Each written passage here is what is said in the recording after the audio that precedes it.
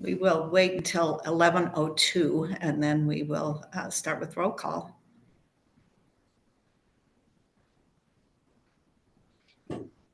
There are a few people who will be late because of the CWCB meeting. Okay. But hopefully only about 15. We're only overlapping for about hopefully 15, 20 minutes. Okay. Hi, Orla. Hi, Andy.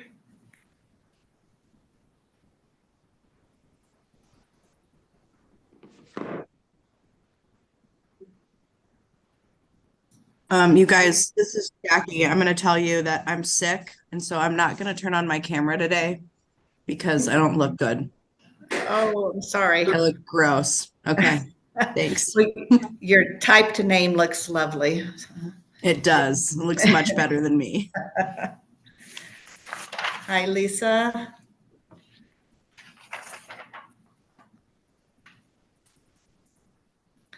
All right, I show that we're missing Mike, Alex, Gerald, Kyle, and Allison. Good morning, Kathy. This is Kyle. Sorry. Oh, hi, Kyle. There you are. As you were going through roll call. And Madam Chair, not yet. I'm just getting ready to start that here. Madam Chair, Gerald might be on the attendees side of the board right now. Ah. So you might need to get promoted. I think the Gerald is him. Okay. We'll see if Kelsey can find him.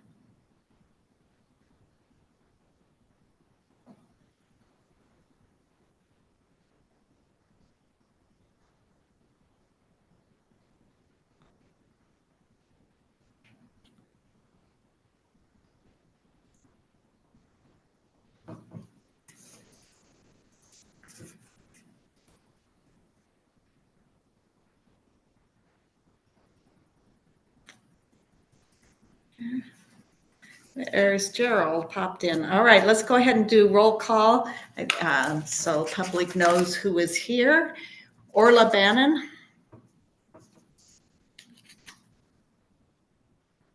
Sorry about that. I couldn't find my mute button. I'm here. Thank you. Jackie Brown. Here. Mike Camblin. Not yet. We will watch for him. Aaron Citron. I'm here. Hi. Alex Davis. Okay, we'll watch for Alex as well. I see Jordan Beasley for Kate Greenberg. Present. Thank you. Darius Jutton. Present, here. Okay, great. Randy Kim. Here. Gerald Copenhaver. Here. Lee Miller. Here. Andy Mueller. Present. Kevin Ryan. Kevin is maybe at CWCB. Sorry about that, Kathy. I'm here. I'm in transit and I'll be much more settled in about 10, 15 minutes. Great. Thanks, Kevin. Kelly Romero Heaney. Here. Kyle Whitaker. Here. All right. Steve Wolf. Here. Letitia Yazi. Here. Lisa Yellow Eagle.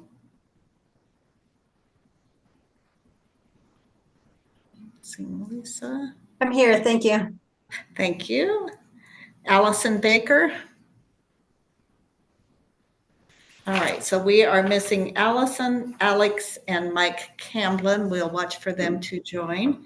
And welcome, everyone. We have we've got a big meeting ahead of us today, a 5-hour Zoom. So thank you all for your willingness to do that. I think it will be a bit challenging, but we'll take some breaks and we will extend each other grace and patience as we're trying to navigate the last of our list virtually.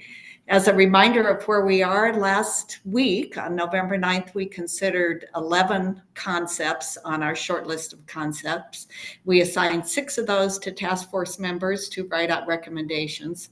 As a reminder, that's not a vote. We haven't voted on any of these yet, but we have moved certain of the recommendations forward to be written up more completely.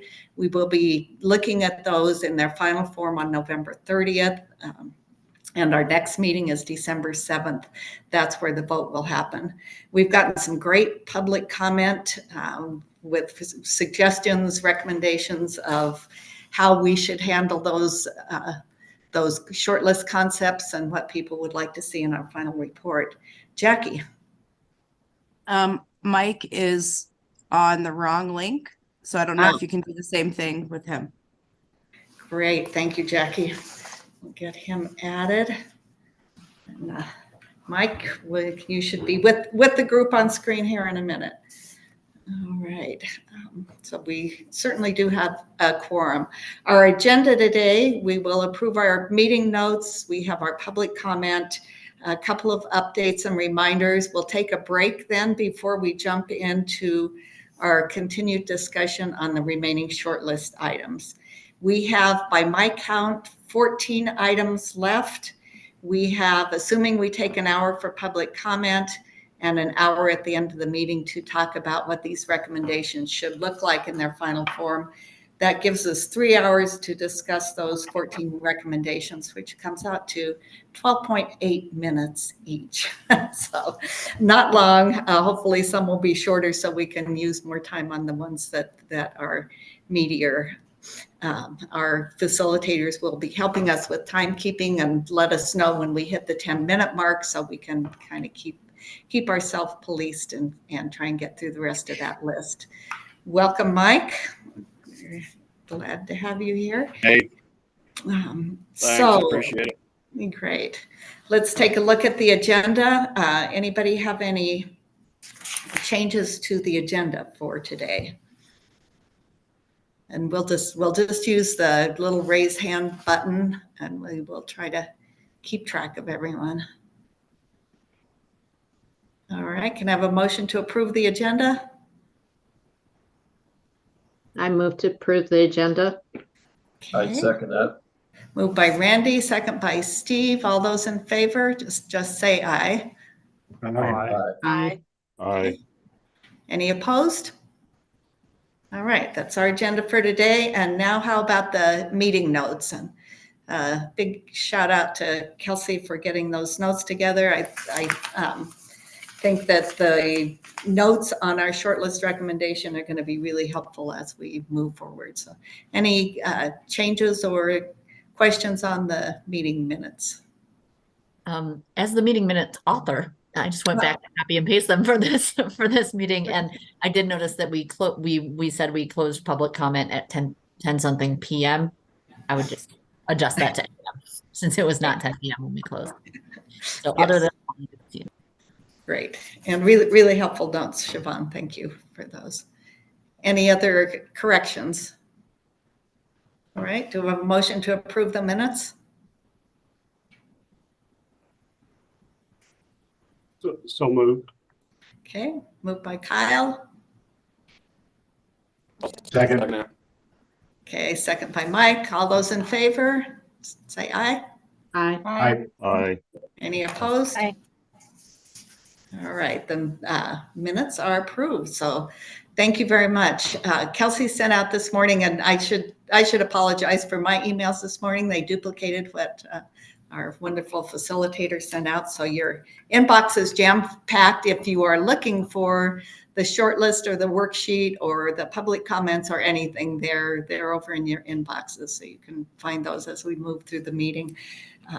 We did get some great letters from the fifth graders, the ones who spoke last week, and their classmates sent us a whole packet of letters. So as you get a chance to read those are really heartening. We have a petition from Conservation Colorado with over 1,700 signatures asking the task force to really consider resiliency on the Colorado River. And we have an insightful letter from Club 20. So thanks to all those folks. And I think that's a great lead in for public comment. I'm going to turn it over to Kelsey for public comment to let folks know how they can sign up if they would like to say anything to the task force this morning. And it is 11:10. We will take public comment until noon if we have that much. All right, good morning. If you are a member of the public and interested in making a comment to the task force today, please enter your name into the Q&A on the bottom of your screen. To be clear, we need your name and not your comment. We don't read people's comments out loud. If you do have a written comment that you would like to provide to the task force, please submit that either through the website or you can email me. We do, however, copy any written comments that are put into the Q&A, and we do add them to the notes. However, they are not read out. So I'm going to give people just another minute or two to add their names. And all right, we will get started. So first up, we have a comment from Eugene Buchanan. So Eugene, I'm going to give you the ability to talk, and then we'll start the timer, and I'll give you a 30-second warning.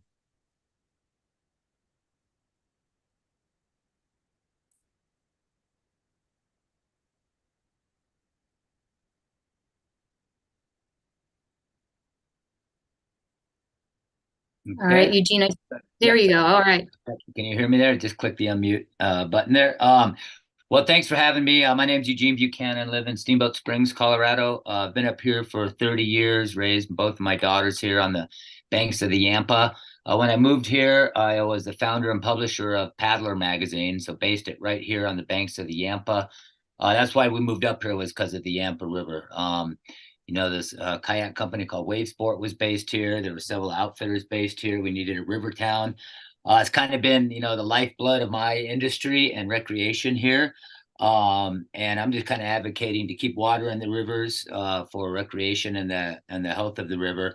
I appreciate what all you guys are doing with the Drought Task Force and all the stakeholders across the state.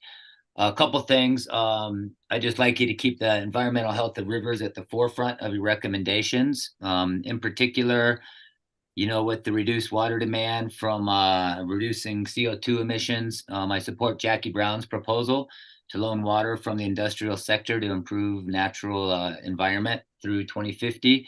And I hope you can keep that language in there to improve the natural environment. Because just to me and how I've raised my kids here on the Yampa, I can see the highs and the lows here on the Yampa and how important it is to keep water in the river.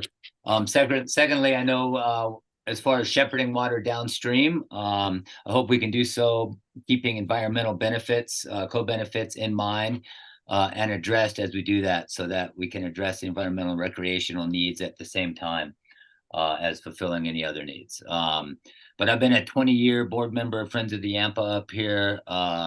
You know, I've written a couple books all supporting the river. I write for magazines like Outside, Men's Journal, and just want you to know how important the river's health is to me up here in Steamboat. So appreciate all you guys do, and thanks for hearing me out and doing what you guys do. All right, thank you so much, Eugene. Next up, we have Helen Silver. So Helen, I'll be giving you permission to speak. There you go.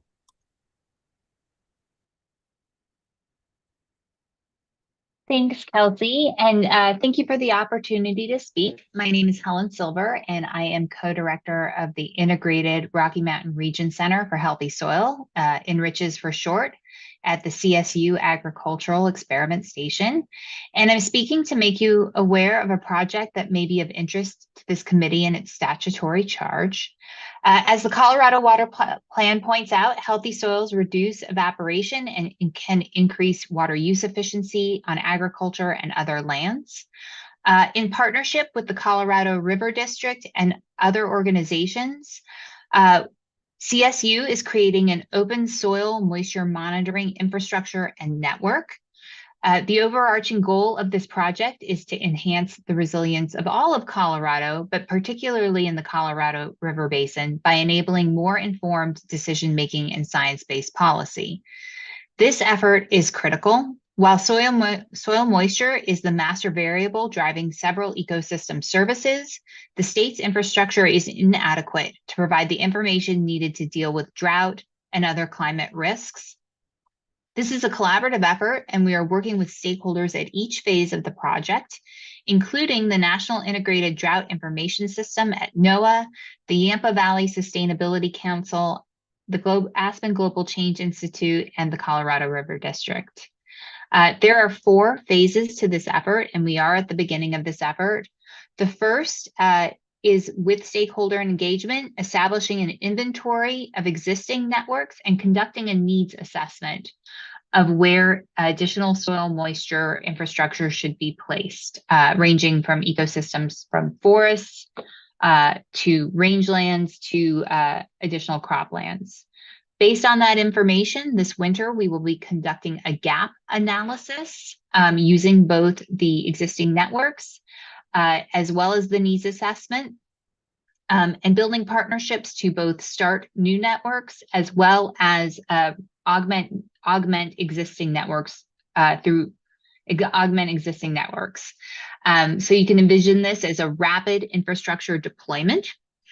The final step of this project is creating an open knowledge platform that will link and systematize data from the existing networks, any new networks, and provide real-time and historical data to a variety of stakeholders on a variety of different risks. Again, most of that will be driven through stakeholder engagement and the needs assessment.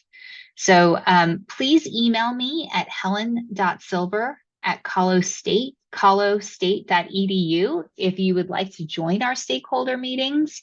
And I will post more information about this project through the public comment portal. Thank you. Great, thank you so much. And that was perfectly timed too. So, example to us all. All right, next up we have Amy Sanchez Raz. Hope I'm saying that right. Amy, you should get a notice that you're allowed to talk, or if not, you should pop in.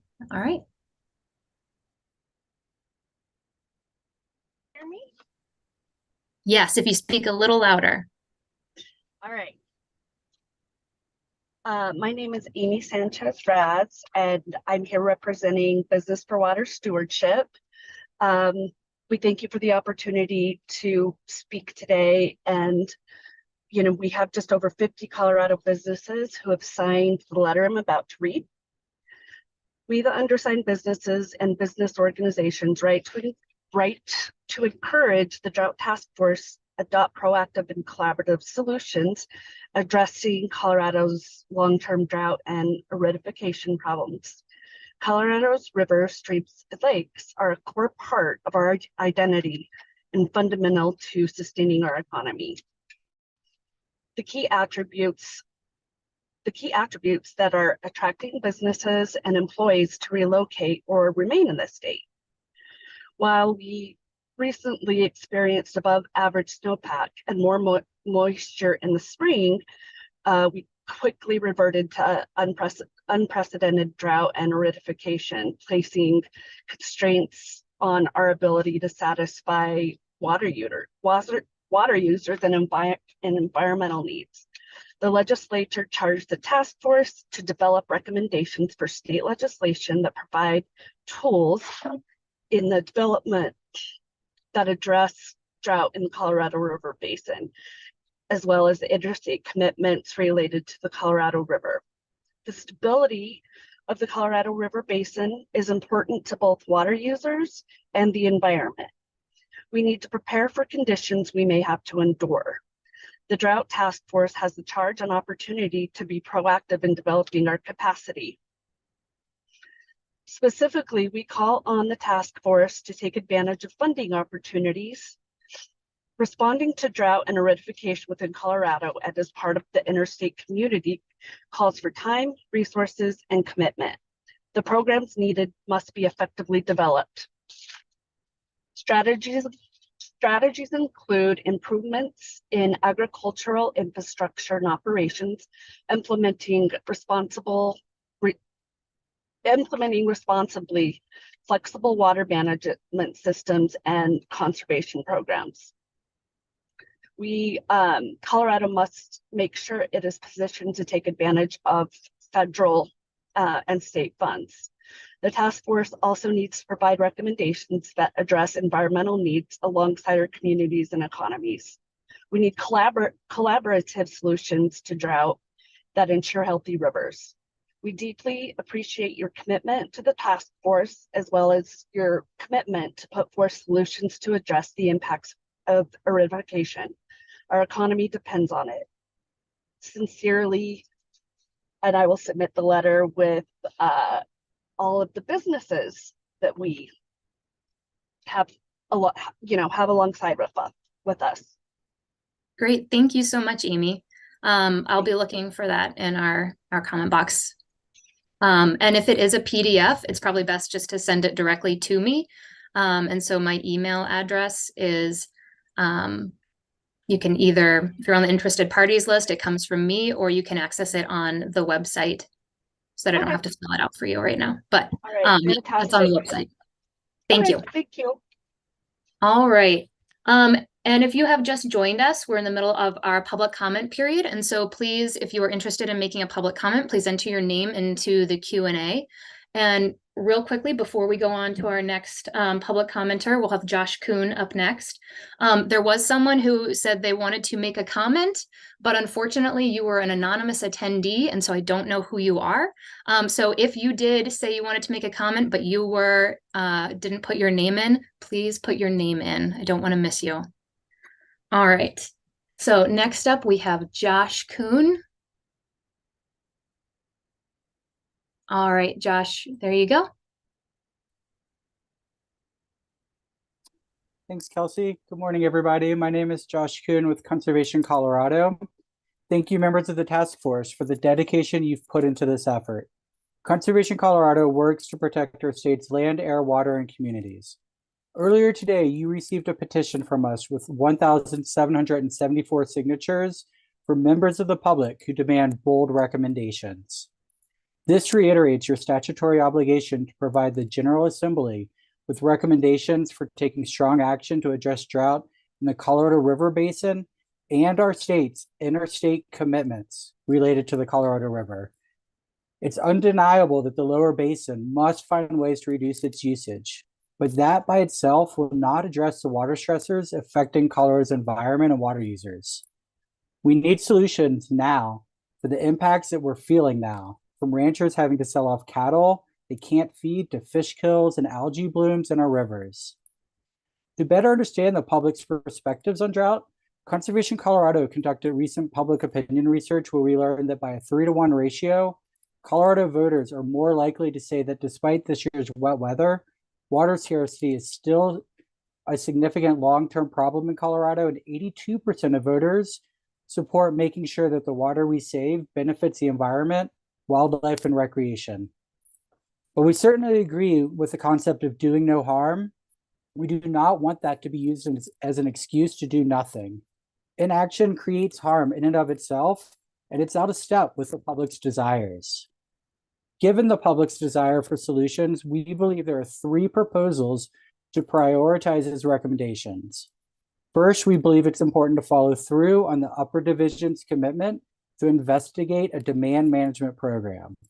This is already being done by both New Mexico and Utah. And doing so could help unlock federal resources to support agricultural producers in testing out drought resilient strategies. Second, we urge you to support the Shepherding with Environmental and Recreational Co-Benefits proposal, which is a meaningful step forward in Colorado. It's going to help Colorado be ready for a future when we're again experiencing extreme drought. This proposal helps Colorado take meaningful actions to voluntarily reduce risks related to interstate commitments on the Colorado River, and that such efforts could be leveraged to address environmental needs. We believe the time is now to build our resilience to uncertain futures, and we can't wait until we're in the next crisis to figure out how we deal with it. Third, we urge you to support the industrial water users proposal so long as it contains provisions for that water to be leased to improve the natural environment. We believe this shouldn't be limited to a pilot project on the Yampa, and ask that you allow for this to occur in other areas of the state. While we recognize the complexities and understand the importance for Colorado in the negotiations around the Colorado River guidelines, we must make sure the interstate concerns don't get delayed and we don't have the ability to act for ourselves. We've learned the public does not want our decision makers to maintain the status quo and wait until these negotiations wrap up after 2026 to develop statewide solutions, making Colorado more resilient to the threats of drought. Thank you for considering these comments and for your service to Colorado. Thank you so much, Josh. All right, next up we have, oh, good. Okay, it looks like the person who is anonymous, Carrie Howell. You are not up next, but thank you for entering your name. All right, next up we have Tamara Nauman.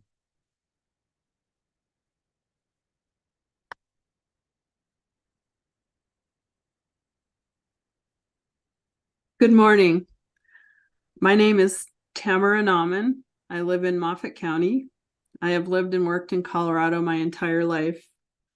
Currently, I'm a retired ecologist. I worked on the Yampa and Green Rivers and Dinosaur National Monument for 23 years with the National Park Service, supporting science and restoration specifically related to river ecosystem health and function. Since retiring almost 6 years ago, I have volunteered my time and expertise with the Yampa River Leafy Spurge Project. These experiences have provided me with a familiar knowledge of more than 200 miles of the Yampa River. I have also acquired a deep appreciation for the environmental, scientific, and spiritual significance of the Yampa River as the largest remaining tributary in the Colorado River Basin, which is largely unregulated and free-flowing. I am currently a member of Friends of the Yampa and have served on its board of directors in the past. First, let me express my appreciation for the work this task force is embarked upon. Water is a complex issue in the arid West, and I know that while creative solutions are possible in the face of changing climate and economic pressures, these solutions are neither simple nor without trade-offs. Thank you for your efforts, and thank you for making input from citizens and tribal governments a priority. I appreciate this opportunity to provide some brief comments. I would like to express support specifically for 3 of your shortlist concepts or tools. Number 1, the Industrial Water Users Tool proposed by Jackie Brown.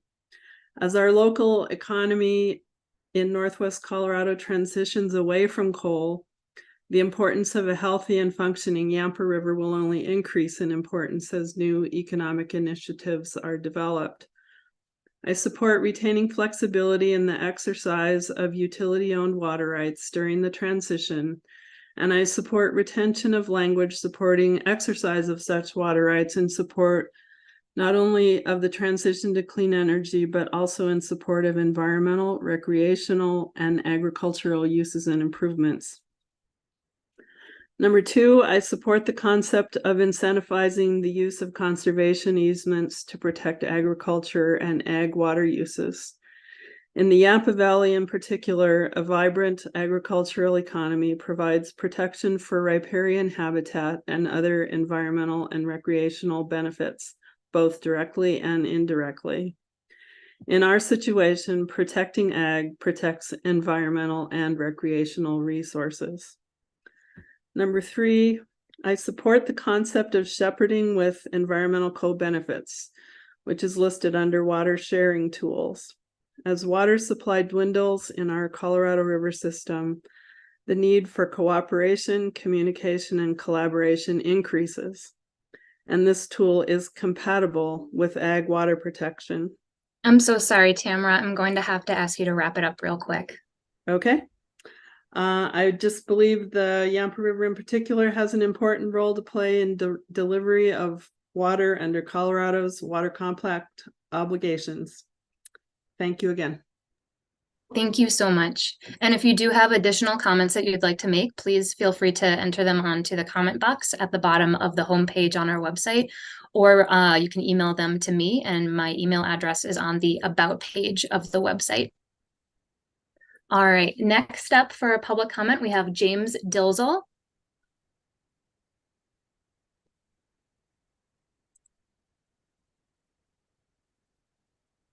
All right, hi all, can you hear me? Yes, we can. Wonderful. Hey everyone, I'm James Dalzell, Executive Director of Eagle River Watershed Council, and our work here in the headwaters of the Colorado River is based on advocating for the health of our rivers and really protecting our community's values and our goal of securing a vibrant future. It's been inspiring to follow these discussions throughout the process. You all really have developed some generally well-balanced solutions for our state to navigate our climate variability. As I heard Commissioner Bill speaking to on Tuesday, and are really putting Colorado first. I do want to echo Eugene's earlier comment of keeping the environment at the forefront, and I think some previous commenters have captured that well. One thing I did want to mention a little and discuss a little further was your storage solutions. I think the mention of small storage is a great example of what could be beneficial to our small western slope streams. With the potential to provide that beneficial water to our streams in late season and those low periods when temperature is a concern, and kind of add that resiliency. But I have a concern that some of the language in that broader section is too broad and could potentially be used to justify larger reservoir projects, potentially with trans mountain diversions. Obviously, there is a very complex water right system behind those, but those types of projects could really cause a lot of harm to small rivers like the Eagle, capturing our peak flows and changing the hydrology that supports all of the important general processes like channel maintenance flows and fisheries, and of course our recreation. So I think refining that broader language to be really specific to those small in-basin projects would go a long way to ensure that our communities can continue to protect our river-centric values. But like I said, generally, thank you all for all of your time on this. I know this has been extraordinarily quick, and 12 and a half minutes for each solution is not a lot of time. So I applaud your efforts and good luck today. Thank you. Thank you so much, James. All right, and next up we have Carrie Howell. We did have Stephen Colleen. If you did want to comment, I do have you down. Still have them. I just asked for their full name and it moved it over to answered. So Gotcha. they're still there. All right.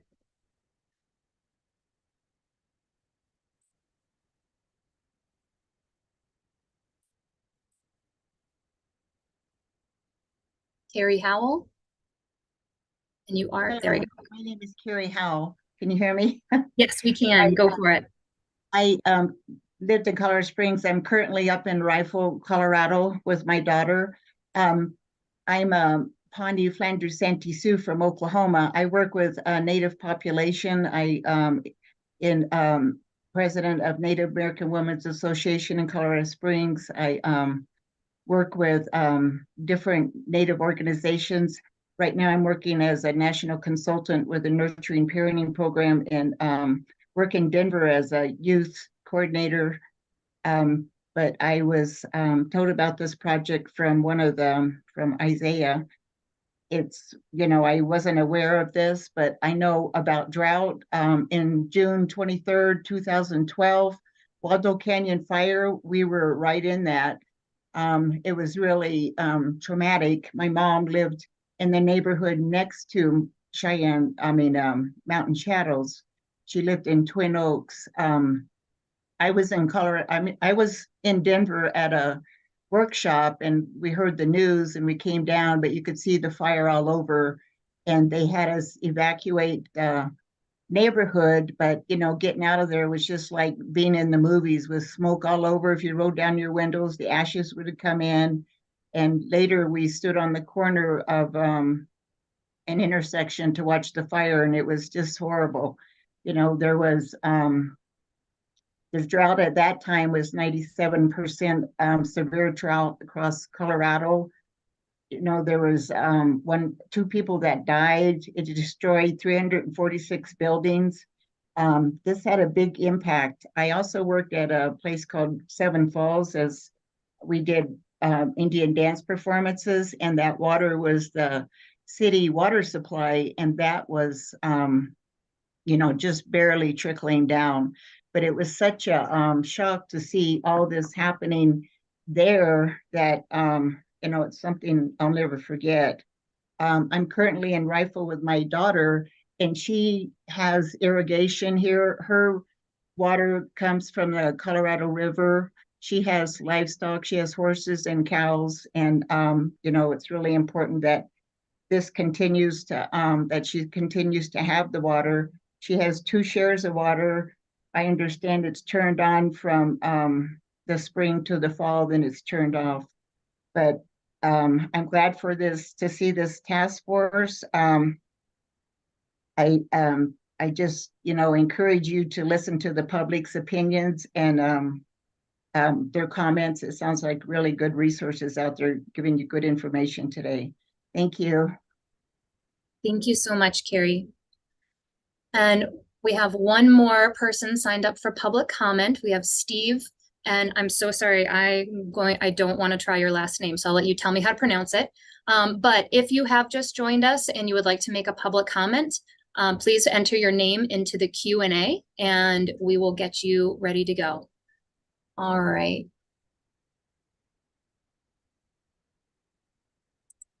There you go, Steve. Okay, everybody hear me? Yes, we can. And how do you pronounce your name? Fiescent. Fiescent. All right. Yeah, good Norwegian name. Anyway, my wife and I live in Grand Junction, and we're just, I guess, listening in to find out kind of what this whole panel is all about, and to kind of follow along with the material that was given to us ahead of time.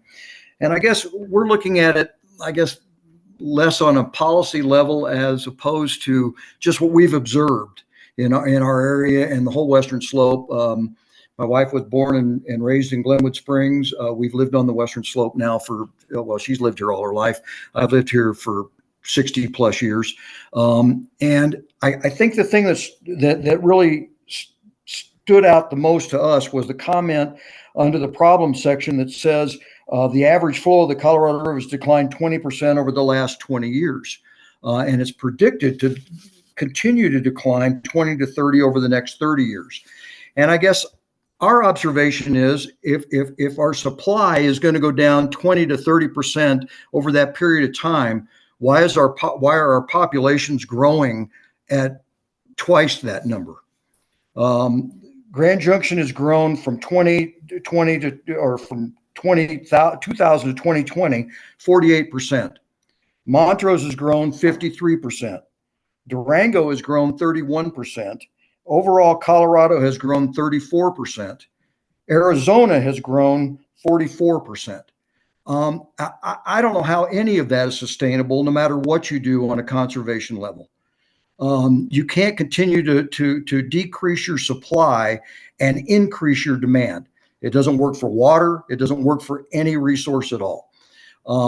And so that's, I guess, I know it's probably beyond the scope of what your committee is tasked to do, but I just think it's important to realize that there maybe needs to be more outreach and education to our community and municipal leaders to discontinue or try and tamp down on some of the population growth. The other thing that we look at is we see people or things going, well, we need to help our agricultural users, and we need to use help our municipal users, and possibly pay them for better methods of conserving water. And I guess we just look at it and go, that's never worked. It needs to be punitive. If you use too much water, you get to pay an astronomical amount for it. That's the only way you're going to get conservation on that level. And it just doesn't make any sense when we drive around Grand Junction and we see all these municipalities running watering their lawns at 3 o'clock in the afternoon on a July day, and it's going all over the sidewalks and it's going all over the streets. And I get that that's a small portion compared to the use of the agricultural industry, but I think just any bit helps. And that's just what we're seeing locally and here on the Western Slope. Thanks.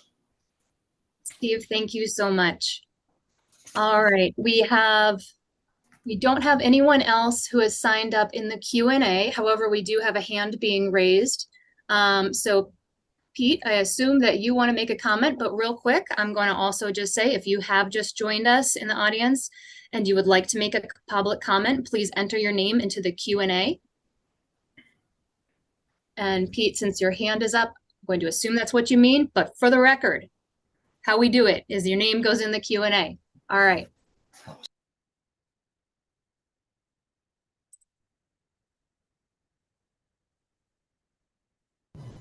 Thank you. You're welcome. Go for it. And sorry for joining a little late. Pete Kolbenschlag, I'm joining with Colorado Farm and Food Alliance, and I will be submitting a letter to the task force from about 25 local agricultural producers. And I will read that quickly into the record. As agricultural producers, our livelihood is directly tied to the ability to access clean water supplies. So we thank you for serving in this important role. Colorado needs to be better prepared to address drought conditions brought on by climate change, and we encourage the task force to identify solutions to ensure that Colorado strengthens resilience to the threats of drought. Given how quickly conditions can change, including from the increasing influence of climate change, we need tools that are both proactive and that can be applied quickly and nimbly. We also need tools allowing for greater flexibility to manage our water supplies to address these threats.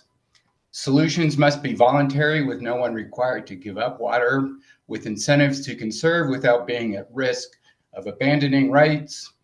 In the agricultural sector, this could include aiding in transition to more drought-tolerant crops and better practices, efficiency upgrades, improvements to soil health.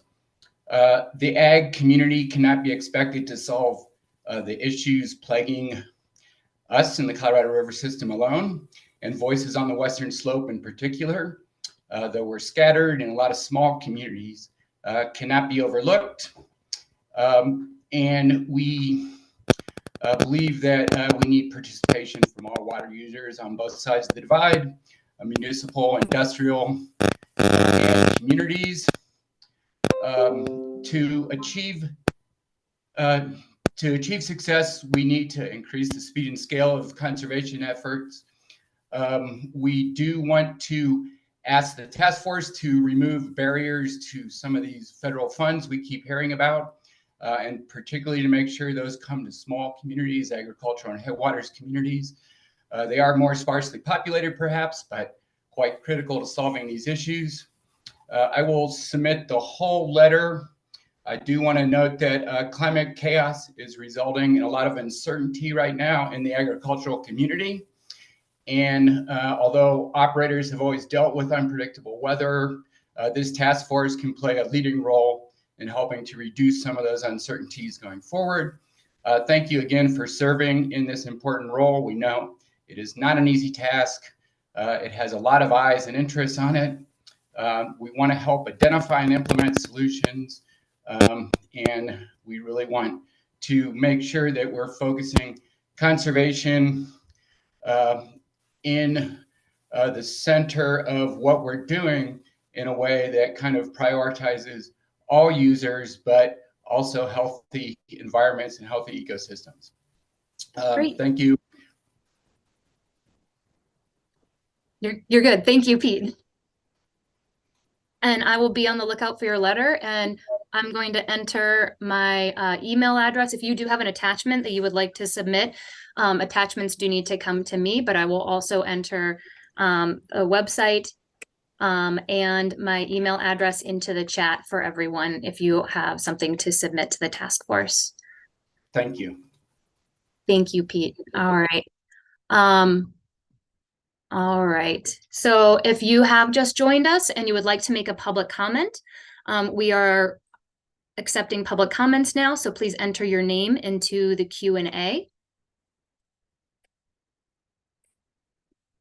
I'll give people another minute here. I do see that someone who has already provided a public comment has raised their hand. We typically don't allow more than one public comment from a person in that same public comment period. However, I defer to the chair on the final ruling on that. All right, yeah, I don't see anyone else for public comment, so we have a couple minutes. We could go ahead and take it.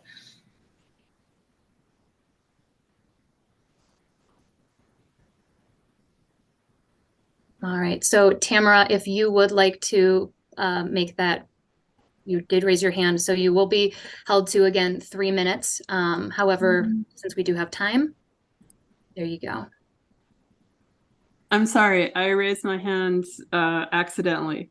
Oh, all right. I sent my written comments to you by email. Awesome. All right. Thank you, Tamara. Sorry about that then. All right. Going once. I was just going to mention that I don't think that the chat is publicly visible, so I put the website on my little square in case anybody needs the website. I think that only goes to us as panelists. So I want to make sure people can see. Thank you, Siobhan. Great. All right. Thank you so much. And as Kelsey said, if you are listening in and want to provide comment, please do so through the website or by sending a document to Kelsey, and we will make sure that everyone on the task force gets to read that. And I'll just, on behalf of the task force, thanks to everybody who is providing such great comment for us. I think it's really helpful. All right, next up, we have some updates and reminders, and then we will take a 10-minute break before we jump into our discussion on the short list. So Kelsey, I'll turn it back to you.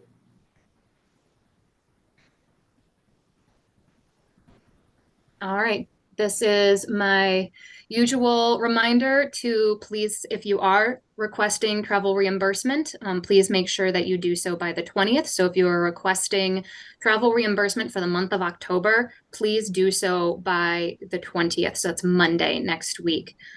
Since we're getting down towards the end of the task force, it's really important that we have up-to-date numbers on where we are at with the budget so that we can move forward accordingly.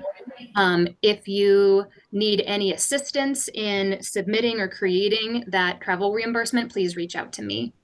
That is all for that. And then just a quick report out from the C9 Summit. That was on Tuesday.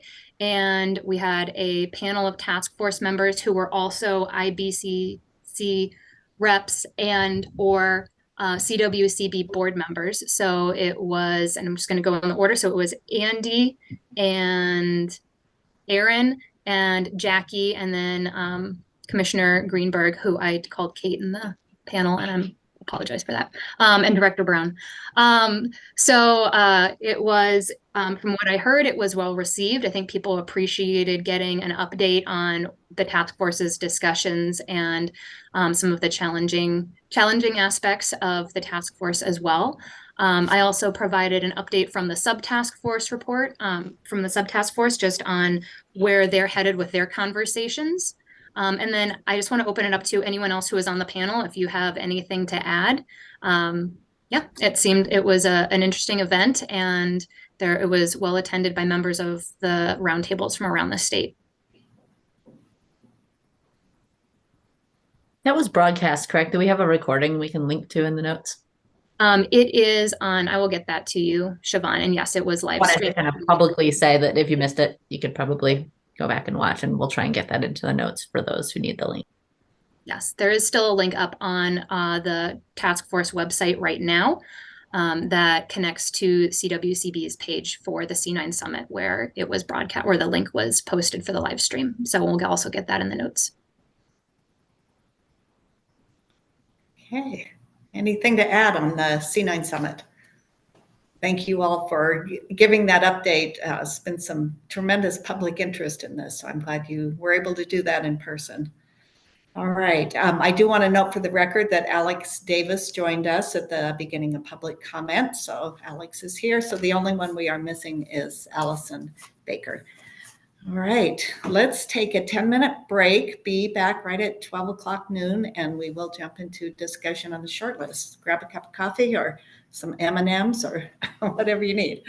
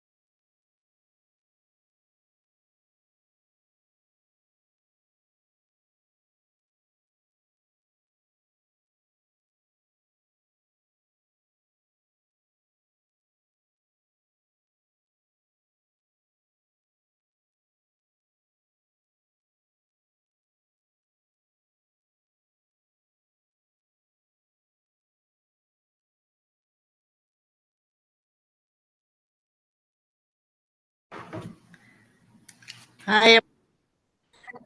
This is your 1-minute warning.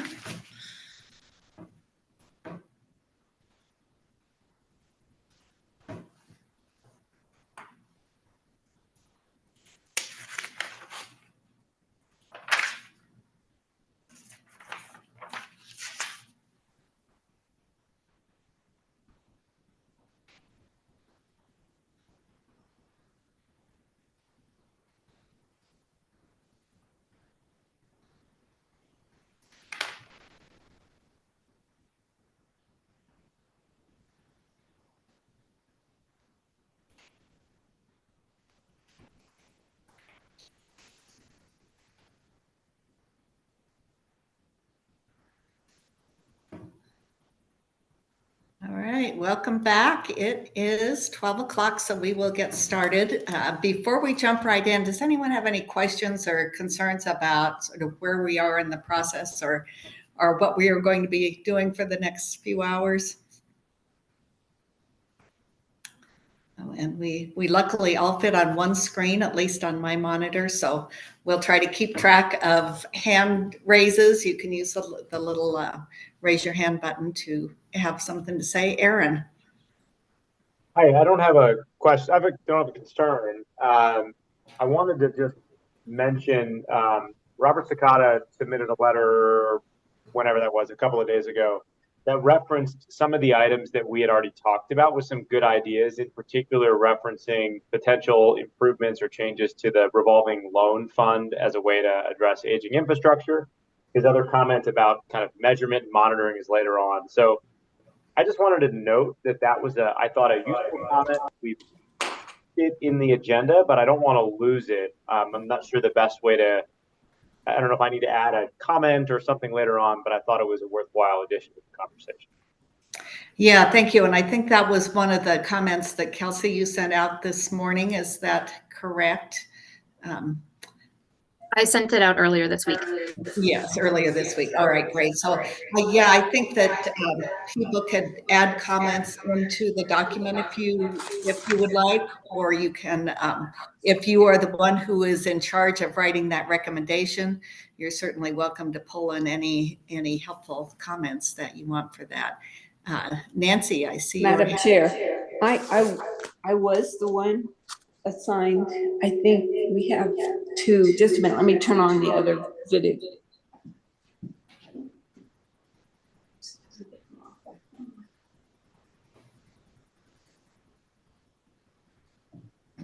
We have two computers on, so we might have to turn the other one off. At least mute one of them. I think that will help. This is the official one. This one is.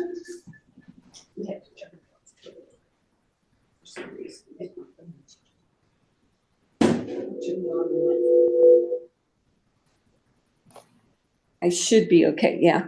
I thank you, Aaron. That was a good point. And I did talk to Robert at the C9 Summit as well. And we will be adding that when we do our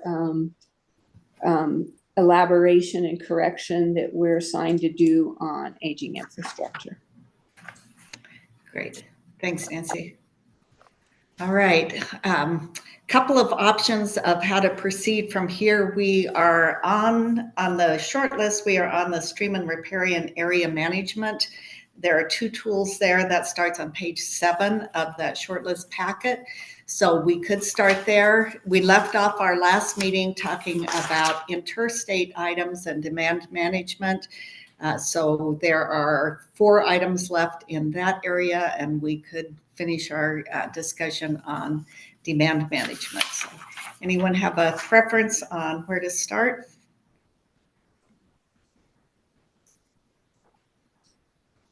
No? All right, well, let's just take them. Let's just continue to work down the list in order in that case, and we will get to the remaining demand management items in their order on the list.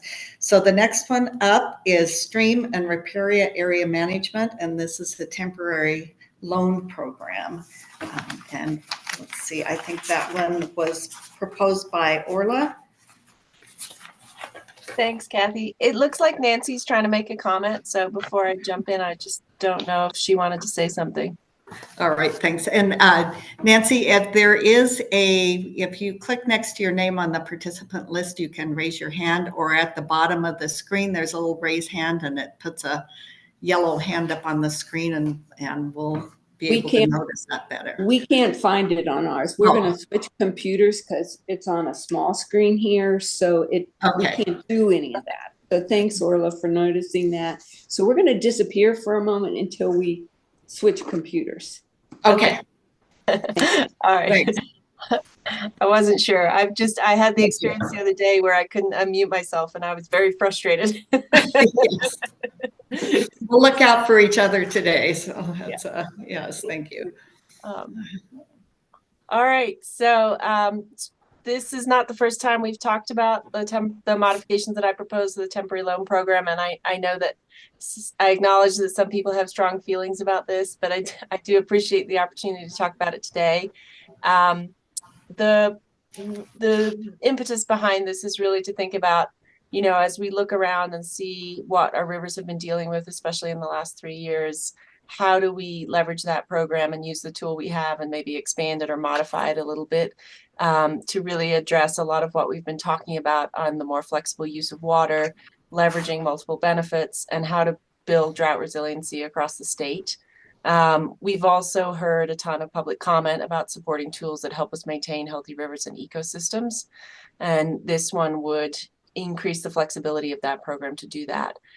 So the language I originally proposed was really around thinking about the recovery program, addressing temperature issues, and then generally thinking about ways to preserve or improve the natural environment to a reasonable degree. And that's the statutory language. I did also have a call with the in-stream flow, the CWC staff for the in-stream flow program and the recovery program. And I did make some changes this morning, very shortly before our meeting. So they're in the online document, but nobody's had a chance to look at them, which is fine. We can just talk about it from here. But that was in response to feedback from the in-stream flow program staff and recovery program staff who thought it was better to have the more basic, more general statement about preserving and improving the natural environment to a reasonable degree, which matches with the in-stream flow statute.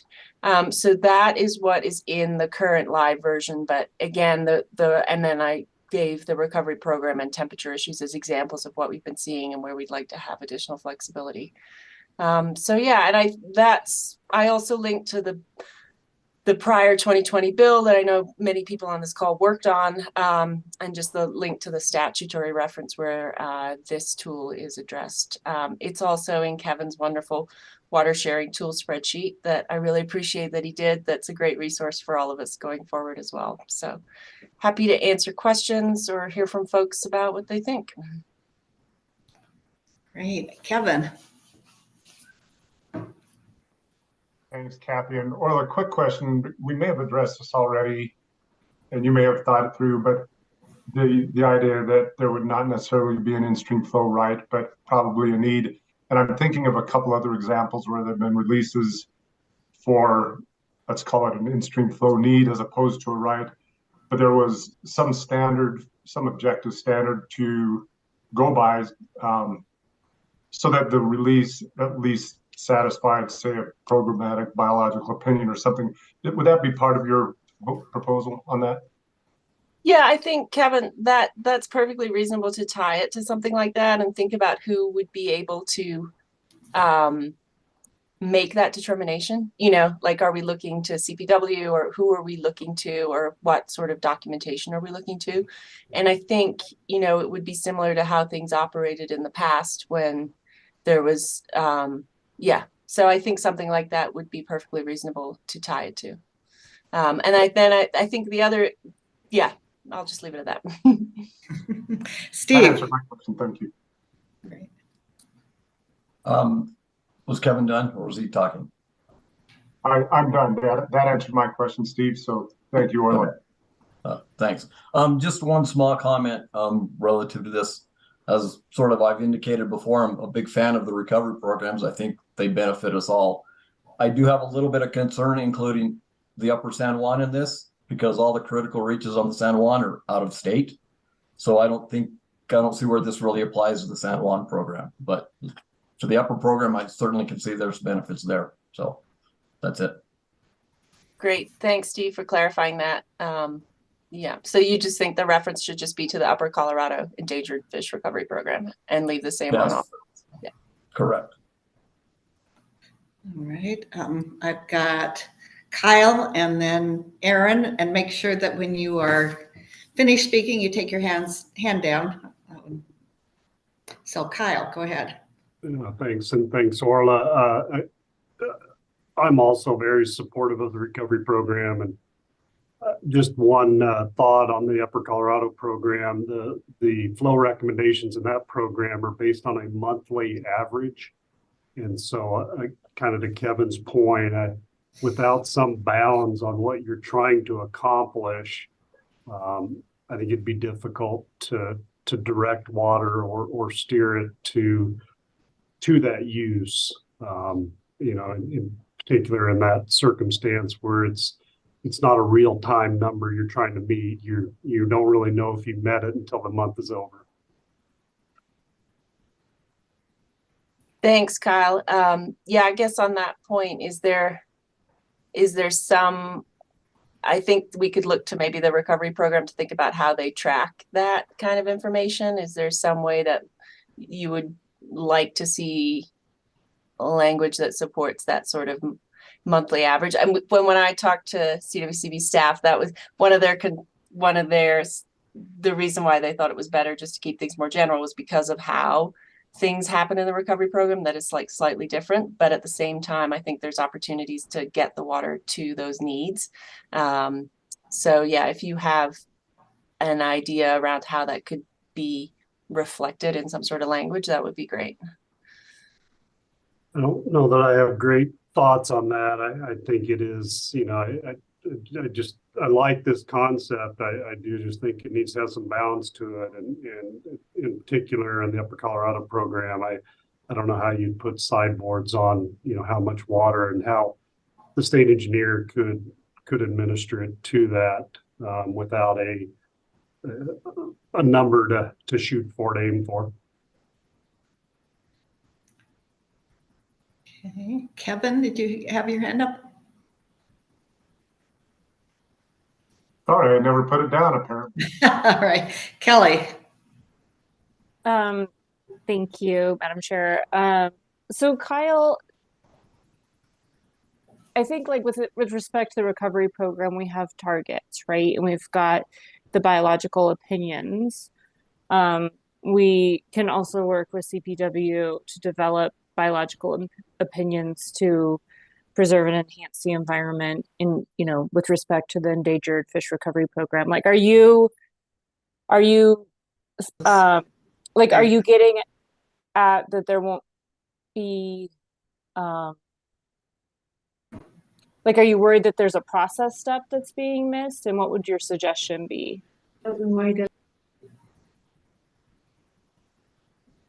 Well, I don't think it is wise for us to have unbounded amounts committed to benefiting the recovery program when those flow, and they're not necessarily targets, at least in the 15-mile reach. I'm not sure about the Yampa and others. They're flow recommendation based on the year type, based on a monthly average flow. And what I'm suggesting is that without some limits, without some ability for the state engineer to show a use for that water, somewhere to send it to meet a quantity, it concerns me that out-of-state players might take advantage of this, knowing that we have no number that needs to be met, that we would just be committing more and more water to a stretch of the river that effectively gets it across the state line.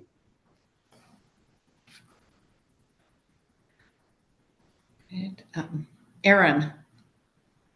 Yeah, thanks for the back and forth. And yeah, I don't want to speak for Orla, but I know when I had raised this as a hopefully friendly amendment to Jackie's proposal, kind of using the recovery programs as an alternative target. I think I agree. The goal is not unbounded amounts of water just to address this. And I am clearly not an engineer. I wonder how, maybe to Kelly's question as well, like, is there a process step that could come in there to translate those targets that we're talking about that are currently in the recovery program to something that would be more appropriate and more bounded, like what we currently use for in-stream flows or other demands that are being met. And I guess the question is that possible? Is that a ton of work? Or is this just something that it's so difficult that we need to take it off the table? Okay. Thank you. Darius.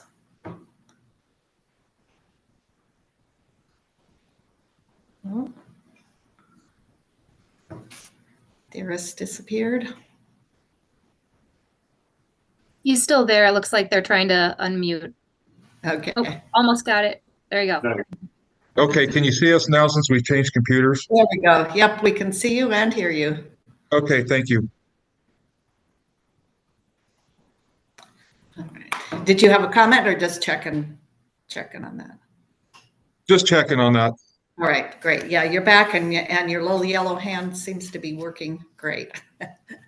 All right, so we have some back and forth on this one. Aaron posed a question: do we want to take this off the table because of the potential complications, or do we want to ask Orla to firm up a recommendation for review on November 30th? And just to respond a little more to Kyle's comment, I think it's not unlimited water, Kyle. So I think if we can tie it to, I'd like to tie it to the recovery program in a way that also works for them, right? So I think we need to think about, like, there would be a limit, but it would be tied to sort of the recovery program determinations and how we do that with the PBO or with their flow targets or things like that. And I'm definitely open to amending it to do that, to address that concern. All right. So do we have Andy? Yeah, thank you. Orla, I like the proposal. I think it makes sense. I have two questions, and it has to do with the locations of the critical reaches for our the Yampa and the Colorado, really. One of our concerns at the Colorado River District is setting up, inadvertently setting up a system where someone could game it, say they were speculating and getting paid to send water out of state. And so if, given where the 15-mile reach is and the critical reach in the Yampa, it seems like I'm a little uncomfortable with how we prevent this from being a vehicle utilized by drought speculators to ship water downstream to Arizona. And I don't have a better solution, but I will work on one and try to suggest something in the text. I don't want to kill the idea. I fully support both trying to get the water to the critical reaches, and we also support adding water to critical stream reaches that have temperatures. And we haven't really talked about that because I do think that also provides a really interesting question of administration that where you have temperature issues. And we have put water in the Frying Pan and the Roaring Fork and even the Upper Colorado for temperature issues. But the real beneficial use, Kevin, don't worry, was something that we were decreed for. So we of course used it for that purpose. But I do wonder how specifically with those critical reaches, how we deal with that. And then how do you determine the volume appropriate for temperature? And I don't want to make it more difficult or complex than it needs to be. Just some ideas out there. Right. Yeah, well, definitely don't want to encourage this is about supporting the recovery program, not about facilitating speculation for sure. All right, so I'm hearing some movement towards keeping this on the list for now with further modifications to the specific recommendation. Anybody opposed to that? All right, and just a reminder, we will get a chance to review the specific recommendation after November 30th and vote on December 7th. So an agreement to move forward at this point doesn't signal an agreement to leave it in the report, although it may. So, and Orla, are you happy taking that assignment? Absolutely, thank you. All right. All right. One down. Next one is also stream and riparian area management, and it's augmentation plans. So Orla, we'll give that back to you. And just a process note, Kelsey is doing her magic notes on screen. So if if you can see what she's writing, that is going to be helpful, but she will be sharing those with us too. I don't expect anyone to actually be able to see on this tiny, tiny screen what I'm doing. But if you do all have any questions, or I draw a really cute beaver and you want me to zoom in, I can do that. Perfect. We'll be expecting some good artwork. So, all right, augmentation plans. So this suggestion came out of conversations around, there was a statutory amendment back in 2020 that clarified, really addressing sort of a very unique situation, but clarifying that, the in-stream flow augmentation plans could be done through water court, and that they could be used to benefit decreed in-stream flow water right. In looking at the way the statute is set up, I think some additional clarification is possible to show that the CWCB would be able to obtain temporary approval using the substitute water supply plan process set out under 3792-308. Right now, I'm not sure it's 100% clear. I'm not sure everyone agrees on exactly how that would work. I do also think that this is kind of a technical modification. And, given the number of proposals in front of the task force and the complexity of this and the ongoing work on the PUDR, it could be one that could maybe wait for another time. I would be okay with that. I recognize that we've got a lot on our plate, and I don't know how much I don't know how much this would go to support some of our main objectives. So I'm just going to offer that up. I think it's something to consider. Interested to hear from others. But yeah, that's where I'm at on that one. All right. Comments from other task force members?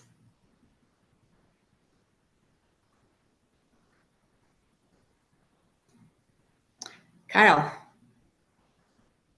And then just because I consider Kevin a friend and Kevin's successor, boy, being involved on the first one of these on the PUDR, the level of detail and effort that other water users are asking for, and taking significant amount of times to address those concerns. I don't know that it lends itself very well, at least early on, to a substitute water supply plan process, and I don't know, again, that Kevin or his successor would might want to take that on right now until we get a little more used to doing these and comfortable with how they would operate. Okay, thank you, Steve. Thanks. Orla, I just kind of had a quick question for you. Do you propose, if this moves forward, that it only applies within the Colorado River Basin, which is our charge? I guess I would be a fan of having it apply statewide, but I think it's hard when things only apply in one division or the other. So I would see it as applying statewide if it moved forward. Yeah. Okay, thank you. Okay, so Orla has suggested that this go to a items to be addressed in the future list from the task force. Any comments on that? Anyone want to keep it on the move forward for now list? If it's not, I mean, maybe if it's a future issue, I wonder if it is something. It will still be included in the reference, right, in the document somewhere to say we discussed this. We need to learn more. Is that what we decided? Yeah, I think that's very much to echo Kyle's comments. Like, there's a lot going on with how this is being implemented through the water core process. So I think there's a lot to learn. I'd be happy, Kathy, to take this on as a narrative item and write something up about it, about flagging it for the future once we know more. Yeah. Okay, that's great. We will leave that right there for now. And thank you for taking that one, Orla. And the next one is yours also. We are now on agricultural water protection, which is in the packet on page 8. And it's called Agricultural Water Protection, Water Rights. So, Orla, back to you. Oh, Kelly, did you have one? Yeah. Kelly, I'm sorry. Did you want to address the prior one? Well, I was wondering if I could break the rules and go to the first one real quick. Certainly. Thank you. Partly just because I've been trying to make sure that I'm saying this accurately for the task force. So if we jump back to the temporary loan program proposal, one thing to keep in mind is that currently, when CWCB does a permanent acquisition for the in-stream flow program, they work very closely with CPW, right, who then does an investigation to see if that in-stream flow acquisition will, preserve or will preserve the natural environment to a reasonable degree. So a similar, if I understand this correctly from what Orla is proposing here, it would be a similar process. So, and I think that the CWCB board, it would go to the CWCB board to determine, to make a finding that that's the minimum that's needed. So I don't know if that's helpful, Kyle, and I can work on getting a little bit more information on that process, but it would at least identify numbers. There would be analysis. So it wouldn't be just like an arbitrary more water is good kind of target. Okay, thanks, Kelly. Kyle. Well, thanks for that, Kelly. But the 15-mile reach, the one I'm most familiar with, already has a minimum in-stream flow, but it's significantly less than the flow recommendations under the recovery program. And so, I think we've got all kinds of complications there with, what flow are we shooting to meet? What guidance would we be asking for under this for administrative purposes? And how would that all look? Are we meeting the min flow? Are we meeting the recovery program objective? I think there's a lot of complications, in particular with 15-mile reach.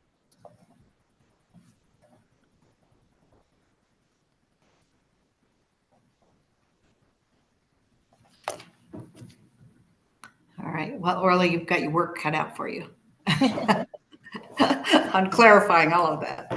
We'll work on it. We'll see if we can come up with some bounds to describe that. All right. So let's jump to ag water rights. Right. So agricultural water protection water rights are an underutilized tool. The idea behind these was they were created to basically enhance opportunities for ag water rights holders to make water temporarily available for other uses while keeping the water in ag. So, again, back to all of our conversations about how do we use water more flexibly. What's nice about these water rights is the water rights themselves have to stay within agriculture. So I think it addresses other concerns around, buy and dry or speculation or things like that. But right now, I don't think this tool is used very often, and it's currently limited to Visions 1 and 2. And it seems like there was a lot of work done to set up this whole idea of these agricultural water protection water rights, and it's limited. So, you know, I think it would be useful if it applied statewide and included the Colorado River Basin, and then it would be a tool for people to leverage across the state. And of course, it would be helpful. It would provide potential source for in-stream flows. All right, Alex. I just have a question. Orla, do you have a sense of why the statute is underutilized? Honestly, I think it's people don't even know about it is part of the problem. But I don't know. And part of it may just be how tight things are in divisions 1 and 2, and that there's less flexibility there. But I don't know if Kevin has any ideas as to why it's so underutilized. To put you on the spot, Kevin, thanks. Yeah, go ahead, jump in there, Kevin. I'm going to jump in, Kathy. Yeah, go ahead, Kevin, and then Lisa. And Orla, I can only imagine like you, but I do think that the benefits of this particular mechanism are a little bit nuanced. And so in addition to people not knowing about it, to the extent they do know about it, they don't understand what's special. Sorry, that's not a good way to say it. It's not clear what's special about this. And I've always tried to describe it as a mechanism that allows someone to overcome this speculation concern when they want to change their water rights. In other words, they may have a willing buyer or a willing user for their ag water right. Then they have to tell that person they're going to have to wait 3 years while they go through water court to change the water right. At the same time, if they go proactively to change their water right to be able to lease it to municipal uses, they're going to be told they're speculating if they don't have contracts in hand. And this allows them to get over that. It allows them to go proactively to change their water right and get an HCU determination and change it to the ag water protection water right beneficial use without a speculation concern. So probably even me saying it out loud made it a little more confusing than it was before.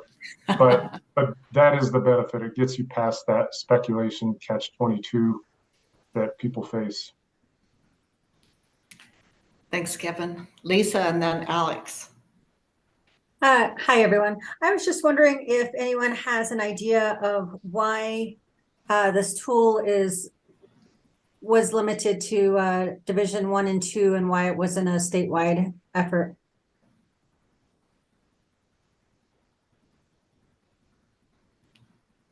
Anyone know the answer to that question? No one knows. Not this person. I don't know, Lisa. I'm happy to follow up and see. I imagine it was part of the legislative negotiations that went on.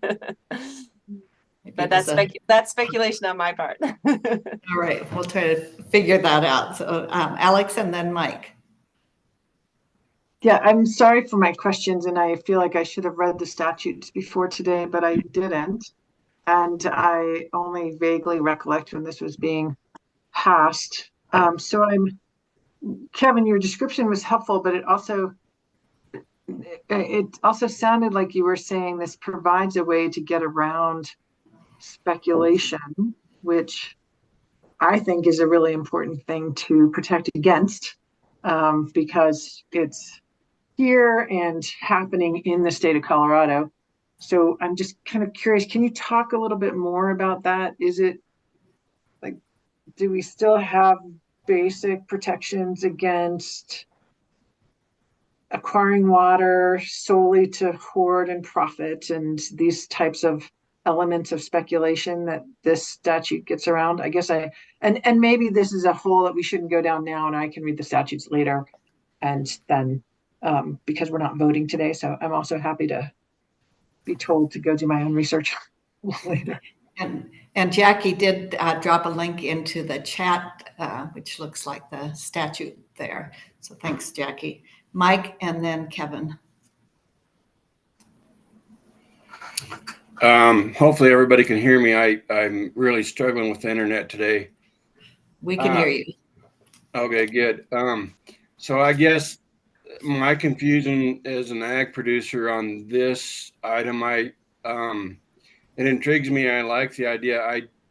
I think what brought my attention to what Kevin commented is maybe the change of a water right name or the change of the water right. As an ag producer, I wouldn't do that. If it was set up just like a normal water lease where I didn't have to change my water right, change the name of it, or even the use of it, I would be more apt to something like that because it wouldn't, it would stay in my name and the state would just, recognize that it got leased, so to speak. So I'm like Alex, I have to do a little more research on this unless somebody can fill me in on a real quick on how the water right thing works. All right. Thanks, Mike. Kevin's shaking his head yes, so I think he's going to bring clarity. Yes, if I could do that, and I apologize as I tried to be efficient before and talk about it too quickly.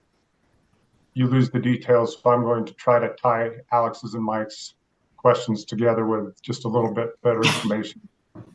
The problem, Mike, is for you, if you want to lease your water right to some other use, and you really need to do an HCU analysis to do that, when you go to court with that application to change the water right, one of the first questions is going to be, do you have a beneficial use for your change? And this is the High Plains case that says even for a change of water right, you need to have legitimate beneficial use in order to change the water right. Your answer to that question, Mike, is going to be, no, I don't, because nobody has really come to me.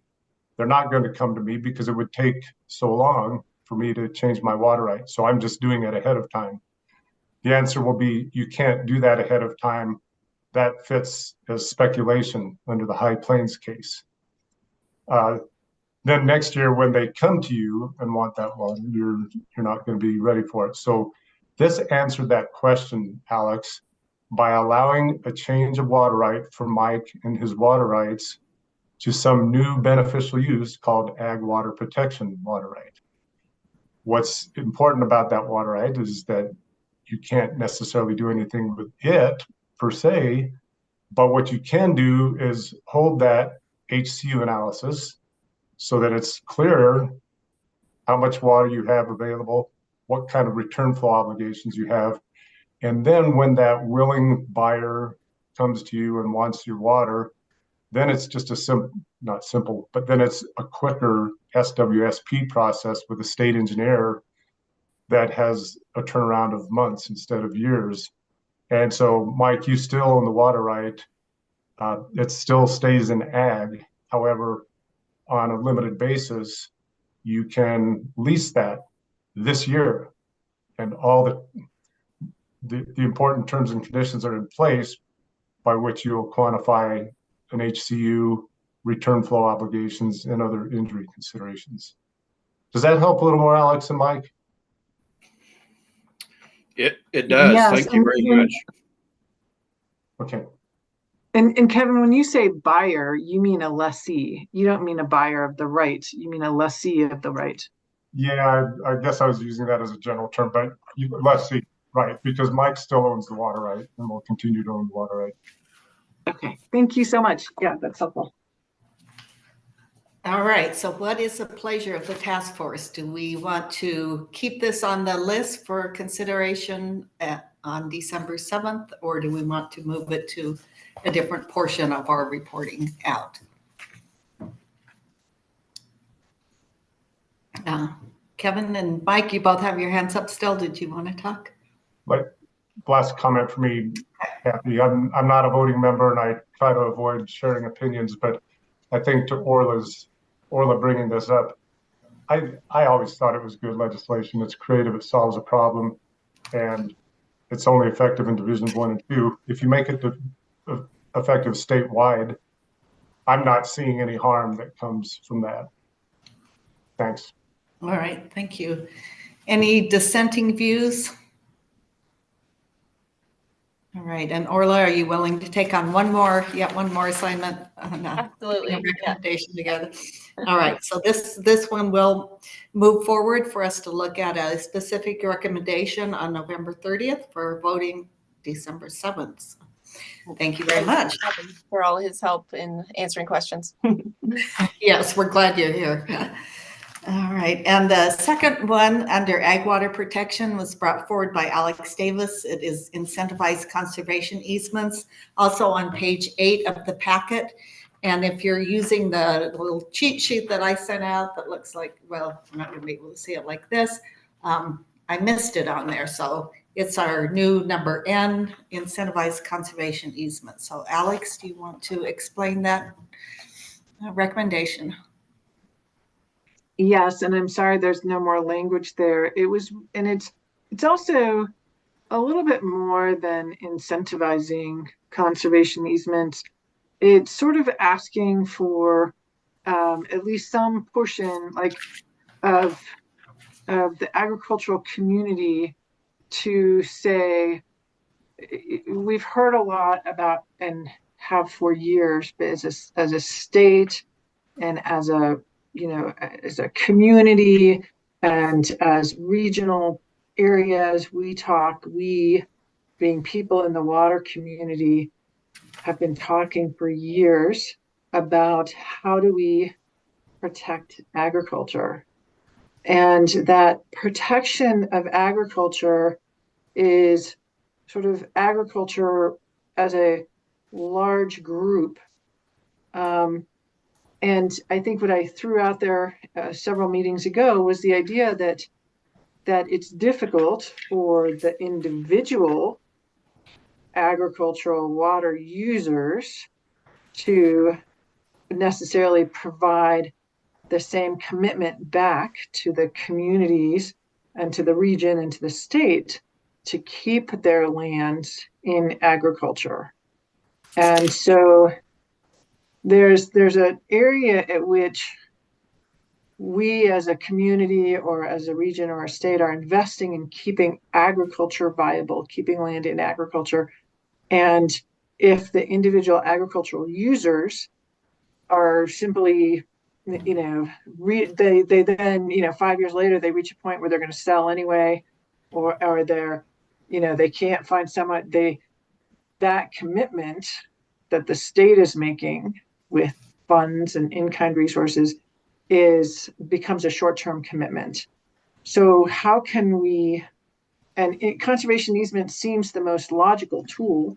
There might be other tools available. How can we ask for in some cases, or make it easy for those people in the agricultural community, the actual farmers and ranchers, to say, yeah, I want my land to stay. I want my farm to keep farming even after I'm gone. And I know there are a number of different programs, like the Lower South Platte has done a cooperative, which has conservation easements as a part of it. Can we create more cooperatives where the members of the cooperative commit to agricultural easements, and then they can access funds maybe as a priority when we start running out of funds, they could be prioritized, or some way in which we say, if the individual farmer can put their lands into an agricultural conservation easement, that will give them a higher leg up in terms of getting funding and that support from the state or the region or the communities, because it's really doing what everyone's talking about when we talk about protecting agriculture to some degree. And I understand that a lot of farmers wouldn't want to do that or cannot do that for whatever reason, but wherever we can, if we're really talking the long game about protecting agricultural land and keeping agriculture as an economy really viable, then we have to step up that game. So that was kind of what I was thinking there. Thanks, Alex. Aaron. Thanks for this suggestion, Alex. And this will come as no surprise, I don't think, to anyone, but as a representative of the Nature Conservancy, we have been using conservation easements working with interested agricultural and other landowners for more than 50 years. We agree it's a useful tool. It doesn't work for everybody, but it can provide value to help keep lands in agricultural production. And I would certainly support keeping it on the list. It's not something that I had considered kind of in our scope, but if others believe that it's a useful tool to keep agricultural lands productive and to keep water in agriculture, I'd suggest maybe we could refine the proposal a little bit. If we're talking about additional incentives, there is a state level tax credit program which can be used to landowners can take advantage if they donate their conservation easements. Great Outdoors Colorado can pay people to enter into conservation easements. And there's also a lot of funding out of the Farm Bill conservation title. Obviously, our state legislature can't affect the Farm Bill, but I wouldn't have any problem with this group suggesting the importance of the conservation title in the Farm Bill. So I just would express my support for this as a useful tool under the right circumstances, and I'd be happy to work with Alex if she needs any support to draft it out so people agree. Great, thank you, Mike, and then Alex. So these conservation easements are actually getting really popular. Ag has a different reason to use them than, maybe a conservation group does. Most of them want to keep the ranch in the family and it's too expensive to do that. And that's why these conservation easements come up. One of the problems that the agriculture community has with them is just to get them off the ground, you're looking at $80,000 or $100,000 just to get,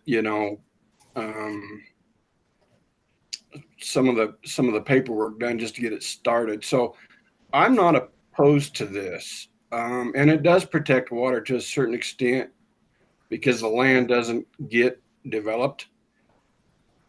It is kind of out of the wheelhouse of this group, I will say. And it's not for everyone, but I'm not opposed to it. Thanks, Mike. Alex, and then Jackie, and then Andy. First, thank you both, Aaron and Mike, for support and non-opposition. And I just wanted to comment why I think it is perhaps in the wheelhouse.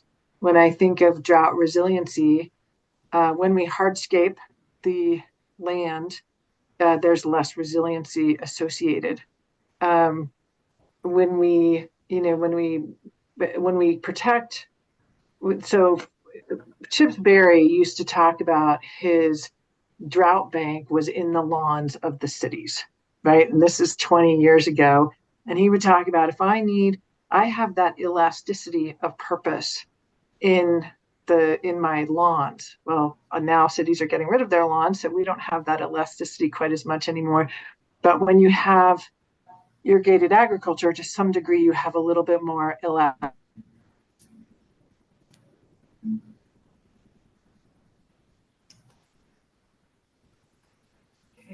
Did we lose you? Elasticity.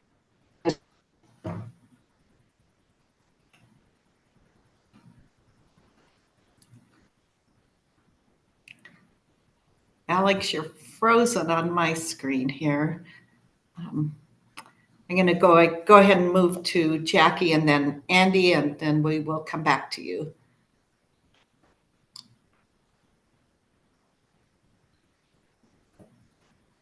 I was muted. I, like Mike, have actually for years had conversations around this concept with different ag users in the Yampa Valley. And, it seems generally to be something people are curious about. I kind of agree with others that it's, it fits enough, I guess, but I'm hesitant that there's any way we get it in a format that we can recommend out, especially because it has so many impacts and goes back to what we have talked about as,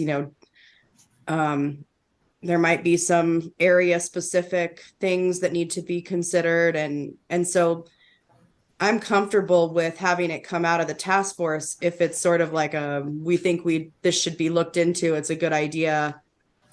I don't know that this group is the right group to make it perfect in its ready for prime time form. Great. So Jackie, you're suggesting maybe it would fit as a narrative piece. Yeah. Okay. I think the definition of prime too is going to be really tricky. So I just will say that. And but great thinking, and thanks for bringing it up. Great. All right, Andy, and then Jordan.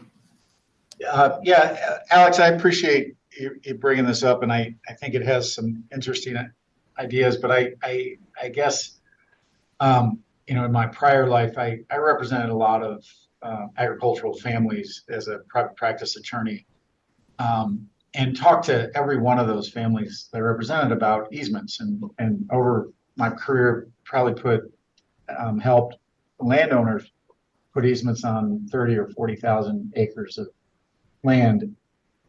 But there were an awful lot of families that said, this doesn't fit for us for one reason or another. And they had really good reasons that weren't about speculating or selling their land later or developing it. It was about how they ran their operation, how they could see their family growing and needing home sites on the ranch to stay there. And easements can be really restrictive on some of that stuff, depending on which organization you're working with, and land trust you're working with. And I'm a little concerned, and I just want to make sure that I understand, that everybody here understands your proposal. What you're saying is we should, if I understand correctly, we should prioritize, ask the legislature to set a law that says, hey, if we've got state money to incentivize water conservation, that money should be prioritized to farms and ranches that have conservation easements on them, so that we have a better idea that those farms and ranches will stay in production, and therefore we're investing in that ongoing agriculture. And while I think a conservation easement is a good indication that it will stay in ag, there are a lot of other good indications. And I think some of the I think back about some of the ranches I've worked with and farms. Some of them had water rights that would be phenomenal for water conservation and would be able to really engage in some really great practices.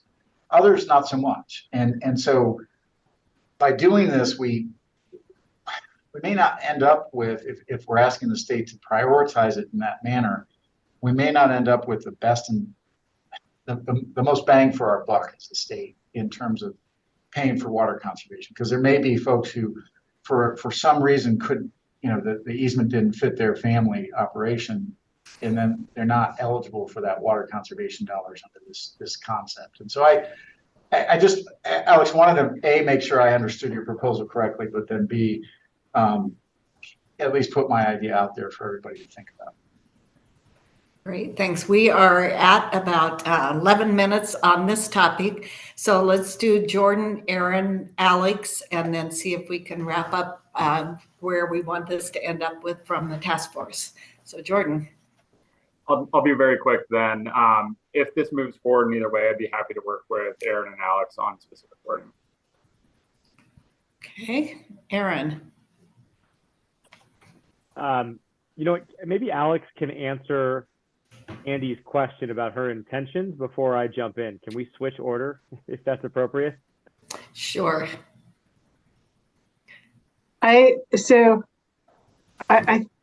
is such a helpful conversation. I do think it's a little bit more nuanced and probably complicated. So I'm very comfortable with saying this is an idea that needs more exploration and not trying to set something up for the task force to vote on now.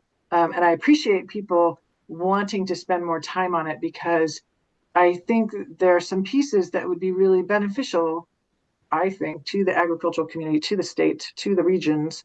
But they are sort of more complicated. And I'm a little worried about making a statement that then is out of context or needs more exploration or explanation.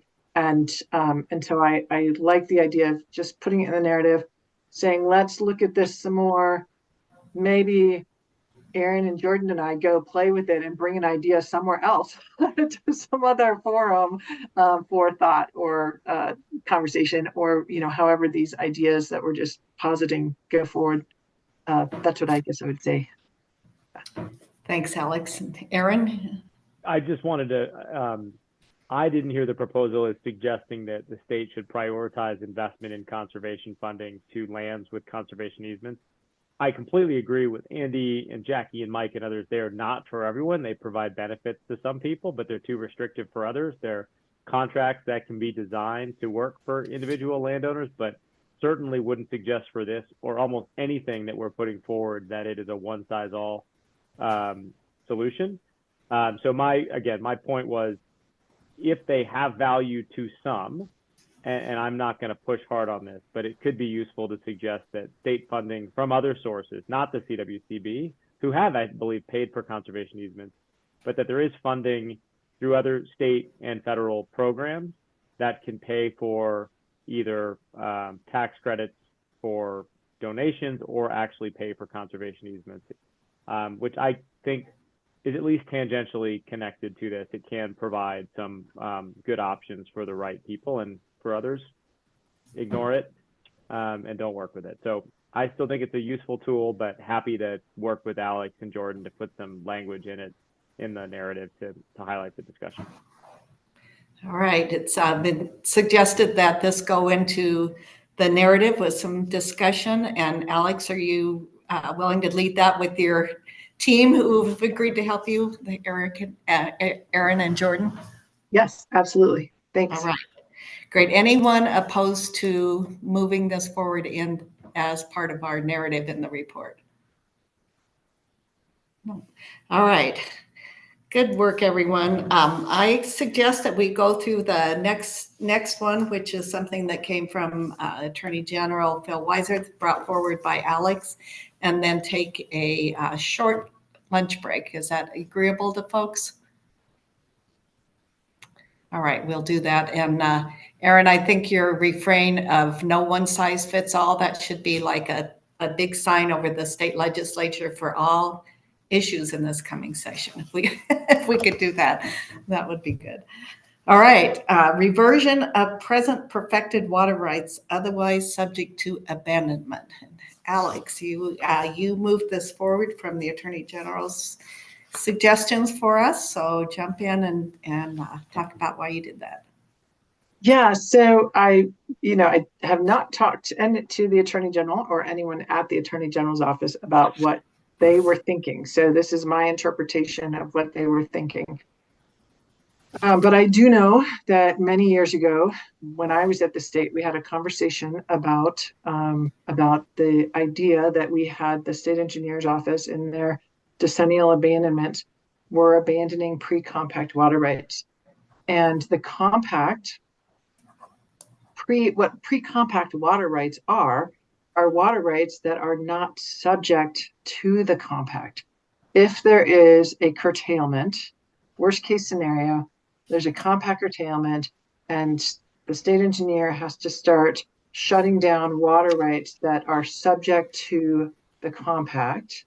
We have a number of water rights, and I can't remember the exact number, but it seemed to me it was a very high number, like at least 10 years ago. Kevin might know, like 1 million acre feet of water that is pre-compact water. So no matter what happens with the compact, those water rights can continue to take. They can continue to divert. They are not subject to that curtailment. So many years ago, when we were realizing that some of those water rights were being abandoned and that had an impact on how much water the water users in the Colorado River Basin could use that would not be subject to the compact, as a policy position, it didn't make sense to keep abandoning those water rights. Part of the pushback in that was the issue that I brought up at the last meeting or the meeting before, I can't exactly remember, about creating super rights and having rights that should have been abandoned, that are not being used. So somebody else in line is availing themselves of that water, is benefiting by our use it or lose it structure. And the idea of creating these super rights when rights, no, physically the ditches were gone or they'd clearly been abandoned or whatever. But this proposal gets around the super right issue because it puts the water rights into the hands of the state. So I assume that the state is not going to sell these water rights for profit. They're not going to try to speculate on them. They're not going to try to hoard them for purposes that are that would injure any particular water right. But they would, in some manner that's not totally clear to me, would be able to use that water or those water rights to protect or benefit all of the existing water users in the state. So I think that the problem of creating super rights is addressed here because the only entity that would be able to use these states is the actual state of Colorado, who won't be using them for speculative purposes or to simply make money at the expense of everyone else in the community. And they would be using these purposes for the benefit of everyone in the state. So that's how I read this proposal. And that's why I brought it in, because it's directly related to compact compliance. It's an asset that we don't know how that would play out.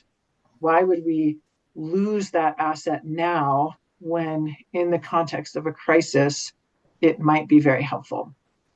And happy to hear from people who, might understand the basin better or might have, totally differing views, but that was why I brought it forward. I thought this is something that could be really beneficial in the context of an actual compact curtailment. Great. Steve. And then Andy. Go ahead. I guess I would ask Kevin Ryan to speak to how the state currently looks to abandoning pre-compact rights. Yeah, Kathy, can I just? Kevin, yes, please jump in. Yeah. And Steve, that's a good question. Thank you for giving me an opportunity to describe that. For the last two decennial abandonment periods, Dick Wolf in his capacity, 10, 12 years ago and me today, did make that decision to ask our division engineers to not include those pre-compact rights on their initial abandonment list. And just to go over this again really quickly, the way we develop our initial abandonment list is we look at our diversion records, and any water right that has not been diverted in whole or in part for the previous 10 years just is presumptively by statute abandoned, and that starts off the process. We do have a provision in the statute that says if the state engineer determines there's no intent to abandon or certain circumstances negate that intent to abandon, then I have the discretion to leave those off the list, which is what happened. And the basis for that, Steve, is not clear. And I think that this suggestion from the Attorney General's office maybe helps us understand that. But my basis for that was we do not know what benefit these particular water rights could have for Colorado in a compact curtailment situation, as the Upper Colorado River Compact describes it, its curtailment. We don't know what benefit they could have. And so let's not act when I have the discretion to leave those off. And that was the basis for that. And I think I answered your question, Steve, in a long-winded way, but I also want to emphasize I also did not collaborate or know that this was coming from the Attorney General. But I think it gives a more tangible example of what I described in a more nebulous way in my direction. There may be some benefit to these water rights, and this is an example of how maybe that benefit could manifest itself. Thanks, Kevin. Andy, and then Kyle. Well, I appreciate Alex, you bringing this forward, and I had a brief conversation with Attorney General Weiser, but certainly couldn't speak to his entire thinking on this at all. There are a couple. I have some pretty significant heartburn on this one. I want to say first, it's a little complex. One, I think just to be clear, the River District has been in favor of the state engineers not listing pre-22 rights on the abandonment list. So the prior decisions by Kevin and his predecessors are something that we have supported. There has always been a question as to what that means in the long run for our state and whether it will ever be a benefit or not. So I think there's a really outstanding, pretty complex question there. And Alex, your thought that I think that if we somehow can save this volume of pre-compact water, that it will benefit everyone in the state, may or may not be true. And I kind of want to. That's where I think I end up with heartburn on it. One, I think the next in line seniors are not benefited if these water rights stay alive, right? So the ones who would stay in priority, even under a somewhat shallow compact curtailment, would get knocked out because this water would be used for some other purpose or somewhere. And if it's used, for instance, if it's determined that the bank of these water rights is banked up over the next 10, 20, 30 years, 40 years, whatever it may be, well, then who does the state decide how they're used? The proposal is silent to that. So who benefits? And Alex, I love your idea that it benefits everybody, but that's not in this proposal. And so does it benefit just critical uses that are deemed critical by the state at that time? And just to make sure I display my full West Slope paranoia, does that mean that it's the Trans Mountain diverters that benefit from jumping the line into a pre-compact situation and that they get the water? I don't know, because it doesn't say that. And I don't want to put those words into Attorney General Weiser's mouth, because I think he's trying to be very fair. I have concerns, and lots of concerns. And then there's this other really interesting, if you follow this through to the end, the more pre-compact water we have, and therefore the more pre-compact water that is saved from abandonment and still in effect, it means that when there is a curtailment, say there's a curtailment order that comes out to Kevin's successor from the UCRC that says the state of Colorado must produce 300,000 acre feet of water.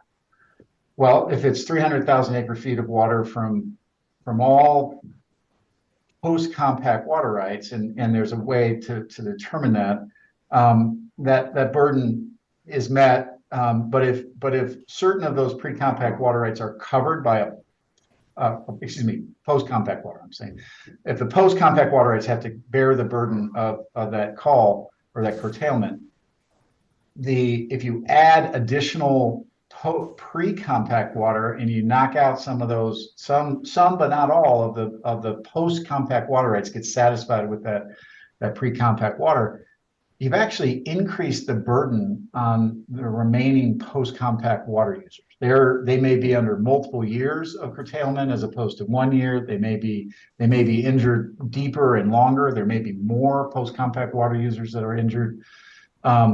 And so my suggestion is not to trash this idea at all, but to suggest that there be I hate to do this, a task force or a group that would be set up to study this and look at it and figure out what we really mean as a state and how that fits into the interpretation of the compact and how this may ever happen. I would say this: there's no emergency, right? We don't think that we are ever, at the present time, going to be subject to a compact curtailment right now. So we've got time to think about it. And we have a practice right now by our state engineer who has not been abandoning these pre-22 water rights. So let's be really thoughtful and really careful about the next step with these pre-compact water rights. That's what I would suggest, and just not rush into it, not make a recommendation to this legislature about this concept. Great. Thank you, Andy. We've got Kyle, Mike, and then Alex. I won't repeat what Andy just said, because most of what I was going to say Andy's already covered. I guess to the first part of this, though, I agree. I think preserving these for a future compact administration time lends itself more to a very strategic, litigation-based approach that warrants a lot deeper thought and a lot more thought. The second part of these about allowing them to be revived, resuscitated in some way, that has so many impacts to other water users who have relied and come to rely on this for decades. And all of a sudden you're going to pull the rug out from under them. I strongly against that. So thank you. Thanks, Kyle. Mike. Yeah, so this one gives me a lot of heartburn. Basically, because the pre-compact water right has always been something that the ag community has felt safe, and this totally takes that away.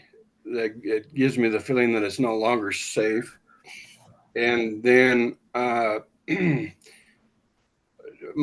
just my other thought is if you jerk some of these pre-compact rights away and the post-compact rights are using some of those, it just really complicates things. I just wanted to put my finger up and say, I have a lot of heartburn with this one, and I think it needs some more thought before we vote on this. Thanks, Mike. Alex, you want to respond?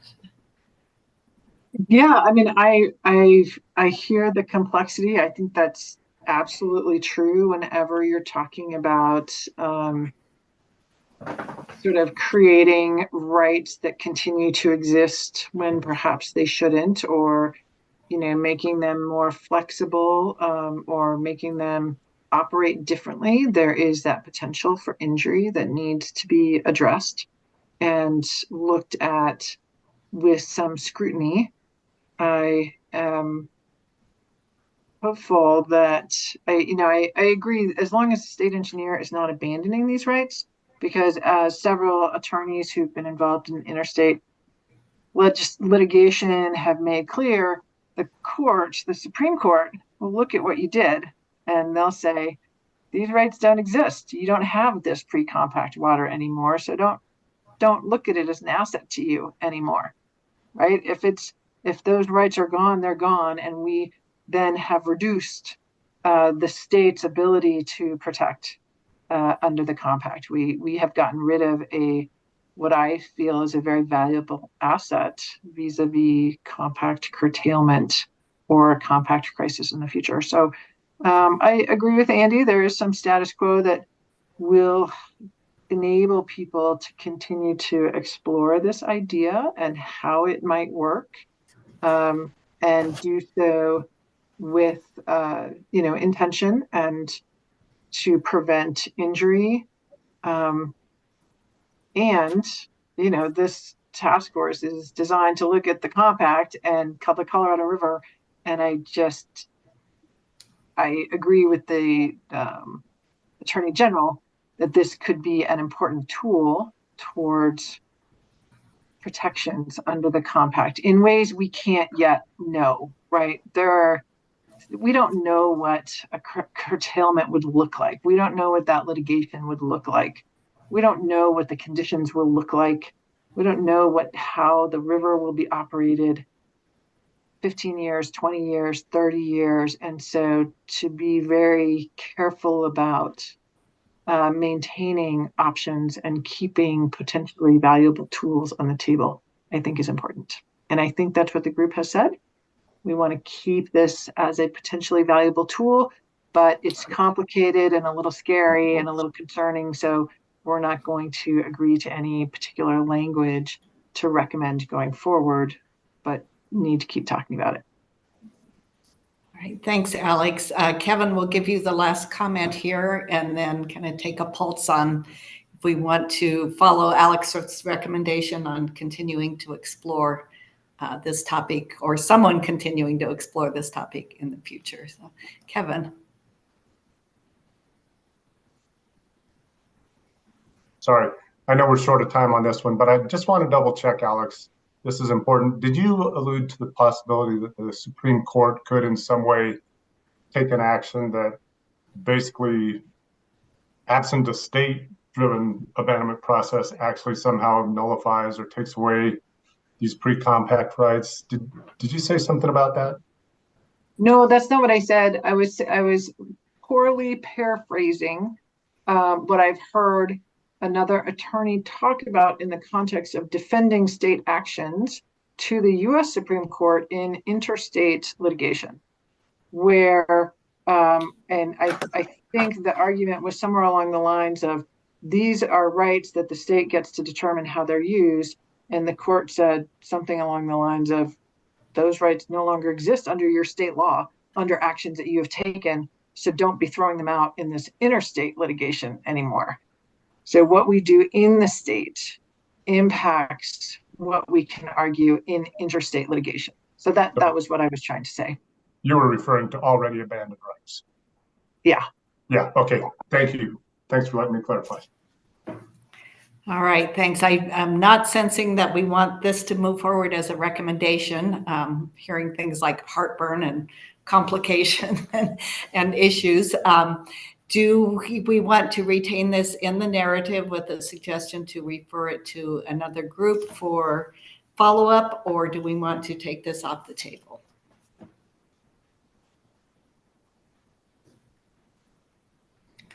Steve.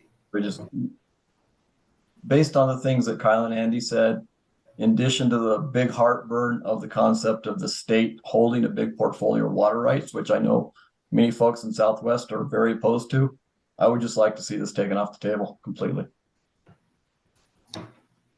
Okay. Other comments? Kelly. I was going to note, I think it's fair for us to acknowledge this proposal came from the Attorney General. But I agree with Steve and others. Maybe it's not right to move forward at this time. Okay. Anybody want to make a plea to keep it on the table? Otherwise, all right. We will remove this one from our list of recommendations and narrative moving forward. Thanks for that. It was a great discussion. All right, time to take a break, a little lunch break. Are you all good with coming back at 1:35? Not quite 20 minutes. Give you time to get some lunch, make a call. All right, see you back here at 1:35.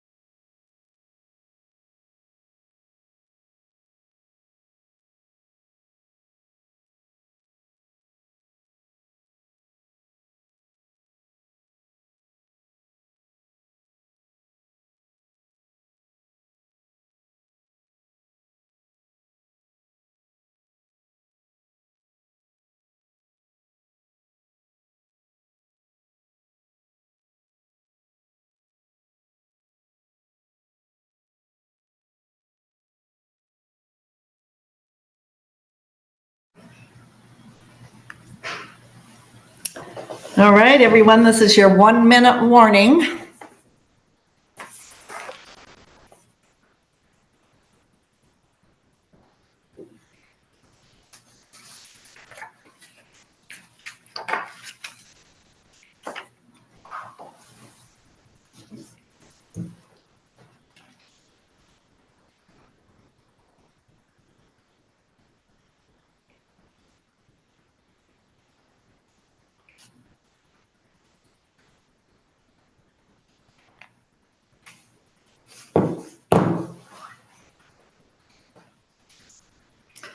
All right, it's 1:35, so if people want to turn their cameras back on, we will get started.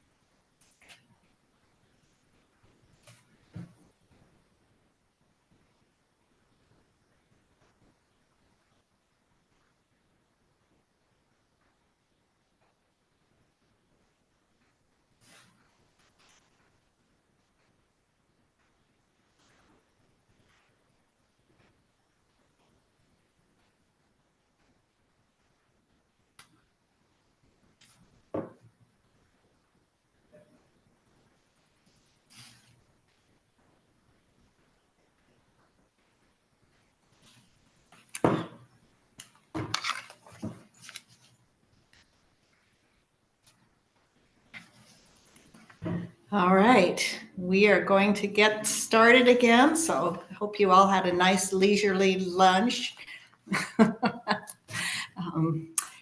Just a reminder, as we're jumping back into the rest of the topics on our list, we have about 10 left, and if we go until 3:20, that gives us 10 and a half minutes per topic.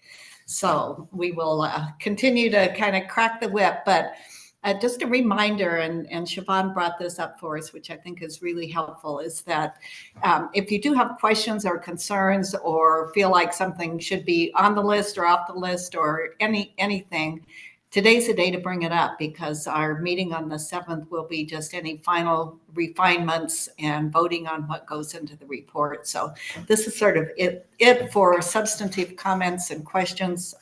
So we'll try to strike that balance between keeping on track and making sure everybody's voice is heard. Our next topic should be a great juicy one, shepherding with environmental co-benefits. We have heard a lot about this topic from our public comment as well. So Aaron, you submitted this. I know you've got some comments from other folks, but we'll ask you to kick it off and then we'll have a discussion. Yeah, thanks. And we've obviously talked about this pretty extensively as a group, not just from the public. I appreciate and I think I agree with all of the comments that were provided on the document. I can, my proposal here is more of a how we do things than if we do things.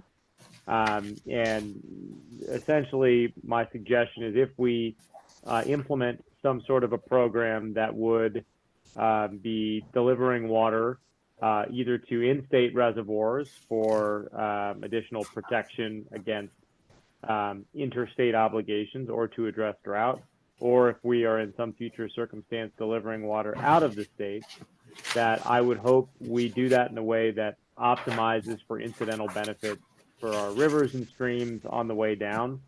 There was some language suggested by Steve, I believe, but also by Andy in his proposal that rather than talking about system losses, I could use language about that the incidental benefits should be achieved without compromising the primary purpose for which the water is being provided, primary purpose being addressing drought. I would absolutely accept that as an alternative way of saying this is, can we get the most bang for our buck if we're doing something in the state to address drought or interstate commitments, as Senate Bill 295 suggests. So I'm happy to entertain further discussion. I know it's also been included, as I mentioned, in Andy's proposal, which we agreed to move on to the next round last week. And I see it as consistent with our state's overarching interest in prioritizing projects with multiple benefits, if that's possible.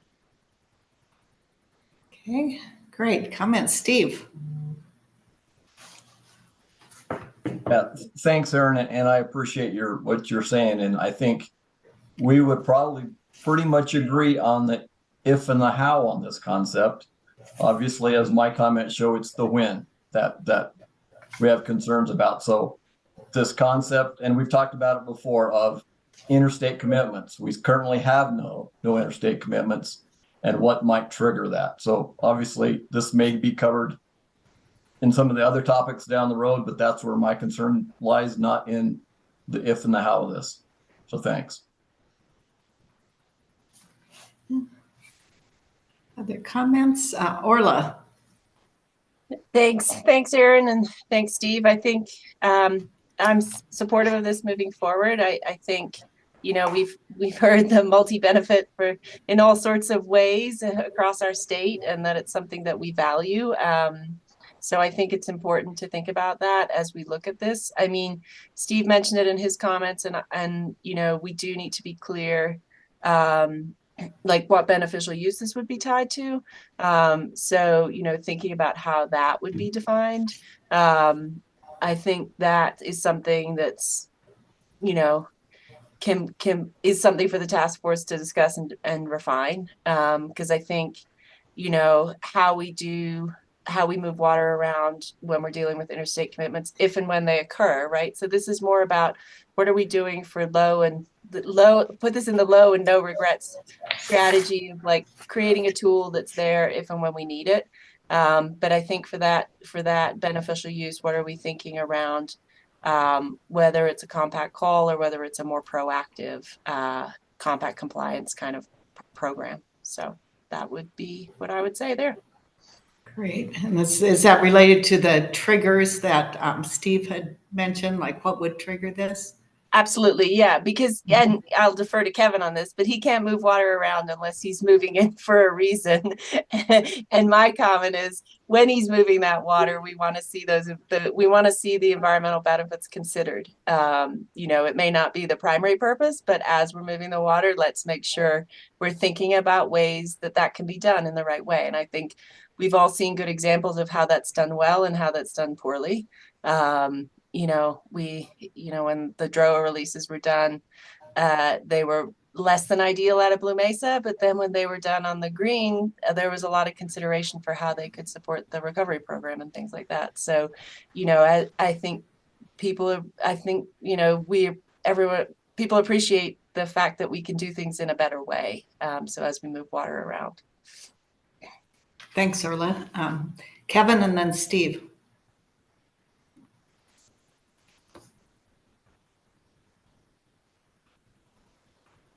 Kevin, you're on mute. You're muted, Kevin. Sorry, first day using Zoom. I would like to just clarify, as we've talked about this in the past, I am totally in favor of this environmental the whole idea of co-benefits when shepherding water. And the question I've asked, you know, by the way, Aaron, I think you said biggest bang for the buck. I would even go farther and say it's getting something for nothing if you release that water with the right timing. What I'd like to just clarify is whether the state engineer needs to do some sort of written instruction, some other formal mechanism as directed by a statute.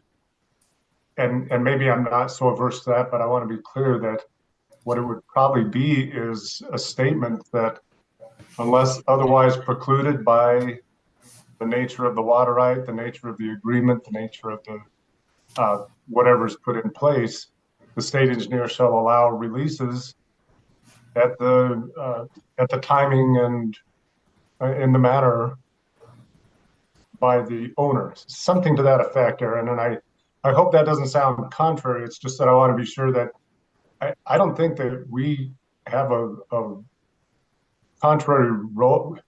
I don't think we'd be inherently contrary to this action unless something about the water right led us to. So that's my thought. I hope that makes sense. Great, thanks. Let's do Steve, then Lisa, and then Aaron. You can respond to all these comments. So Steve. Yeah, thanks. I just wanted to add one more thing. We keep talking about being proactive on things.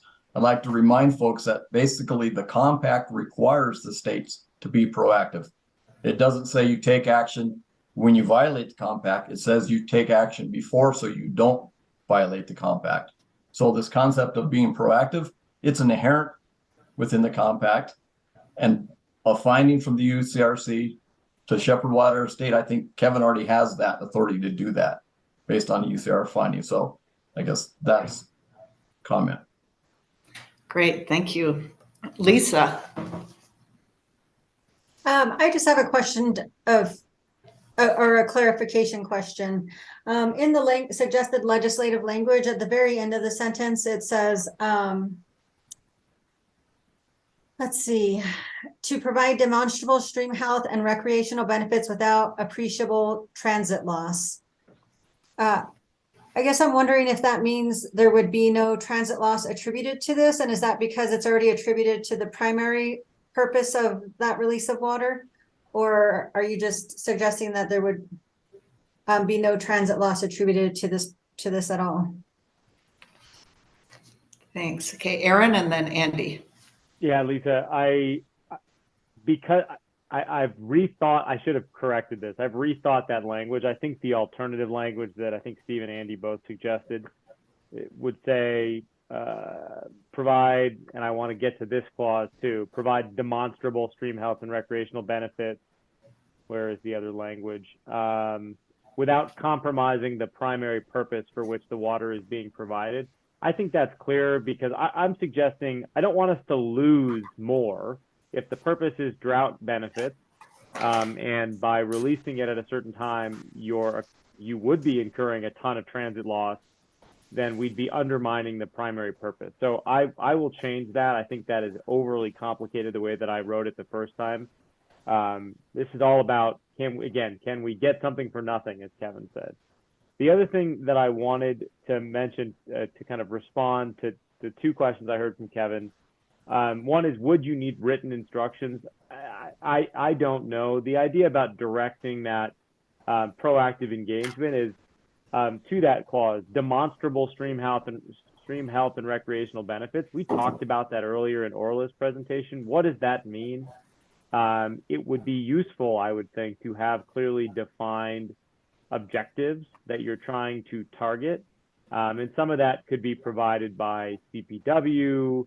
Some of it would be that there might be water short in-stream flows. Some of it could be, I can't think of any in the it could be state line recovery program targets if we can meet them in a certain month. But demonstrable stream health and recreational benefits is pretty vague. So the idea of the proactive guidance would be maybe connecting with CPW, CWCB, whatever it might be, to identify the kinds of flow needs that you would be trying to achieve, if not otherwise precluded by the nature of the water right or the language you suggested. So hopefully that answers some of it, but I will, before the next meeting, change that. Unless people feel strongly about the transit loss language, I'll replace it with the other clause that was suggested in other proposals. Great, thank you, Andy, and then Kelly. And Lisa, did you still have your hand up? Or are you? Okay, Andy, you're up, and then Kelly. Great. Aaron, I do appreciate what you've said and the fact that that it's not your intention that this shepherding authority stand on its own, that it be part of a program that's established. And I think, covered this when we talked about the kind of framework that the River District has proposed for any program to send conserved consumptive use across the state. And certainly as part of a set of guidelines like that, we could support that. And I want to be clear. I think that's essentially what you're saying, is that when that program is developed, that's the appropriate time when it would be attached. But on its own, and I want to say I've listened very closely to public comment on this, as well as talk to members of the public, and there's a lot of push to adopt shepherding for interstate purposes to the state line without a thoughtful program or criteria established. At least that's what I think I'm hearing. And so this makes me very nervous if it's by itself. And I don't think that we could support it because of the potential implications and maybe lack of clarity to the legislature and the idea that legislators who are not experts in water, like Aaron, you are, would take it and apply it in a way that no one here intends to. And really think that as part of as Steve says, proactive measure, it's appropriate and maybe Steve and I differ a little bit in terms of, is it only appropriate when there's been a curtailment order issued by the UCRC, or is it appropriate to be a little more proactive and not wait for that order and see if our state's going to engage in a program to do that, that we know what the criteria is and the certainty for instance, for our ag users, that it's voluntary, temporary, and compensated, that it has those other elements that we talked about. And so I just want to flag that and really I don't have a problem with the concept. I have a problem with its standalone situation. So.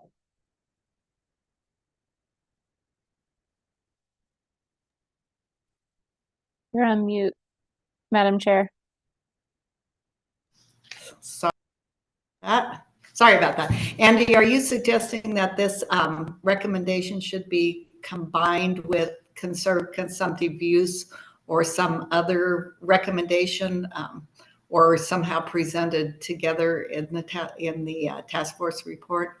Well, that certainly would be my preference, but it's not my recommendation, so I don't feel that it's appropriate for me to do that. But that's why I included it within the proposal that I put out there, is to try to put it in a way that would make sense from our water users' perspective. All right, great, thank you, Kelly. And then Aaron, maybe you can respond to that input. Thank you. I just want to echo Steve's word of caution on the timing of this. I do think we are in a tricky place, and I do not want to get ahead of, course, our negotiations or interstate negotiations. But I did have a clarifying question. Would this apply exclusively to the Colorado River Basin, or is the vision that it would apply statewide? Aaron, you want to jump in? Yep, I was trying to get off mute. First, to Andy, I agree. I've always thought of this as a criteria or a condition. If we do something, it should be voluntary, temporary, compensated. Andy and I have spent a lot of time on the IBCC. It should be equitable in the way that a program is administered. It should also provide benefits to the natural environment if at all possible. And I've seen that as also not in this specific language, but Commissioner Mitchell has talked about that as one of her irrefutable truths, that we care about the ecosystem that we're trying to preserve as well. So I completely understand and have, I think, been pretty clear that I see this as a condition of a larger program more so than a program in itself. And if you give me some ability, I'll think about if there's a way to clarify that. At a minimum, I think it should potentially go into the narrative as a common theme if people agree that this is a consideration that we would want to see. To Kelly's point, I had been thinking about this in the context of the Colorado River. I would love it if the state engineer had the authority or even the direction that, all things being equal, if they're administering water, if they can benefit, we can get something for nothing as we're doing that. We should do that. It's very rare to get something for nothing, though, I recognize, and there's always some impact. So I'm not trying to create layers and layers of complexity here, but it could lead down that path. So my intention in writing it, I was thinking about the Colorado River. I don't see why it couldn't apply elsewhere necessarily. But again, I know that could open Pandora's box of the Arkansas is different and the South Platte's different. It's not my intention. So I don't know if we have the time or the interest in spending an hour debating the complexities of various different basin implementations. Great, thanks. And we are at almost 20 minutes on this. So we'll have Jackie and then Gerald, and then maybe we can make a decision on whether or not to move this forward as a recommendation. So Jackie, you're up. Thank you. I just wanted to throw out there the possibility of considering this and Andy's conserved consumptive use proposal as a resolution recommendation, that, maybe brings down the concepts that we've talked, writes down the concepts we've talked about without locking them in to thou shall do these things forever. It just feels like where we're at with a bunch of this right now is that we're really riding the fence of the timing and all the things people have brought up before. So as we talk about the narrative, I just wanted to throw that out there as, a tool to express what we think we want now, but that we don't know what we're going to need later. Can you repeat what you were saying about how it could be included as I just want to make sure I captured it correctly. A resolution or what? I'm sorry, I missed the term. Well, I mean, the purpose of what we're doing here is to recommend legislation. And I guess my comment is in light of not being able to recommend legislation on this particular topic, whether it's both combined or just the issue we're currently discussing, it does seem to be a policy, but I'm not hearing anybody say that they want it to be binding at this point. And so it was just an offering for people to think about. I'm not locked into it. I just was throwing it out there. I want to make sure I'm capturing your thoughts, right? All right, thanks, Jackie. Gerald. I guess I'm throwing a word of caution out there because I think every one of these, whether it's the Colorado or the Dolores or whatever, every one of these things is going to be impacted different by this situation.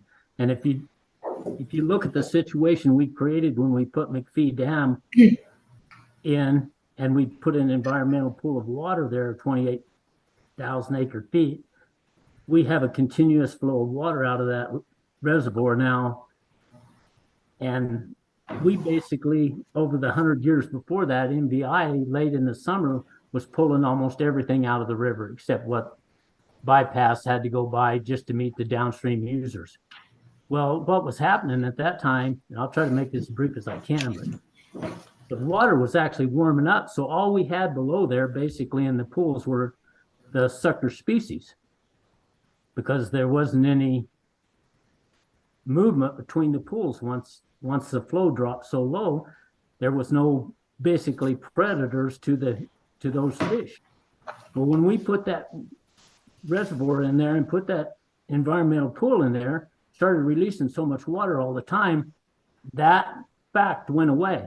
We put a trout fishery for the first 10 miles below the dam, and we put brown trout in there, which are a pretty good predator on all the little suckers that was being born, and we basically wiped them out. So every one of these things, when you start changing that flow, at what time and environment period are we trying to replace or go back toward? Because every one of these things is different. And we basically, we let the dam overflow at one time. And so we ended up with smallmouth bass down there also. And now we've got a situation that we really can't fix because we have two predators down there among these suckers that we can't get rid of. So all of these things, I'm just throwing out a word of caution as far as how we do this. There needs to be a lot of things looked at before we start shepherding a bunch of different water down these different streams. Thanks, Gerald. cautionary tale. Because we All right. created a mess. Let's make a determination here if we want to move it forward as a recommendation. And one just note is that if it does move forward for a recommendation November 30th, it still could be, the task force may still decide on December 7th to pull it off as a recommendation, keep it as a narrative. You could do that at this point. It feels like maybe there's some split feelings here. So this may be even one that goes forward as a minority report if the task force ends up having different views on it going forward. So I'm going to try and change the framing a little bit to make it look more like, again, I completely hear what Gerald's saying. There's a lot of complexity in these systems, but if you'll give me the opportunity to draft it a little differently as more of a criteria, I'd appreciate the option. I hope it isn't seen as a minority report issue. It sounds like it's a general, I feel like there's general support for the purpose, but I also hear that the way that it's framed, as I've known since the moment I framed it, is a little bit awkward. And I think I can potentially draft a little better, or we can vote on whatever the date is to turn it into some other form. All right, so we've got an offer from Aaron to revise his proposal here to move forward as a legislative recommendation. Orla, and then Kevin, and then we are going to move on. Thanks. I'm supportive of this moving forward. I think I appreciate Aaron's offer. I think it would be good if he can refine it a little further, respond to some of the comments, and then, I think address those things that people are concerned about. And I think then we can take another look at it with the refined language. I think it's an important topic. And I also just want to remind people that the demand management work groups worked a lot on this topic. So there was the whole environmental considerations work group, and then the law and policy group, and the conclusions that they came to on beneficial use, and if we were moving water around under a conserved consumptive use program. So this is not new. And again, I think, it's not a program. It's about setting the tools in place to be ready for if and when that might happen. So thanks. Great. Thanks, Orla, for that clarification. And Kevin. Thanks, Madam Chair. Since I don't get to call Aaron after the meeting and make some suggestions, I'll quickly do that now. But Aaron, one thing that you could consider, and take or leave, but maybe take the focus off the state engineer and his or her authority, and instead, could the focus be language along the lines of any program designed to deliver water, and then continue with your language, shall include the flexibility or shall include provisions that allow leases at the timing and in the manner directed by, etc. And it seems like that's really what you're after. Just another way of looking at it. That's all I have, Madam Chair. Great, thank you. And as Professor McElroy reminded all of us last time, the sooner you get these up there, and there she is up there on the website, the easier it will be for people to make comments and get these refined before the November 30th cutoff date. So I would recommend you do that. All right, is there any opposition to assigning this to Aaron to come forward with a recommendation for November 30th?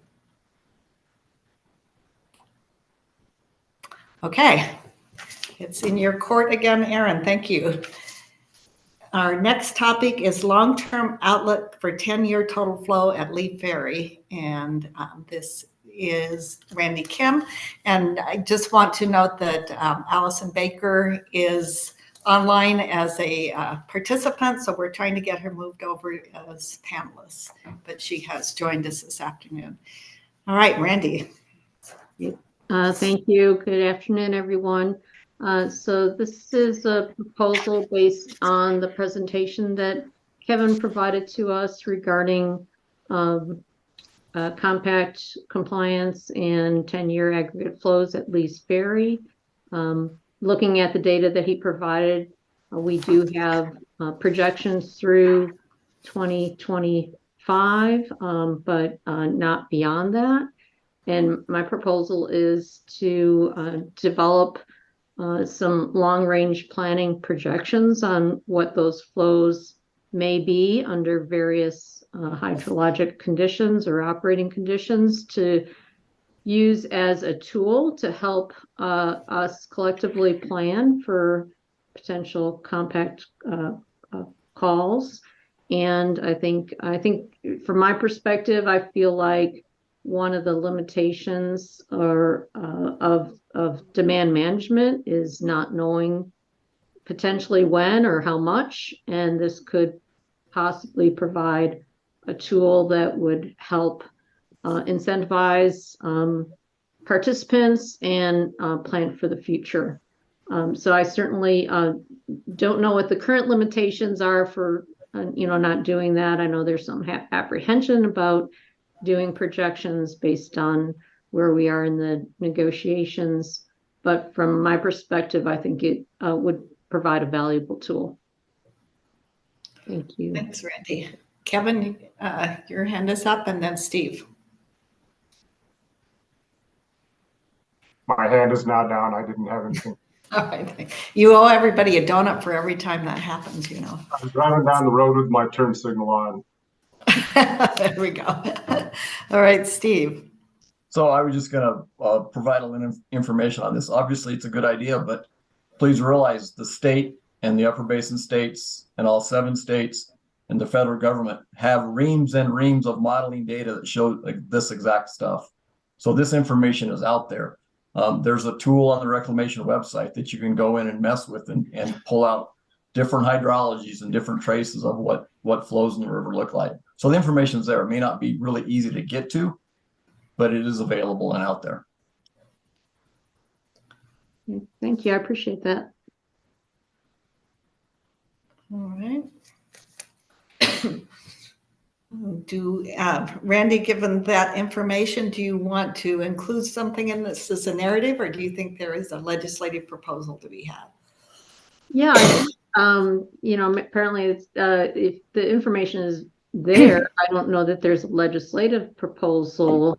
Perhaps it might be helpful to include some of that information in the narrative to put some context around the why and potentially when demand management might be needed. And, I certainly would defer to those that are most familiar with the data and the tools that are available, but I think it would definitely be helpful for the legislators to have that context. Great. And there were a few things that came up early on about public education, public information, and maybe it fits in that bucket as well as a way to let members of the public know where to look for that information. Mike? Yeah. So I guess my biggest problem with this is just the word curtailment. If it said equal curtailment, I might have a little better. What I worry about is when they curtail it, who takes the hit on that, and ag is going to be the first one that they're going to pick on, in my mind. So equal curtailment sounds better than just curtailment to me. Okay. That's all I've got. Thank you. Do the rest of the task force, are you interested in having this as part of the narrative in the report? What's your pleasure?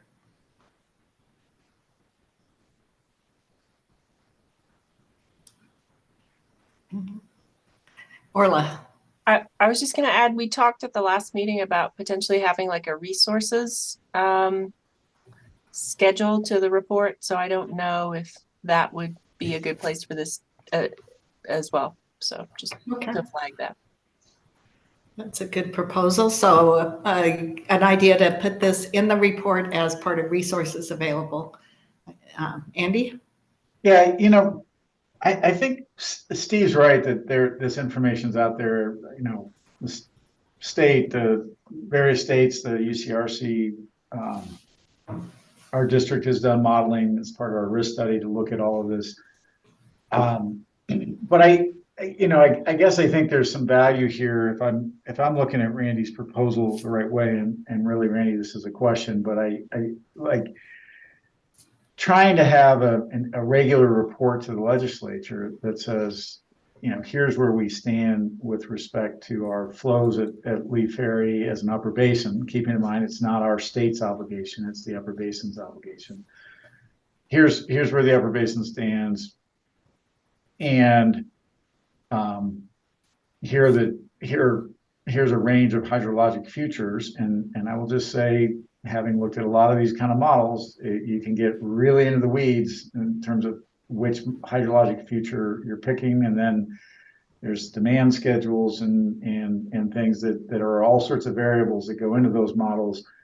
And I just think, I think it could be helpful, but to have a report like that for the legislature to look at, it doesn't go to the, I think the state has articulated very clearly an argument that, look, just because the river may drop below 75/10, there may be it may trigger an inquiry, or look like it will trigger an inquiry as to what the cause is and all of that.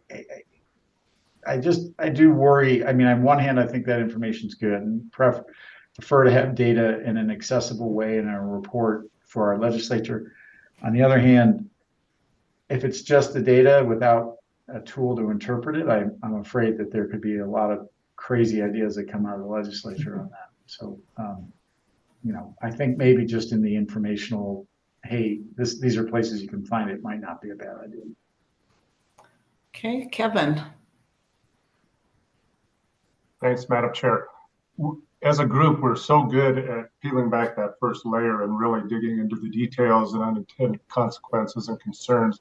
And that's good that we do that. But I don't want to lose track of Randy's core suggestion here, because I think I understand what she's saying. And really, Randy, with all the language that's there, I think your objective is to remove uncertainty and know more about what could happen. What's the probability that could happen?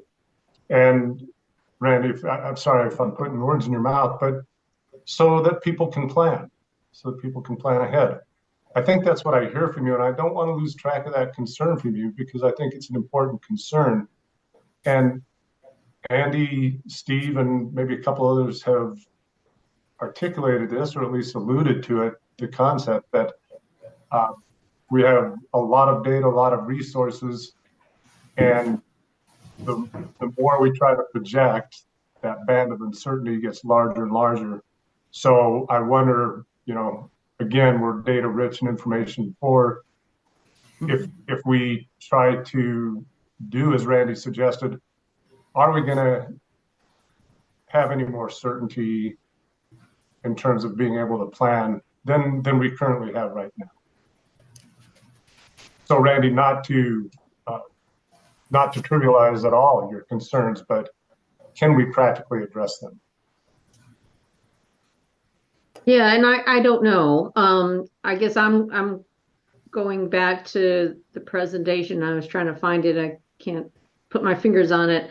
Where you shared a graph that basically, showed us going from 100,000 down to, about 85, and then it just stops, and I hope I'm not taking this out of context, but I remember you also saying, we're not going under the 75. So, use all the water you have the rights to. And so I feel like that's kind of the mindset. And so what would incentivize anyone from even participating in a demand management program if that's basically the message that we're conveying, without the future projection and knowing possibly if and when we might meet a curtailment situation.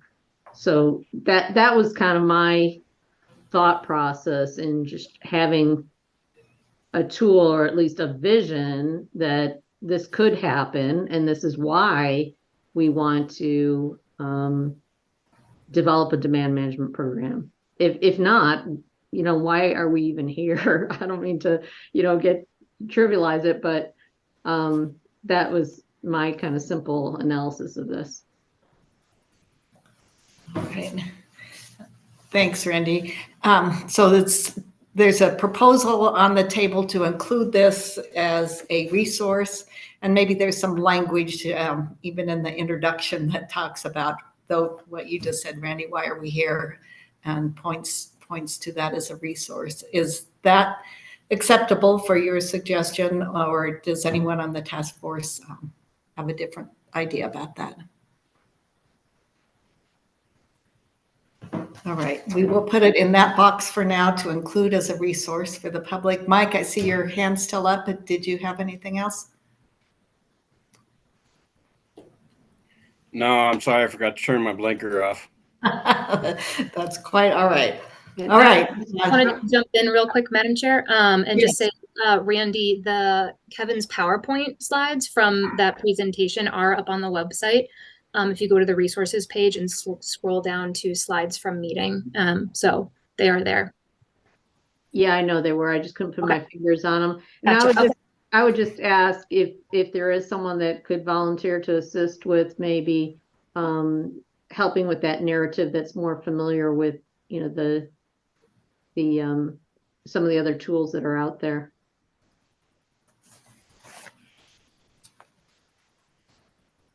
Any volunteers? I can volunteer, as I know Steve and others. Steve is the chair of the Upper Colorado Engineering Committee. So, you know, there's a lot of resources out there that I think we could point to. Yeah, there's several of us. I'm happy to help you, Randy. Great, thank you. Appreciate that. All right, so I've got Randy, Kyle, and Steve on that one. Randy, you've got the next one as well, numeric goals for demand management.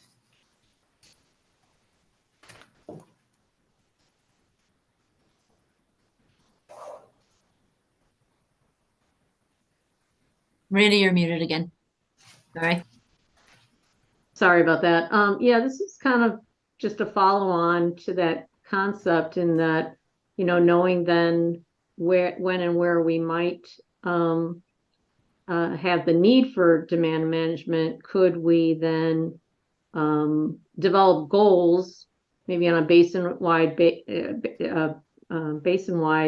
basis that would provide some numeric goals for that demand management by basin, getting to the, you know, making sure that it's fair and you know, basically not geographically, you know, spread out across the state. And and then coupled with that, and I think I brought this up at the last meeting, is with regard to a demand management program, you know, making sure that compensation takes into account, you know, temporary fallowing or soil amendments in the compensation package, so that, you know, we don't have a situation where the temporary demand management is leading us into a dust bowl situation. Okay. Comments?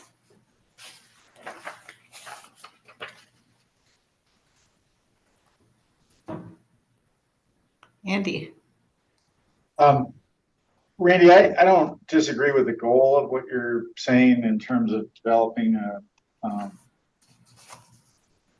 understanding as to what proportionality means, and then the details of how fouling would occur. I think, as I might have covered when we were talking about the criteria, we were suggesting that the legislature might consider. I don't think we want the legislature setting up the program. I think that, you know, I don't know that it's been determined. Well, it hasn't been determined that the program's needed at this point in time. Mm-hmm. And then to ask the legislature to get into the nitty gritty of a program like that seems, doesn't seem to be in the best interest of the water user community. And, I think that could get very strange very quickly and create some pretty big dissension among water users and fight that I think that our state really would like to avoid at this point in time. And that's my thought. I appreciate that. And when I say our state, I don't speak for the state government. I mean the people of the state. Right. Thanks, Andy. Lee. You know, it's always fun to have that opportunity to say that Andy and I agree. So I thought I would take take advantage of that. I agree with Andy's concerns about this proposal, and I would suggest that we take it off the list. Okay. Mike. Randy, hey, this is well written. You've done a pretty good job, and as somebody that does a water lease, you know, I totally get it 100%. I have the same problems that Andy does with the state, and the reason why is, so the people that I currently do my water lease through, I can sit down and have a cup of coffee with them, or a cold beer or whatever it is. They can visit my ranch, and I don't feel like I get that if it was a state-run program. And so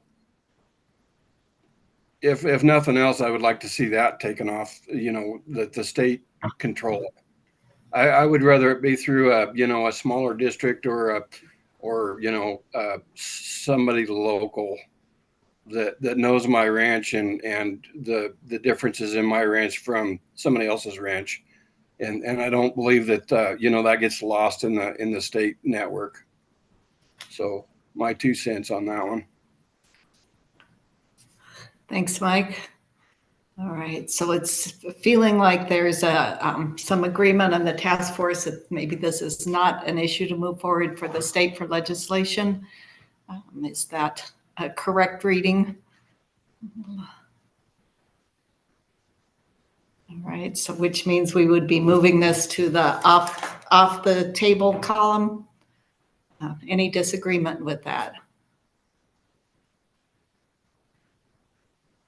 Okay, that's where it is. If anybody has issues before the end of the meeting, you can jump back in. And Randy, I think Jackie gave you a gold star last time for putting so many of these proposals together. So I will reiterate that. Thank you. You've got the next one too, which is measurement tools. Okay, and actually I'll give recognition to my alternate Dave Payne, who developed this one. So this is and really building upon some of the other work others contributed. So this is really, I think, probably falls into that funding bucket. And it's really looking at funding for a variety of measurement tools, including soil measurements and stream flows, et cetera. So I guess I don't know that there's a legislative proposal. And maybe would defer to Kelly as to whether there's sufficient funding for these types of things, or we might need a funding bill to support these types of things. Thanks, Kelly. Yeah, Randy, thank you so much for putting this forth. And I might kind of take a closer look and provide some more comments ahead of us finalizing this for November 30th. But I do want to highlight, as Jackie noted in the last meeting, that some of what we're discussing will likely end up in the CWSV projects bill. And unfortunately, I don't have it pulled up right at the moment, but there's significant funding proposed for airborne snow measurement. I know, like, for example, the water plan grants some of them have gone towards soil moisture monitoring. I know we heard a public comment earlier today from someone that's really interested in that. So I think, maybe what I could do is go in the document and kind of highlight some of the things that are already proposed. I would argue that it is legislative if it's going to be in, if some of this is going to be in the projects bill. So it's always good to have that kind of extra nod of support for measurement tools, expanding measurement tools. Thanks. And Kelly, do you see that as a proposal for a piece of legislation or as a narrative stressing the importance?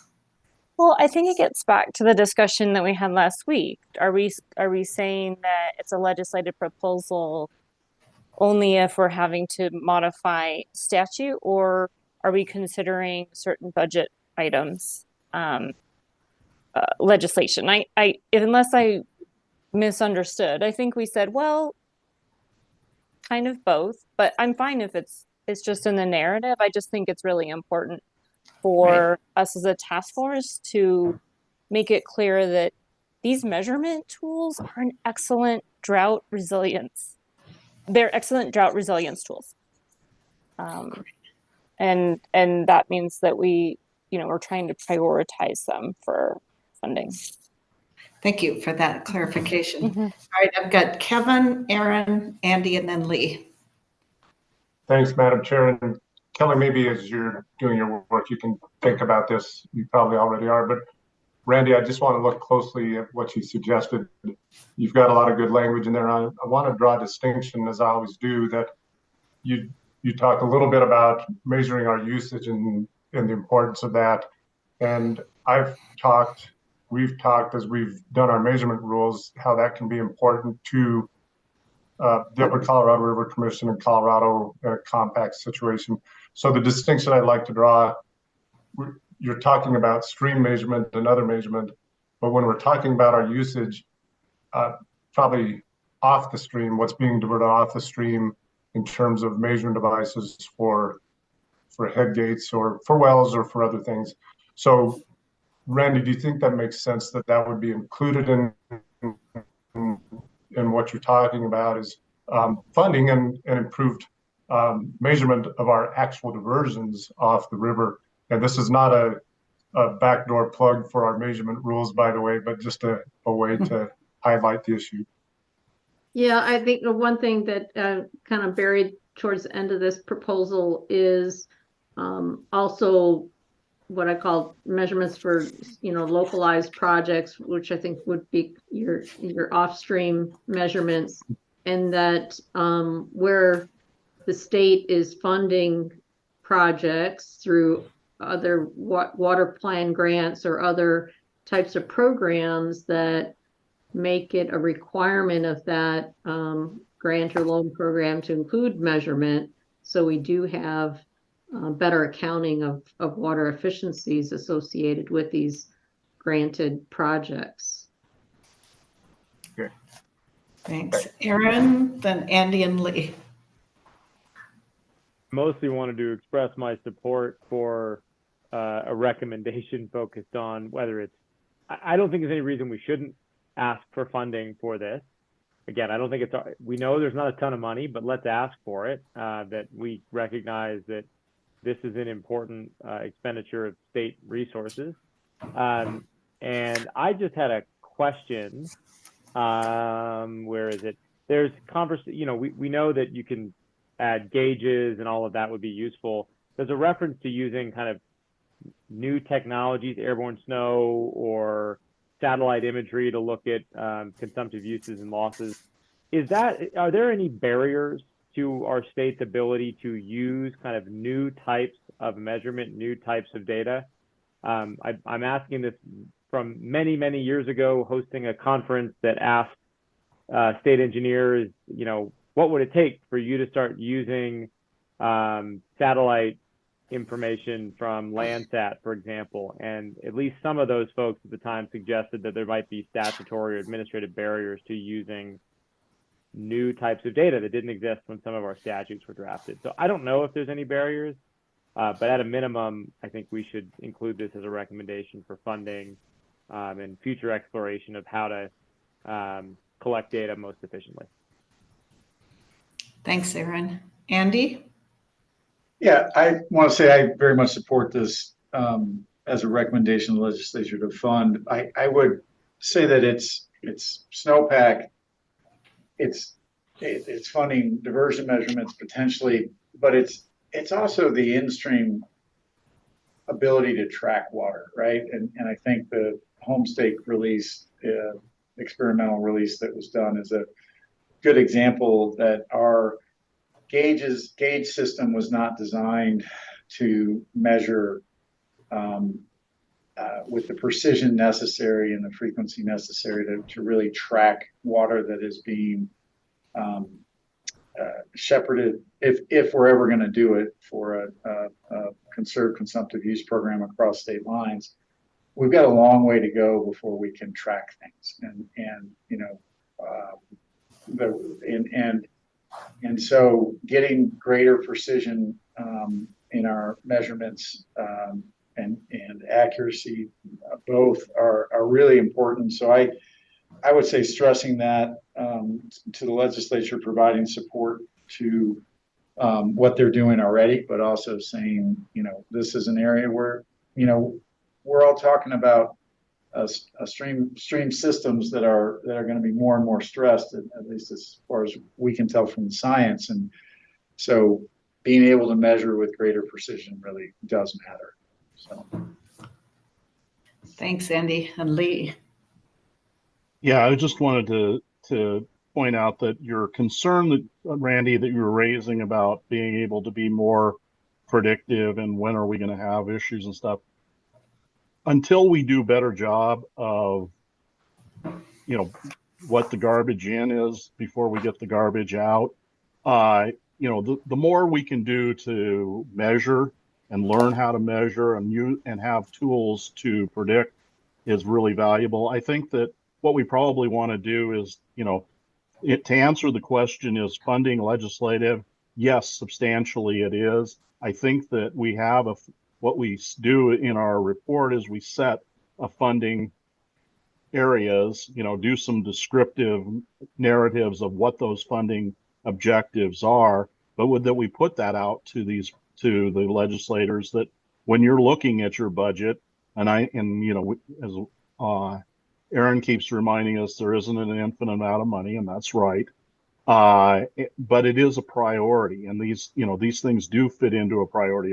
Are they more important than many other things that go on in the budget?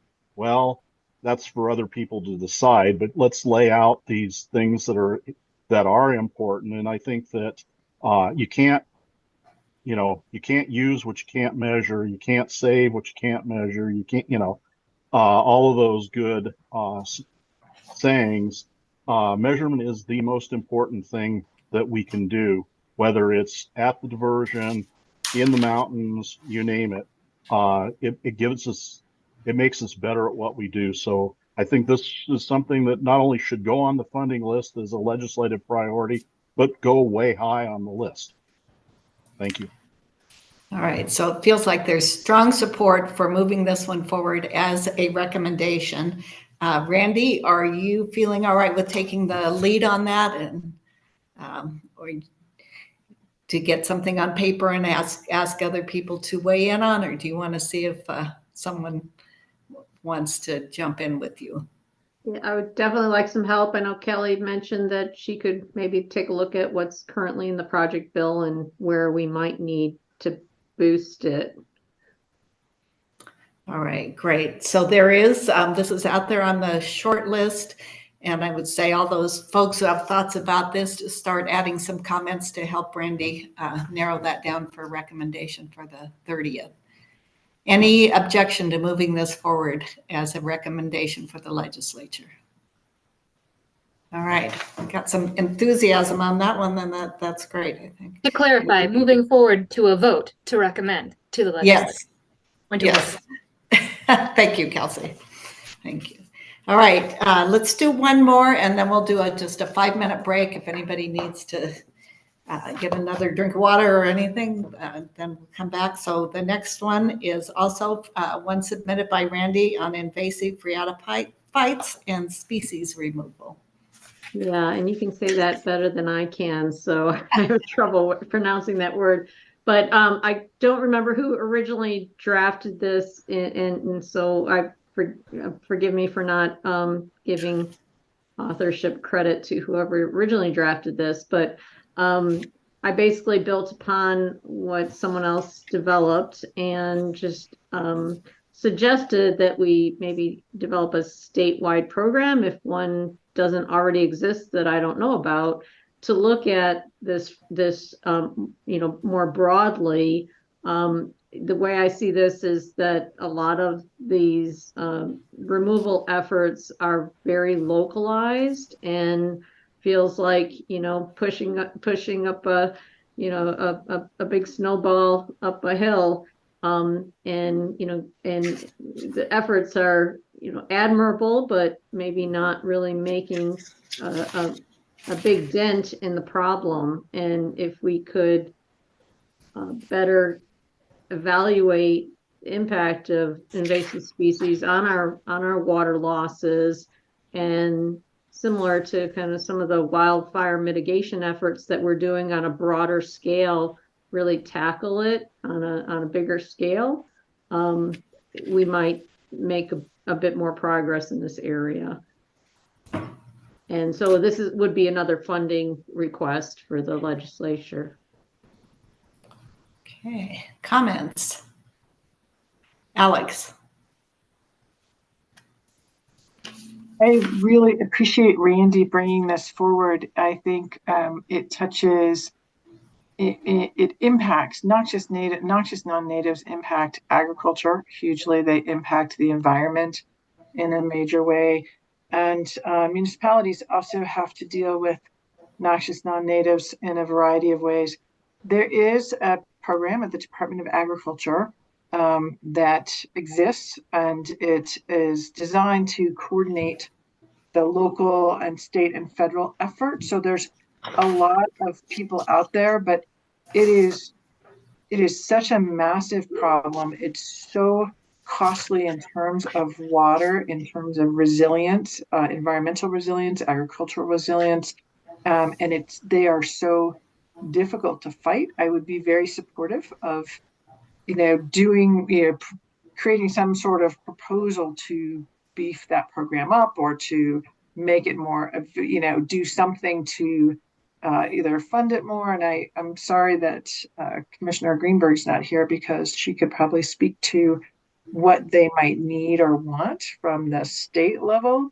I know a lot of municipalities, particularly the smaller municipalities, really struggle with this. And I do think it impacts, you've got numerous noxious non-natives that impact water, and they also, the ones that don't even drink that much water but are very resilient, are the ones that are also creating problems in keeping healthier streams and healthier habitats. And I know the farmers that we work with are constantly fighting back the curly dock and the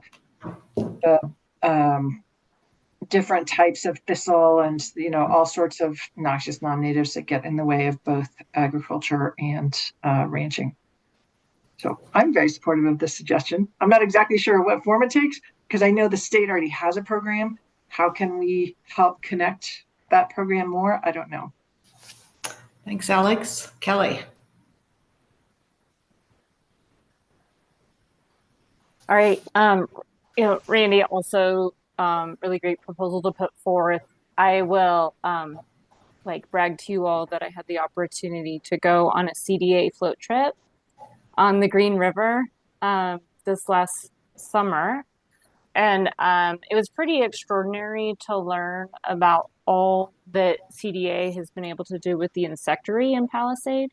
I don't know how many of you are familiar with that, but holy cow. I mean, the biocontrol they've been able to do through dinosaur to address tamarisk, leafy spurge, etc., has been pretty,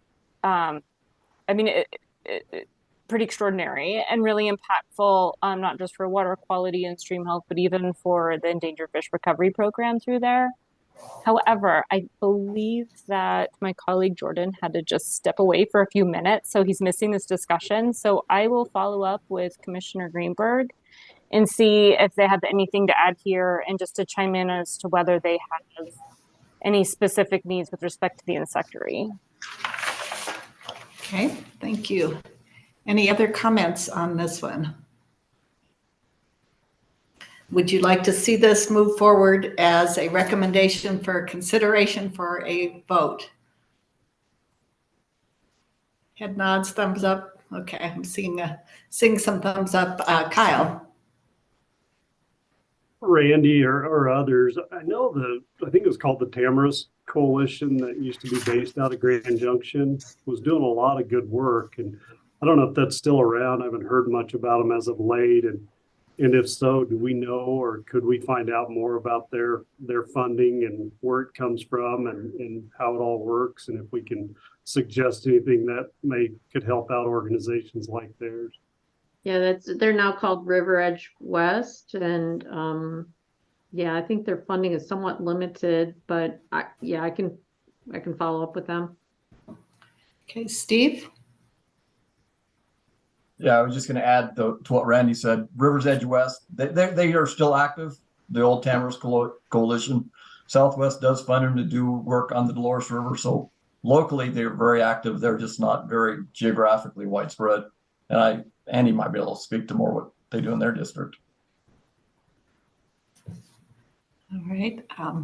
Randy, are you comfortable coming back on the 30th with a proposed recommendation for this? Yeah, absolutely. And yeah, I would like input from Commissioner Greenberg as far as funding levels or specific programs that might need some bolstering. Great. All right, thank you. Quick break. If you can, let's come back at 2:47. So that'll give us a 7-minute break and see you soon.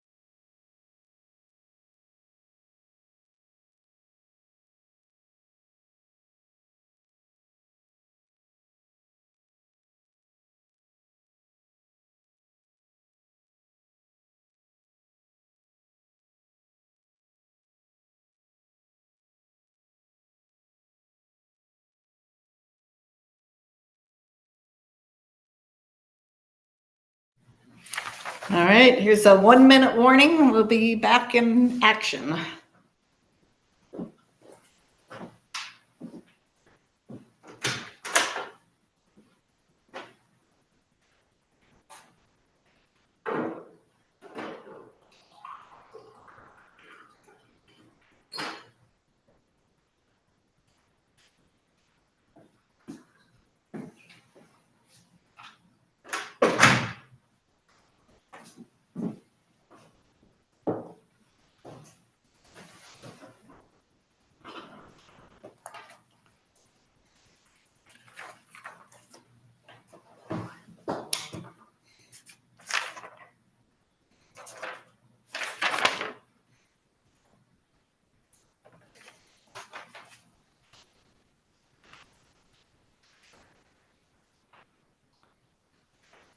All right, it's 2:47. So if you're out and about, come on back and turn your cameras on and we'll get started.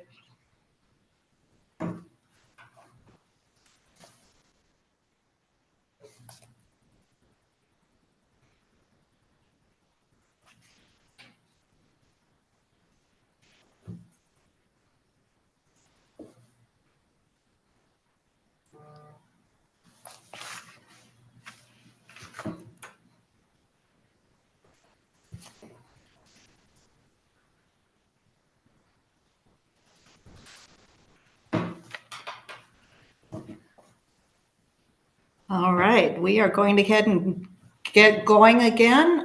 You all are rock stars. So at our meeting last week, we moved 6 forward as recommendations and 3 to the narrative and 1 as a funding recommendation. Those are all to be voted on December 7th, but we're looking for that on November 30th. And so far today, we're moving forward with stream and riparian area management, a temporary loan program, agricultural water protection, water rights, water sharing, shepherding with environmental benefits, measurement tools, which may include a funding recommendation, and invasive phreatophytes and species removal. So we've moved 6 forward as potential legislative recommendations. We have 3 moving forward as part of the narrative: the stream and riparian area management augmentation plans, incentives for conservation easements, and a topic to move to our resource section on long-term outlook for 10-year flows at Lee Ferry. And we pulled 2 off the table. So those are our first 2 that we've done that. One is a water sharing version of present perfected water rights, and the second one is numeric goals for demand management. So that is our status. We have 4 left, and we have about 30 minutes left to get through that 4. So I think we are in great shape. So thank you all for your focus and hanging in there with this work. The conserve consumptive use is next on our list. We did that last time. So the next one up for us today is a systematic water conservation and lower basin overuse. And that starts on page 15 of the packet, if you are looking for that. And Andy brought this forward. So Andy, we'll have you jump in and sort of kick off the discussion. So I think we've talked about this at length previously, but I want to kind of modify my proposal and listening to everybody as we talked. I want to suggest that we forward this proposal as a recommendation to the legislature that they pass a non-binding resolution and essentially in support of Commissioner Mitchell's irrefutable truths that hey, look, in order for us to engage in systematic conservation of water here in our state, we would like to see the lower basin reduce their use, specifically to their compact entitlement. And I think you got to look at what their main stem compact entitlement is, and that's the 7.5 million acre feet, or allotment, excuse me, not entitlement. And I think trying to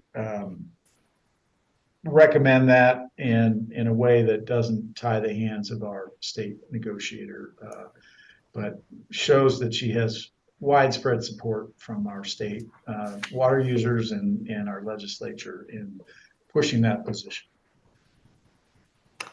Right, thank you, Lee, and then Steve. Yeah, Andy, I appreciate you thinking further about this and suggesting that it be a non-binding resolution. It really my concerns have always been that putting it in law puts us in a position where we're not able to do what we need to do. Their negotiators aren't able to do what they need to do and work in the system. You know, having out there the legislature saying that we think that this is important, that these are principles that we believe in, I think is a positive approach. And so I would if you can put together or however you put it together so that it's recommending a non-binding resolution, I would be in support of that. Thanks, Lee. Steve, and then Kyle. So thanks, Madam Chair. And Andy, thanks for putting this together. Certainly in principle, I'm fully supportive of this. I think most people on this call probably are. Probably most people in the state are. I've got two concerns, and I don't know if there's good, clear answers to it. First, I mean, you talk about limiting the language to the 7.5 million main stem use. I think the issue is way more complicated than that. We get into Mexican obligations and tributary accounting and things like that. So by putting words on paper that just talk about a main stem accounting, is that going to do us harm down the road? I don't have the answer. It's just a concern. And kind of along the same lines, by putting this, even if it's a non-binding resolution, politically, is it going to come back and bite us somehow from the lower basin?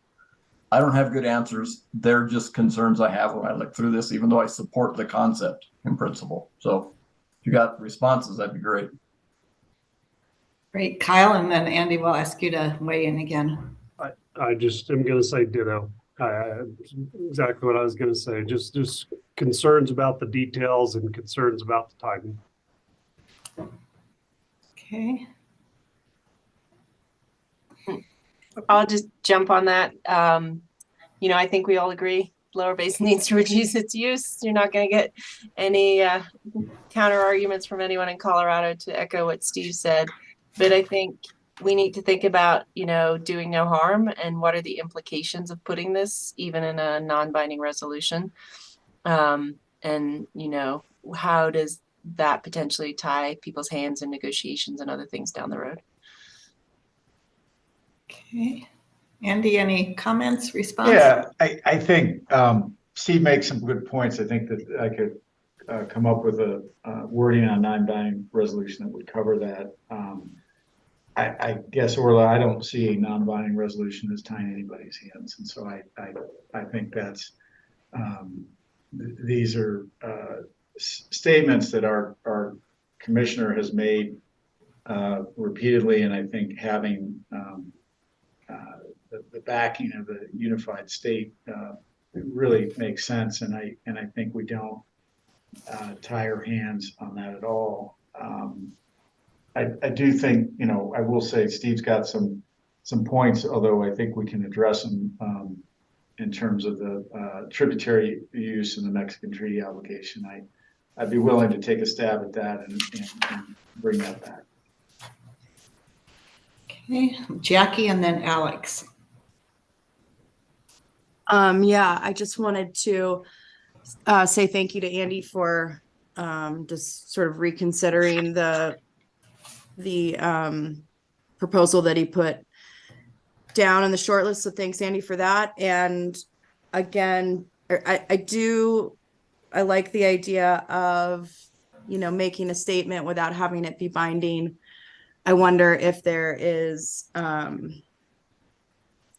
way to just, make a phone call over to Becky and see where she lands with this. And she could give us some public comment at our next meeting or whatever that looks like.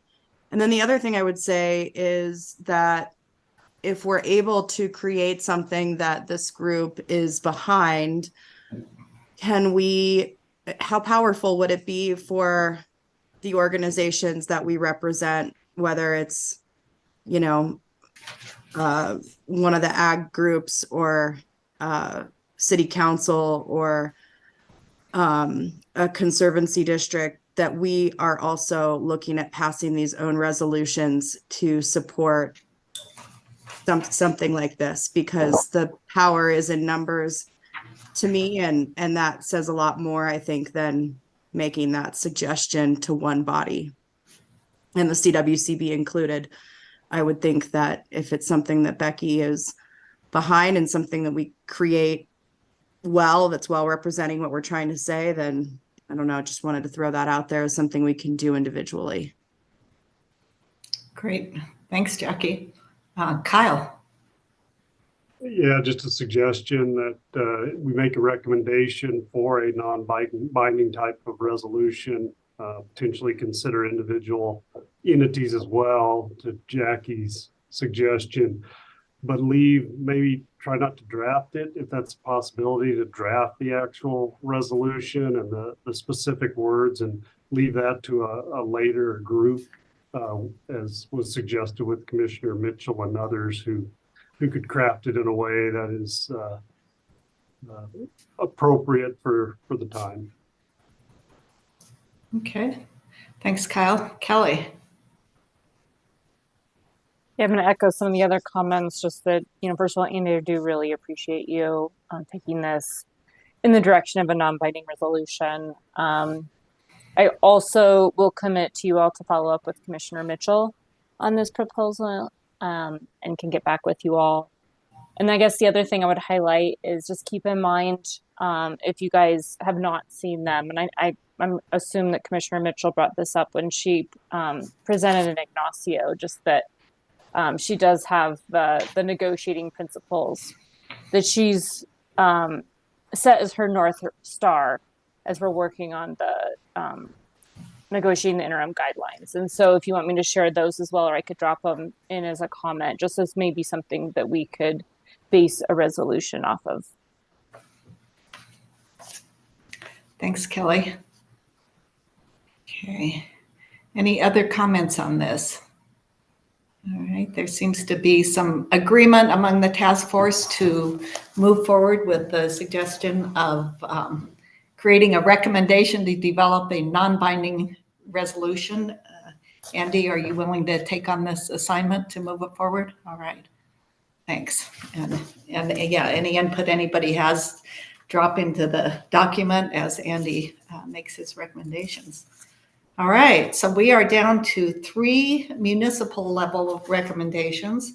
We have municipal turf removal, advanced metering infrastructure, and direct potable reuse. So Randy, you've got turf removal. Do you want to kick off that discussion? Yeah, I could simply say more money. Yeah, this is a funding one. I know the state, of course, already has a turf replacement program, and we got a grant and appreciate that. But I think the level of funding is just in need of a higher level of funding, just looking at it comparative to some of the other state programs. We can do very little with the amount, the $25,000 grant per grantee. So we'll just advocate for a higher level of funding. Okay. Comments, Alex? And I would add a higher level per entity, because as Randy just noted, $25,000 per grantee doesn't go very far. I know the state started with a very limited bucket, and I think they were really trying to spread it out. But if we're going to advocate for more funding, I would also say more per entity. Okay, Orla? I was just going to flag that the CWCB voted yesterday to put $2 million in the projects bill for the turf removal program. So thank you to them for doing that. Great. Kelly? I was about to say what Orla just said. So I just didn't get my hand down fast enough. So again, it's always good to have some advocacy supporting CWCB's recommendation on that. All right. So then is the proposal on the table to stress the need for funding for turf removal programs? Yeah, and comment would just be 2 million is great, but it's woefully inadequate to really make a significant difference in this program, in my opinion. Okay. So what's your pleasure on this one? Move forward as a funding recommendation? Yes? Okay. That's where we will put that one. And the next one is advanced metering infrastructure. Randy, also yours. Yeah, and so a lot of municipalities, including City of Grand Junction, have employed advanced metering infrastructure. It's a way that we can provide close to real-time data for water usage by our customers. And we found that it's an incredibly useful tool to communicate water conservation and do outreach with some of our higher water users. And so we were able to get some funding from the Bureau of Reclamation to help implement our program. And the state has their conservation land use planning bucket that certainly funds these types of things. And so I would just advocate for more funding there, but also maybe make it a requirement for municipalities, at least larger municipalities, to implement AMI programs. And I threw out there within the next 5 to 10 years. I just think it's an imperative that we use this tool wisely to promote water conservation with our customers. Thanks, Kelly, and then Alex. Great, Randy. Thanks for bringing up some of these really great proposals with respect to municipal water efficiency. Obviously, AMI can be a really useful tool for our municipal water providers. It would be my preference that we don't work towards legislation that would mandate it. I think that would require a lot more thought and maybe just kind of thinking through what the unintended consequences are, just making sure that water providers have enough flexibility to prioritize their budgets in the way that really optimizes efficient water use. But that is just me. Also, I'm going to do the same thing I did earlier and go back to the last proposal. Just a heads up that we also have a $1.5 million water plan grant for Resource Central for turf replacement. So if you add that to the projects bill funding, we're actually starting to get a little bit closer to that 5 million number that you threw out, Randy. Okay, nice. Great. Thank you. Alex. I will, Kelly said part of it. I would be concerned about a requirement to implement AMI. Aurora is implementing AMI. It's taken us, we're almost done, but it's taken us almost 5 years. And I meant to get our cost before I came, but I think it's fairly expensive, or can be, depending on your system. And so a requirement for municipalities to, I think a lot of them are probably going to do it anyway, and certainly facilitating, supporting it through grant funding is a great idea. AMI is an amazing tool. It provides incredible data, almost too much data. So for some communities, it's going to be hard to use it because there's so much data that you can collect, real-time data every 5 minutes if you want. And so I totally agree with Randy, supporting installation of AMI and letting people know that tool is out there and it's a good tool. But I would be concerned about requiring municipalities to do it, because it is, it's a significant change and requires some real work to implement it. At least it did for Aurora as a fairly large city. Great. Any other comments? All right. Do we want to include this as narrative as a possible tool? Kelsey?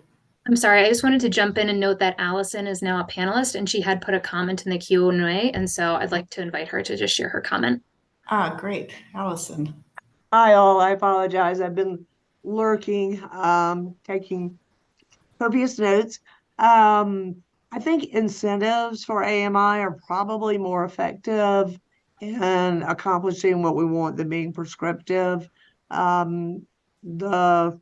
In addition to what Alex was saying about the extraordinary amount of data, the organization has to have the people available to interpret and use the data for it actually to be functional. Just having the equipment's not enough. Thought. Thank you. So do you want to take this one off the list or include this as a narrative as a tool for municipalities to consider?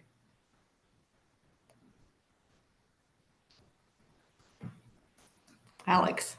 I would keep it on the list as a facilitation. You know, if there's something that can, you know, if there's some place with a water plan or CWCB or whomever can, I don't know if that's, you know, if we want to support another funding resolution or some way to say, you know, this is a great tool that people should be aware of, and people will facilitate or help others get it. It's really, I mean, talk about measurement, talk about data, there's a lot. And so I would support keeping something moving forward to at least as a narrative or as a funding suggestion.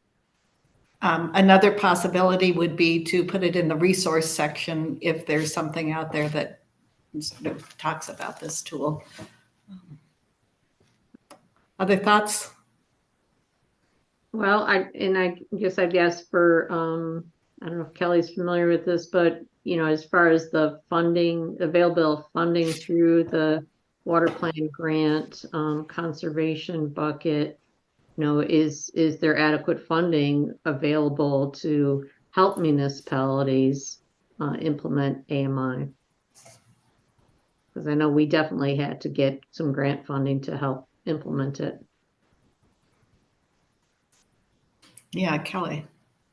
Yeah, I can get back with the group more specifically on that, but I think it sort of depends on the scale of the municipality, the cost of that program. I think that there are a variety of different funding sources to support AMI, not just within CWCB. So if that's helpful, I could, you know, drop some comments in the shortlist doc, just highlighting some of what the state may have available or what we're aware of is available with federal funds.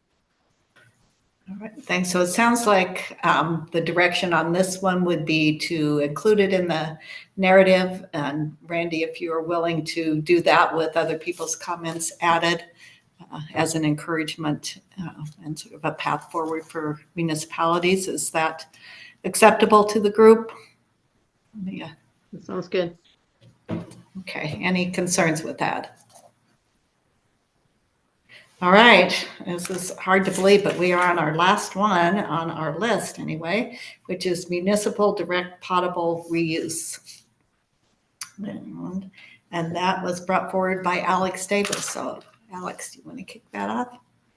Yeah, I'm just thinking about this and wondering if it fits within our mission statement or, you know, where we need to be. So I wouldn't fall on my sword over this one. I do think it is really important for statewide resiliency and the ability of cities to meet their future gaps. Aurora is working on DPR right now. I think that because CDPHE has passed guidelines that enable DPR to be used in the state, that's a big step forward. There's a lot of states that aren't even that far along yet. So how can we incentivize and support DPR systems?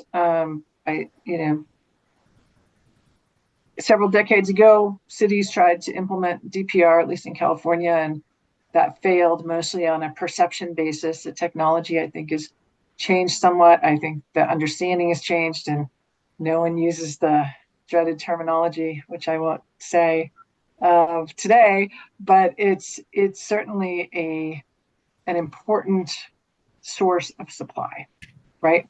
And it's an important resilient measure for a lot of communities if they have direct potable reuse as a portion of their system. I don't know what size you need to be to have it be a helpful addition to your water supply portfolio, but it's certainly an area that I think a lot of places in the West are looking hard at. Kelly, and then Steve. Yeah.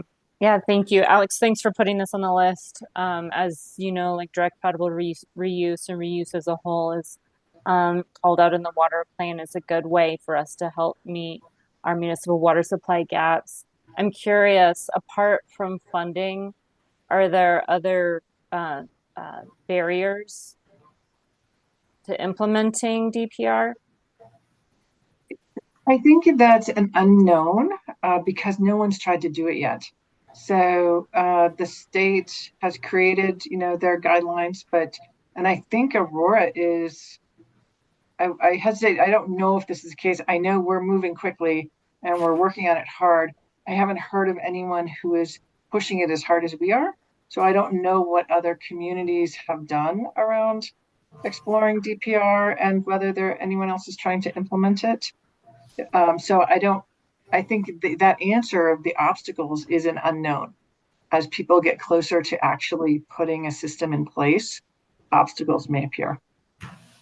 Madam Chair, do you mind if I respond real quick, please? Yes, please, go ahead. I would like to know if there are obstacles that emerge that's helpful for the state to understand. So I'll just leave it at that. Thanks. Steve, and then Orla, and then Andy. Okay, thanks. Really, I just have a question, and it's probably for Allison or Alex or Randy.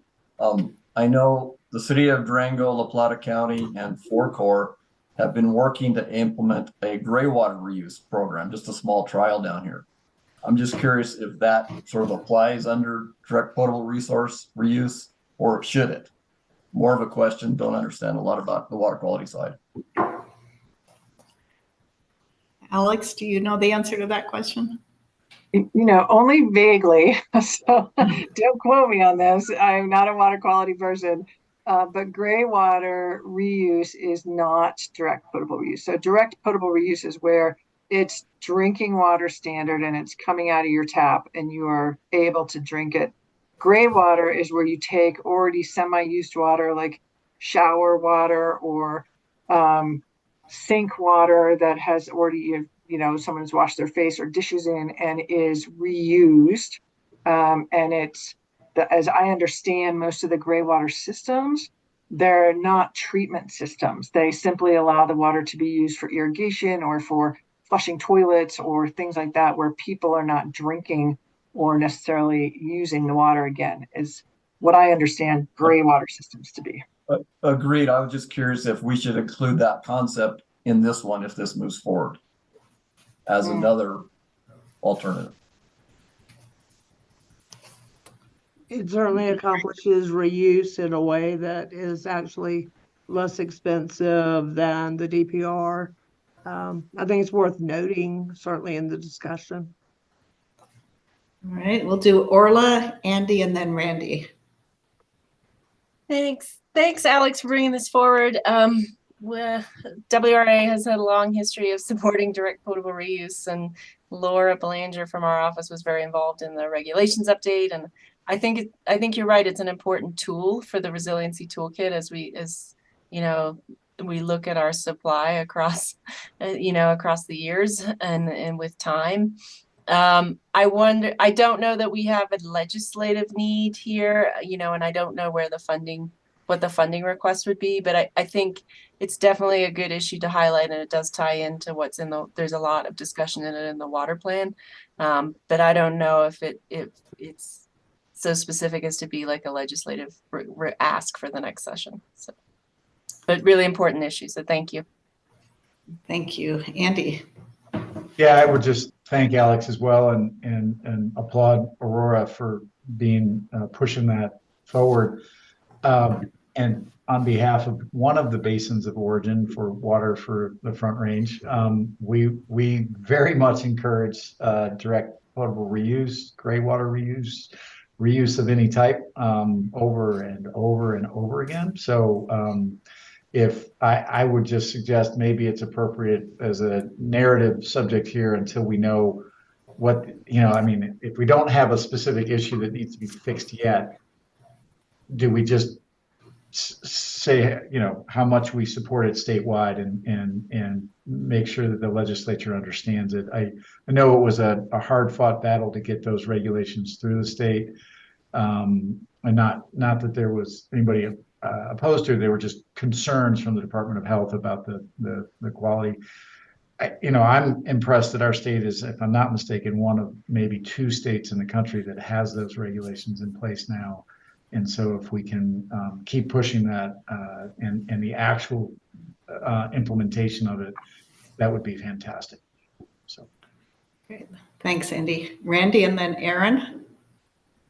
Yeah, I mean, I think it would be beneficial to have a narrative to talk about water reuse as the overarching theme, and whether it's direct potable reuse, reclaim water for construction water or other uses, lesser uses, or gray water programs. I don't know that there's a legislative ask through any of those, because there is existing regulation within the state that allows for those reuses.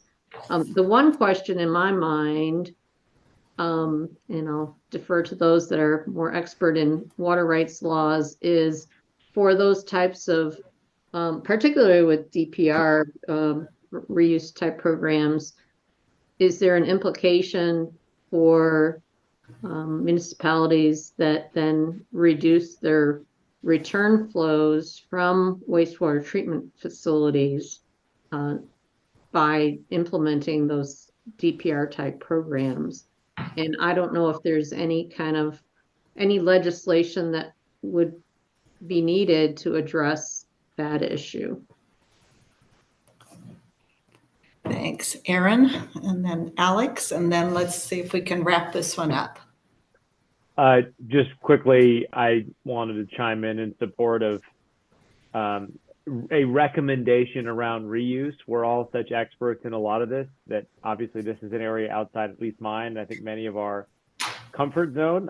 I think it would be worthwhile to include in the report a recommendation that the state, continue funding and remove any barriers that may exist, or explore any barriers that may exist to increase uptake of municipal reuse of a number of types. That might be a direction to the state, to our legislature to think about it. They could ask their, legislative staff to look into whether they see gaps in it. So I just think we obviously all seems like agree that this is an important priority. I don't know if we need specific recommendations, but it should be fair to say recommend exploring and removing barriers to reuse that may still exist. Thanks, Aaron. Alex, and then Kevin. I was just going to respond to Randy's question about impacts on water rights, and certainly Aurora is looking at as the source of our water would be those water rights that are fully consumable and that we can reuse to extinction. So that, sort of easily answers the question. But if municipalities don't have fully reusable water rights, that may be a complication that they have to address, certainly. Great. Kevin? Yes, thanks. And Alex, you answered it for the most part, but Randy, you targeted one aspect of that, and I just want to respond that we discussed this. We did more than discuss. We had to reconcile with it many years ago with the gray water legislation. And as you identified, Randy, there are augmentation plans operating right now that rely on a certain level of return flows. And when the water is reused in some way or another, and Alex can't point to fully consumable water rights for that, then yes, there is something that has to be reconciled or dealt with. But I would also say that is what it is. Then any effort would have to at least address that. Great. Thank you. Alex, final comments here? Oh, and Orla too. Sorry, I just had one thing that I wanted to say. Kevin touched on it, and to build on Andy's point as a basin of origin, Trans Mountain water rights are generally fully consumable. So, encouraging people to reuse those as opposed to other ones. Kyle may have a clarification on that, but just wanted to share that with others who might not be aware of it. Great. Thanks, Kyle. I just will clarify, because CBT system is definitely, it's not allowed.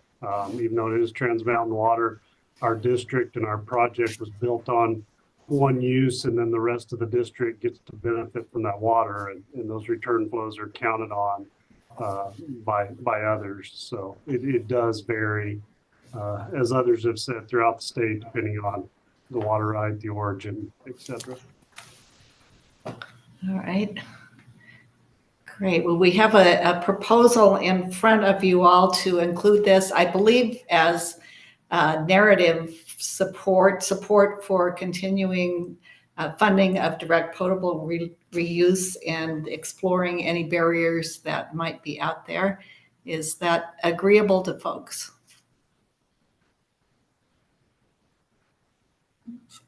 All right.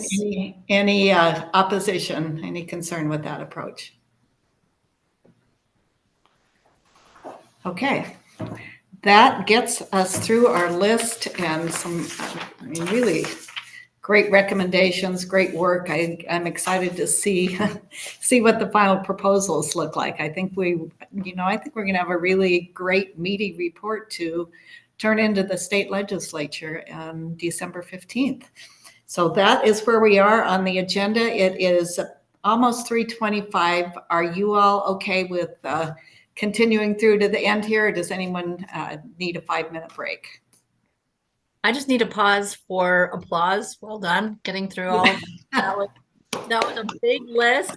So thank you for being willing to be brief where necessary and to bring while still bringing everything up. So just want to recognize that was no small task. So well done, everybody. Thanks, Siobhan. And Darius, you've got your hand up. This is Nancy real quick. Last week, we assigned the ones to be refined to just one person. And this week, I really liked how 2 or 3 people were going to team up and help. And so I'm just offering, if you wanted to help weigh in on the aging infrastructure, that we would be more than welcome to have other people help us on it. Thank you. Thanks. And Nancy, just for a clarification, that all has to be done publicly through the document. So everyone should be trying to weigh in and help on any of these issues, especially that they have expertise on, by adding their comments. If you have other experts to reach out to, like Kelly Romero-Heaney has offered on several occasions, please do that as well, and then add those comments to the document. So we're still under sunshine laws as far as working together outside of task force meetings. So we can assist each other through adding onto the document or making comments there. So I'm just thinking, if there are certain people, because I don't agree with anybody, to help me as we sit there and pull it all together as a front end, so that everybody's not weighing in. I mean, I would like it to be as cohesive as possible to begin with, and I don't mind doing it publicly. But I just am welcoming the comments at the front end as we get it drafted. I think if I heard you correctly, your audio is just a little bit wonky, but I think if we heard you correctly, you're just making a request that you acknowledge on your particular one that you were assigned to last time would please go ahead and do that in the document. Is that accurate? Yes, consider you do it sooner than later. Yes.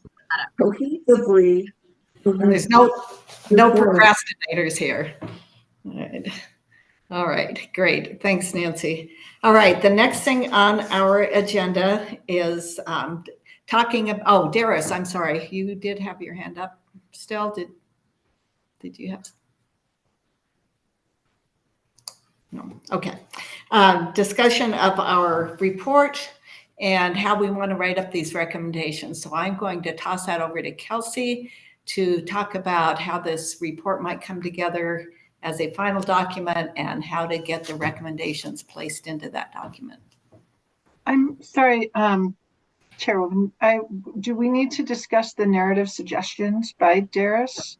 That were those recommendations that we were going to discuss as well? And I don't know, Darius, if you wanted to discuss those, but I just note there in the document.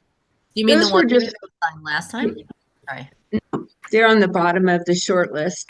And those are comments that have actually been well covered with all these conversations, Alex. They're things that we kept thinking, like that non-binding resolution. That would be very important for our members, but you guys already talked to most of those narrative things. We just didn't know where they would fit in. So we put them in a list so you'd all know what we were concerned about. Great. I just wanted to make sure we didn't skip over you. Thanks, Alex. And those, I think all of the narrative suggestions, as well as all of the actual shortlist suggestions, will be up for vote at our meeting on December 7th. So anything else that people want to see in the narrative, any changes on those, just keep working in that shortlist doc, and that's what we'll be using to vote on December 7th. So Kelsey, talk about the report. It's all written. I finished it.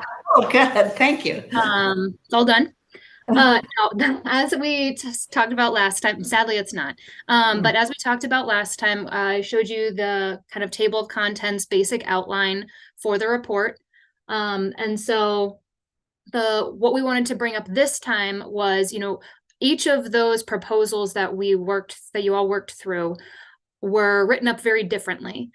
That's okay, but I think that it might be helpful as a group for you all to kind of discuss some standards for what you want to see as you all are moving into formalizing these proposals for a vote. So are there any particular specific things you want to see in each of these so that they can develop a little bit more of a standardized outline?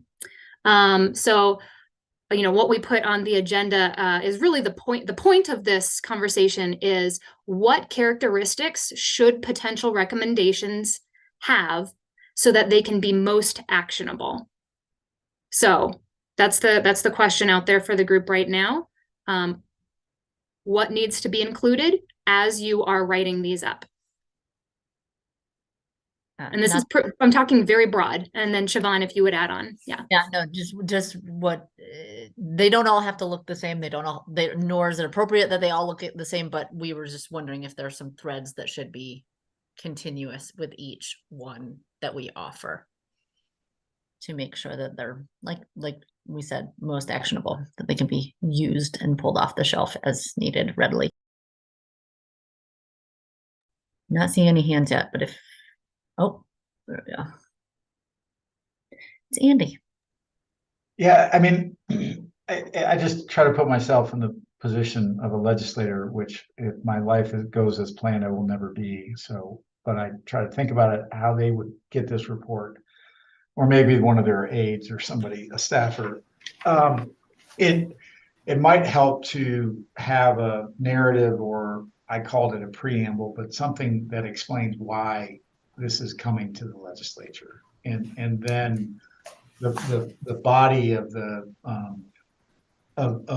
proposal, and I mean, I think Aaron probably went the furthest by mimicking statutory language, and he's used to seeing it at the Capitol because he's there all the time. The all caps, like, hey, here's the new language we're recommending.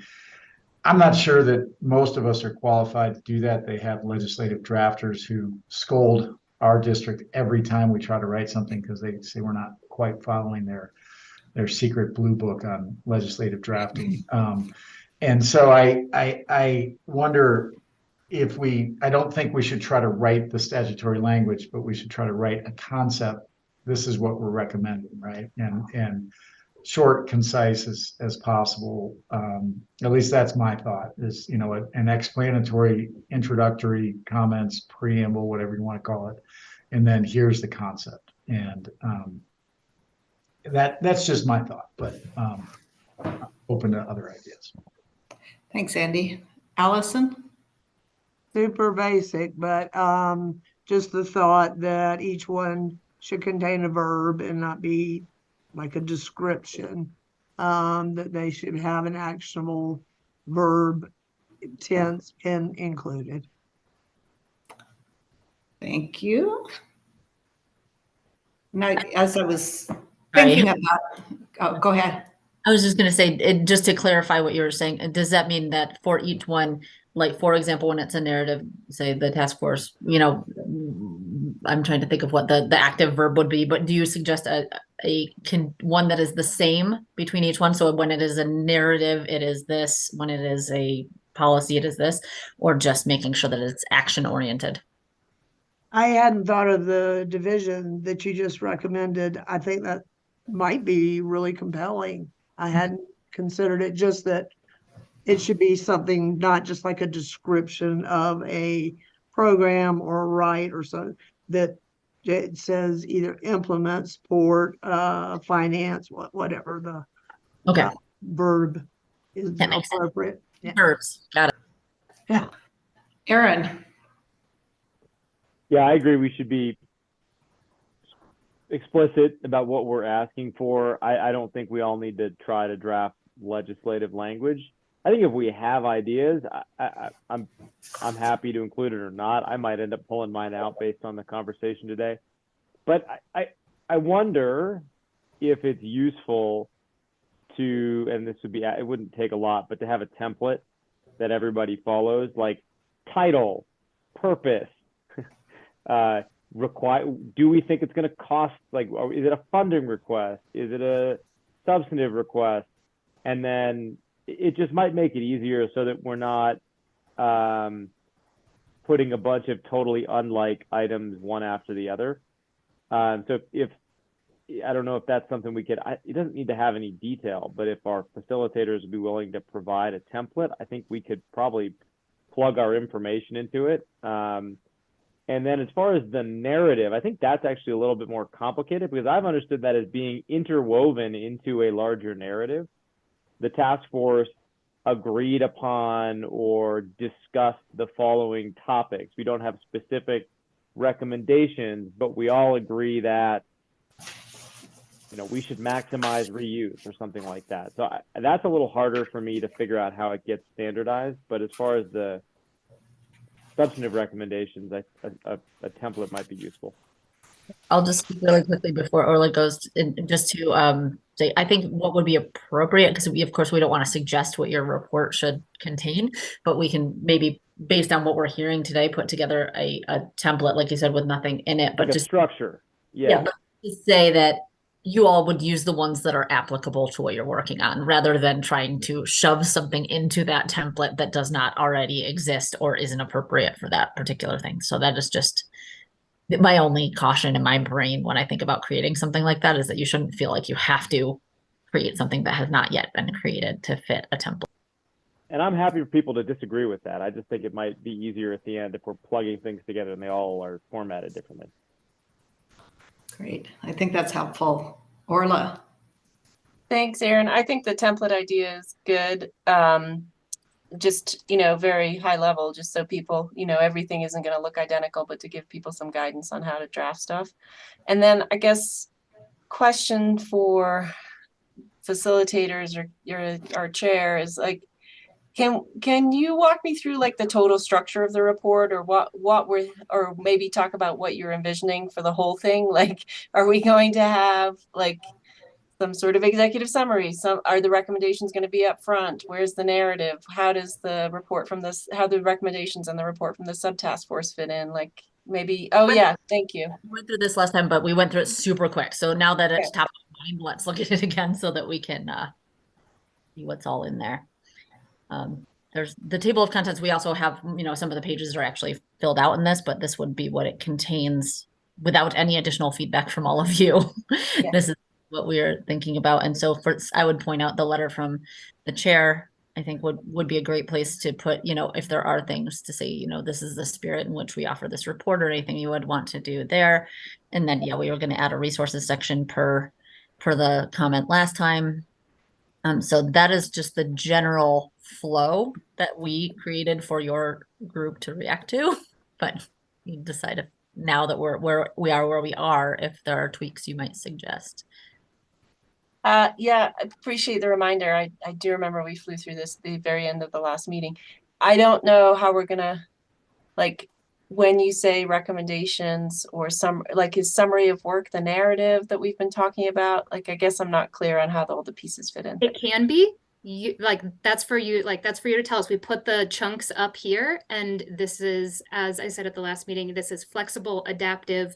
If that's where you think they should go, then you need to tell us that that's where we should go, and we'll add narrative there. We were thinking that we would take responsibility for the background and process, since we facilitated the process with all of your feedback, but everything else is for you all to decide. All of it is. Even what we write is totally up to you if you like or don't like. But And Orla, I see where your question is, a summary of work and the recommendations.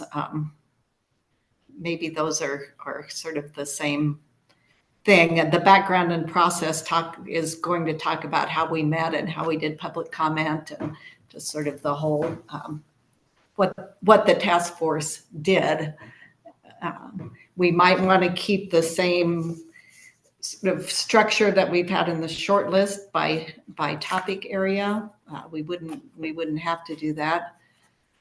I think building on what some of you have said, it would be good to have a little background for each recommendation area, so as legislators who are not familiar with the issue or reading it, they can see what the background is.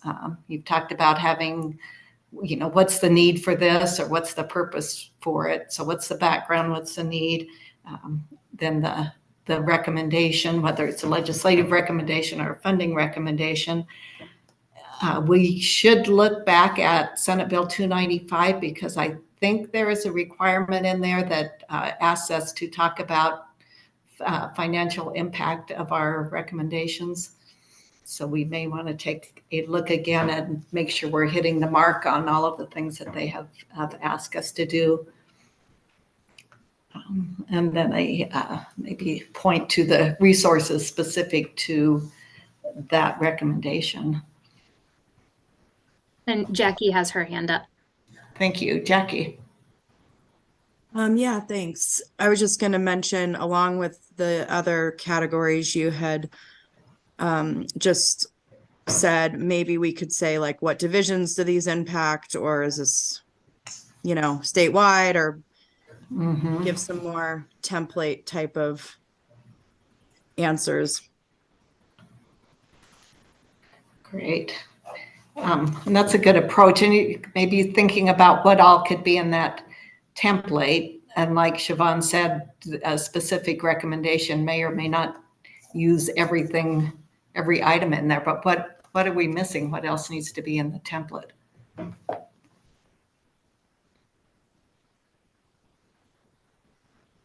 Can we just do like a working doc like we did before, just so that we can add to that separately?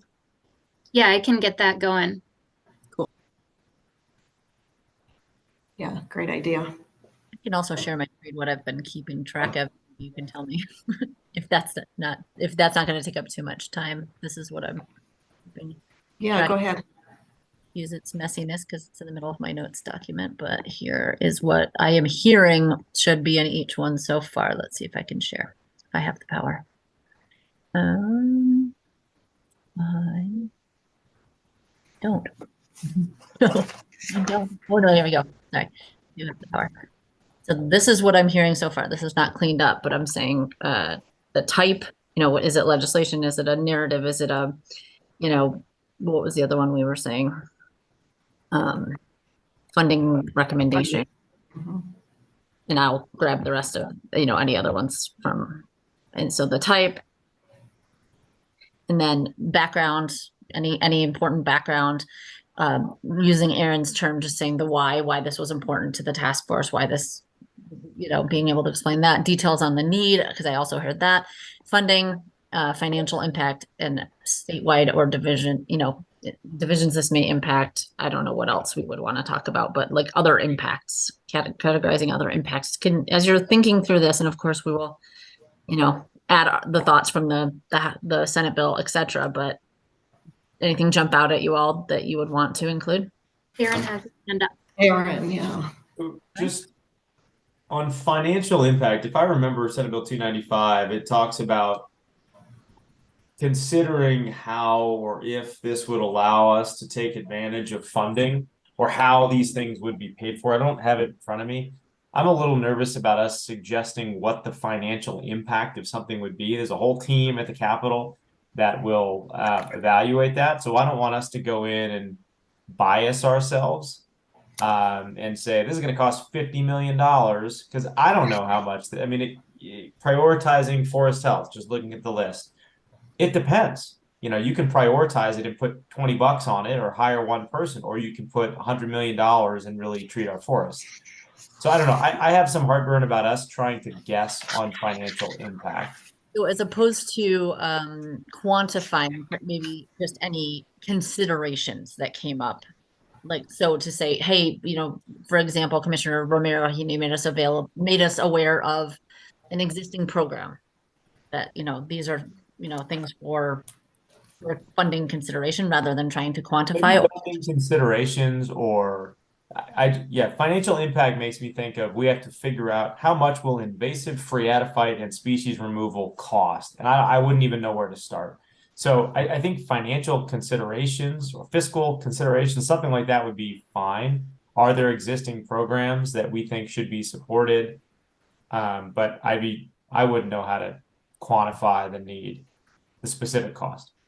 Gotcha. So if we will, like we said, we comb the Senate bill for other requirements, but if that makes sense to others, then I will back off that language. Any others? Kyle, then Alex, and then Jordan. I agree. I think fiscal consideration is much better, but I'm a little concerned on details on the need and some of these others. I think we're better served by generalizing some of this instead of trying to put details as to the why and the need. I think that's going to be hard to land. And so what I heard when people said we're talking about the why, and maybe these are the same, was just to say why this was important to the task force as opposed to more broadly defending the need. But I'm not here to advocate for either, but just clarifying what I heard. Sorry. Right. Who's next? Alex, and then Jordan. Yeah, I don't even think I like fiscal considerations. Maybe it's considerations or because a pre-existing program, so thinking about support for a pre-existing program or something along those lines, it might just be,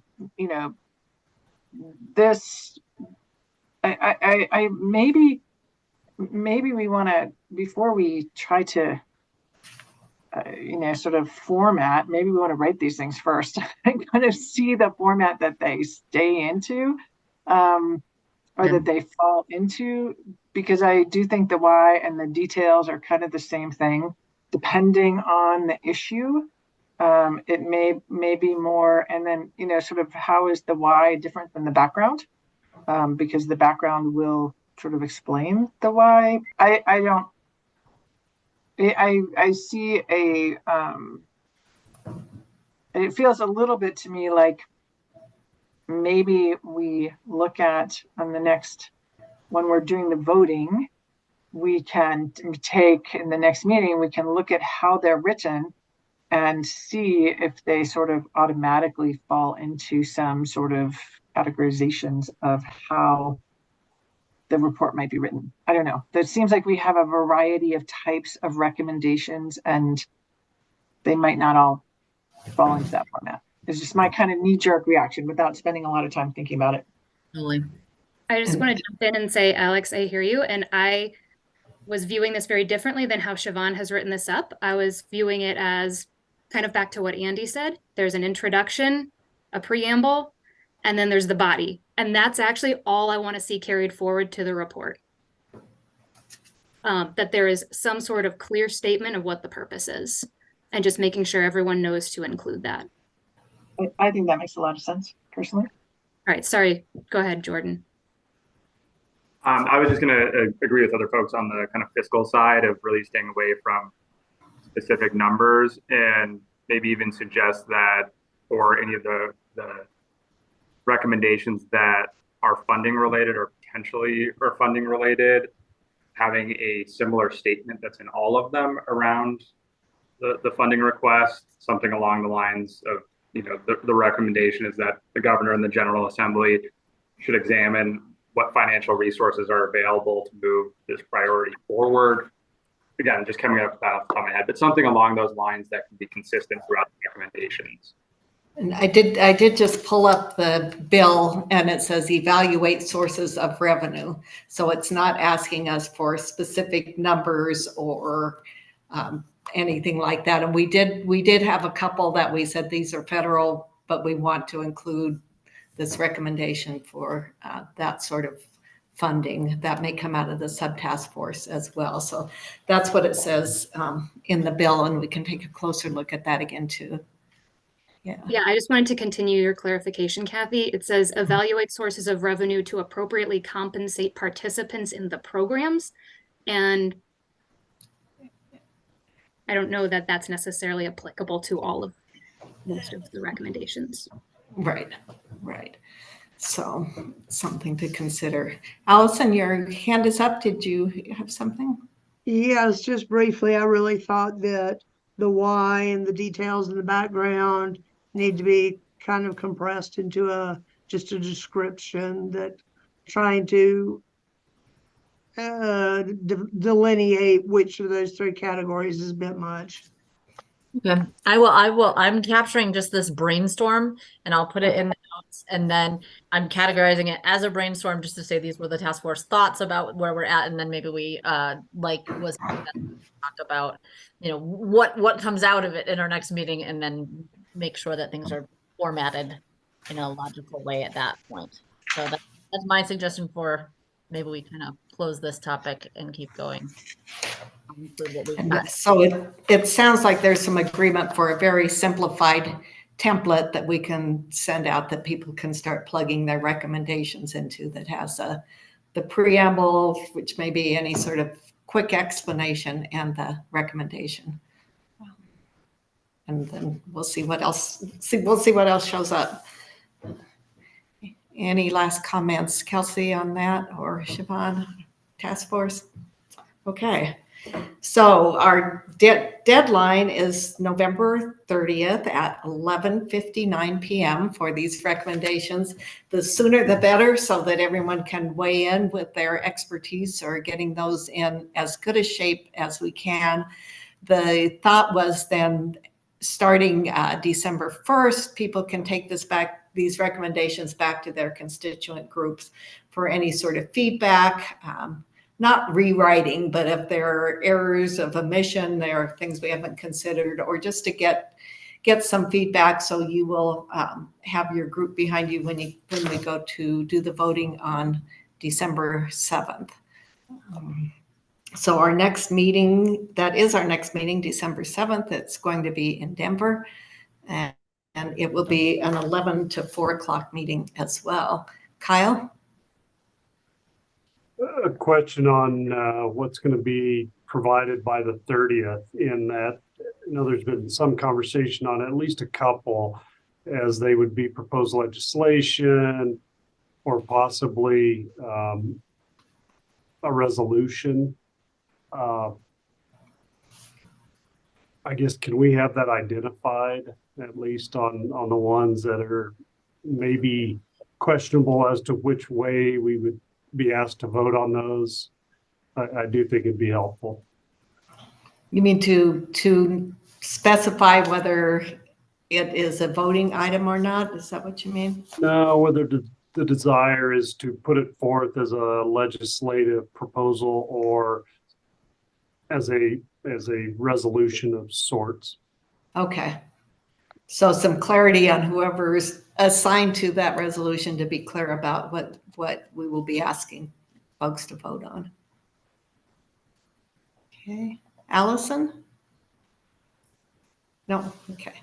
Any other comments as far as our next meeting? I think it's helpful. We can do this very quickly, and we are ending on time, but let's just go ahead and go around the screen here and just any final comments you have so that we don't lose it. This has been a big day.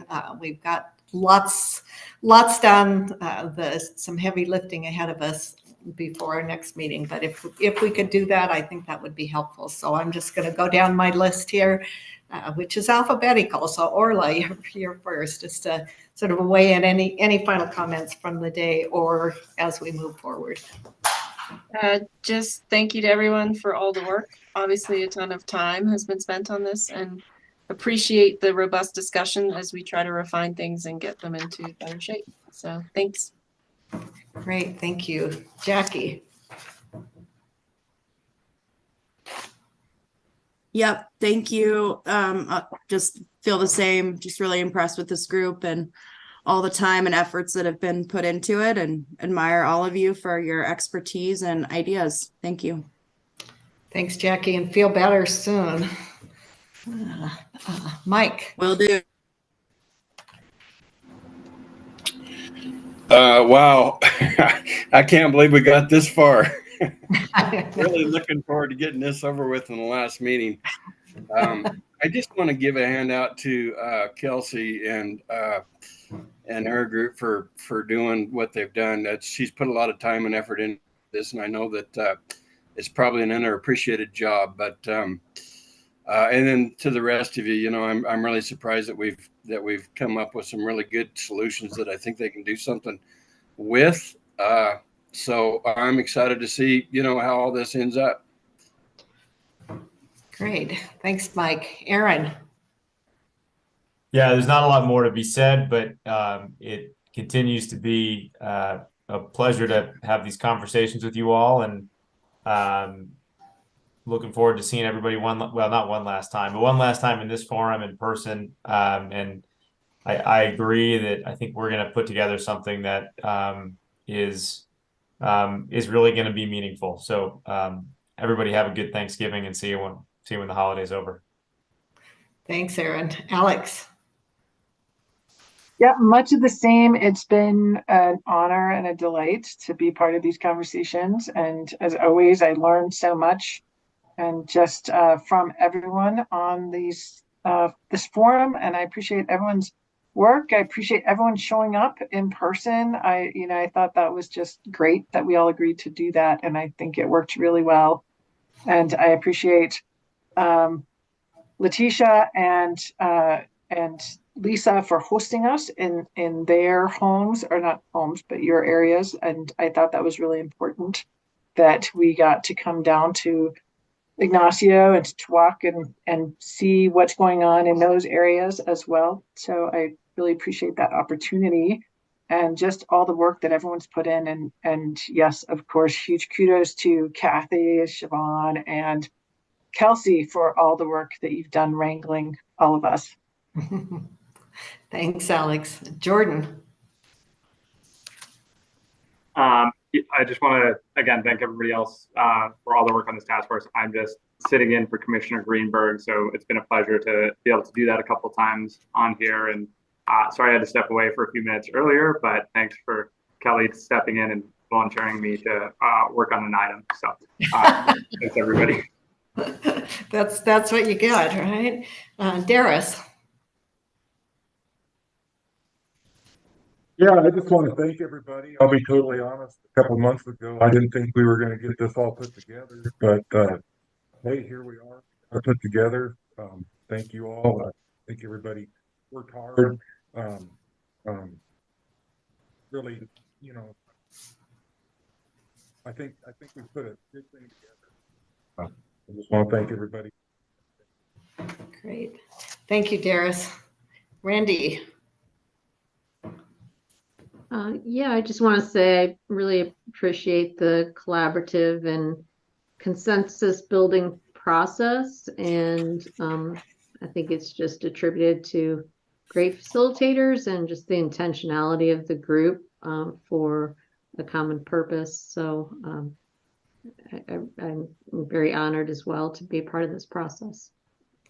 Thanks, Randy. I think we lost Gerald somewhere along the way this afternoon. Lee. Yeah, we just have a little bit more to go. So congratulations on your perseverance, and everyone have a happy Thanksgiving. Thanks, Lee. Allison. I've just been amazed at the level of effort and intent to really create an exceptional recommendation to go back. Congratulations to everybody for the work done, and I look forward to meeting you all in human form in Denver. So happy Thanksgiving. Great. Thanks, Allison. Andy. Yeah, well, one, I want to congratulate the Southern Ute Tribe on getting a Water Smart grant today for a structure that we saw on our tour down there, part of the Pine River irrigation project. So I think that's awesome. And but I also want to thank everybody for the really remarkable civil discourse throughout this whole thing. And if only our political parties could behave that way at a state and national level, would be better off. I think that being said, we know that the voting is coming up here in a week or two or whenever that is, and we'll, certainly we're not all going to agree. We're not going to have 100% consensus on those things, and I think at least for myself, I recognize that that's just part of decision making and task force, and but I think the way this group has worked together and talked and disagreed in respectful manners is really good. So thank you. Thanks, Andy. Kevin. I really admire the people that I see on my screen that have ventured concepts and ideas, and I look at people like, as I'm just bouncing around, Randy, Aaron, Orla, Alex. It's easy for me to sit back and comment on things, and it's quite a different thing to develop a concept, write it up, put it out there, and answer questions about it. So thank you everybody, but thank you all that have actually ventured some of those concepts and gone to that effort. Great, thanks, Kevin. Kelly.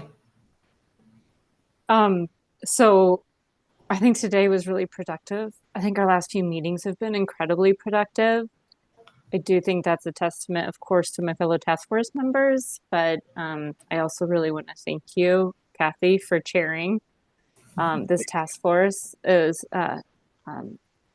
definitely a big challenge, and I just really appreciate you for taking it on. And then, of course, I also want to thank our facilitators. Sometimes when you see something on bill paper, you don't know exactly what it's going to become. And I know our work isn't done yet, but I'm like pretty amazed at what we've been able to accomplish so far. And that's a real testament to your work. So thank you for that. Thanks, Kelly. Kyle. Well, once again, I was wrong. I was a very much a skeptic that we could pull this off virtual today, and I beyond my expectations.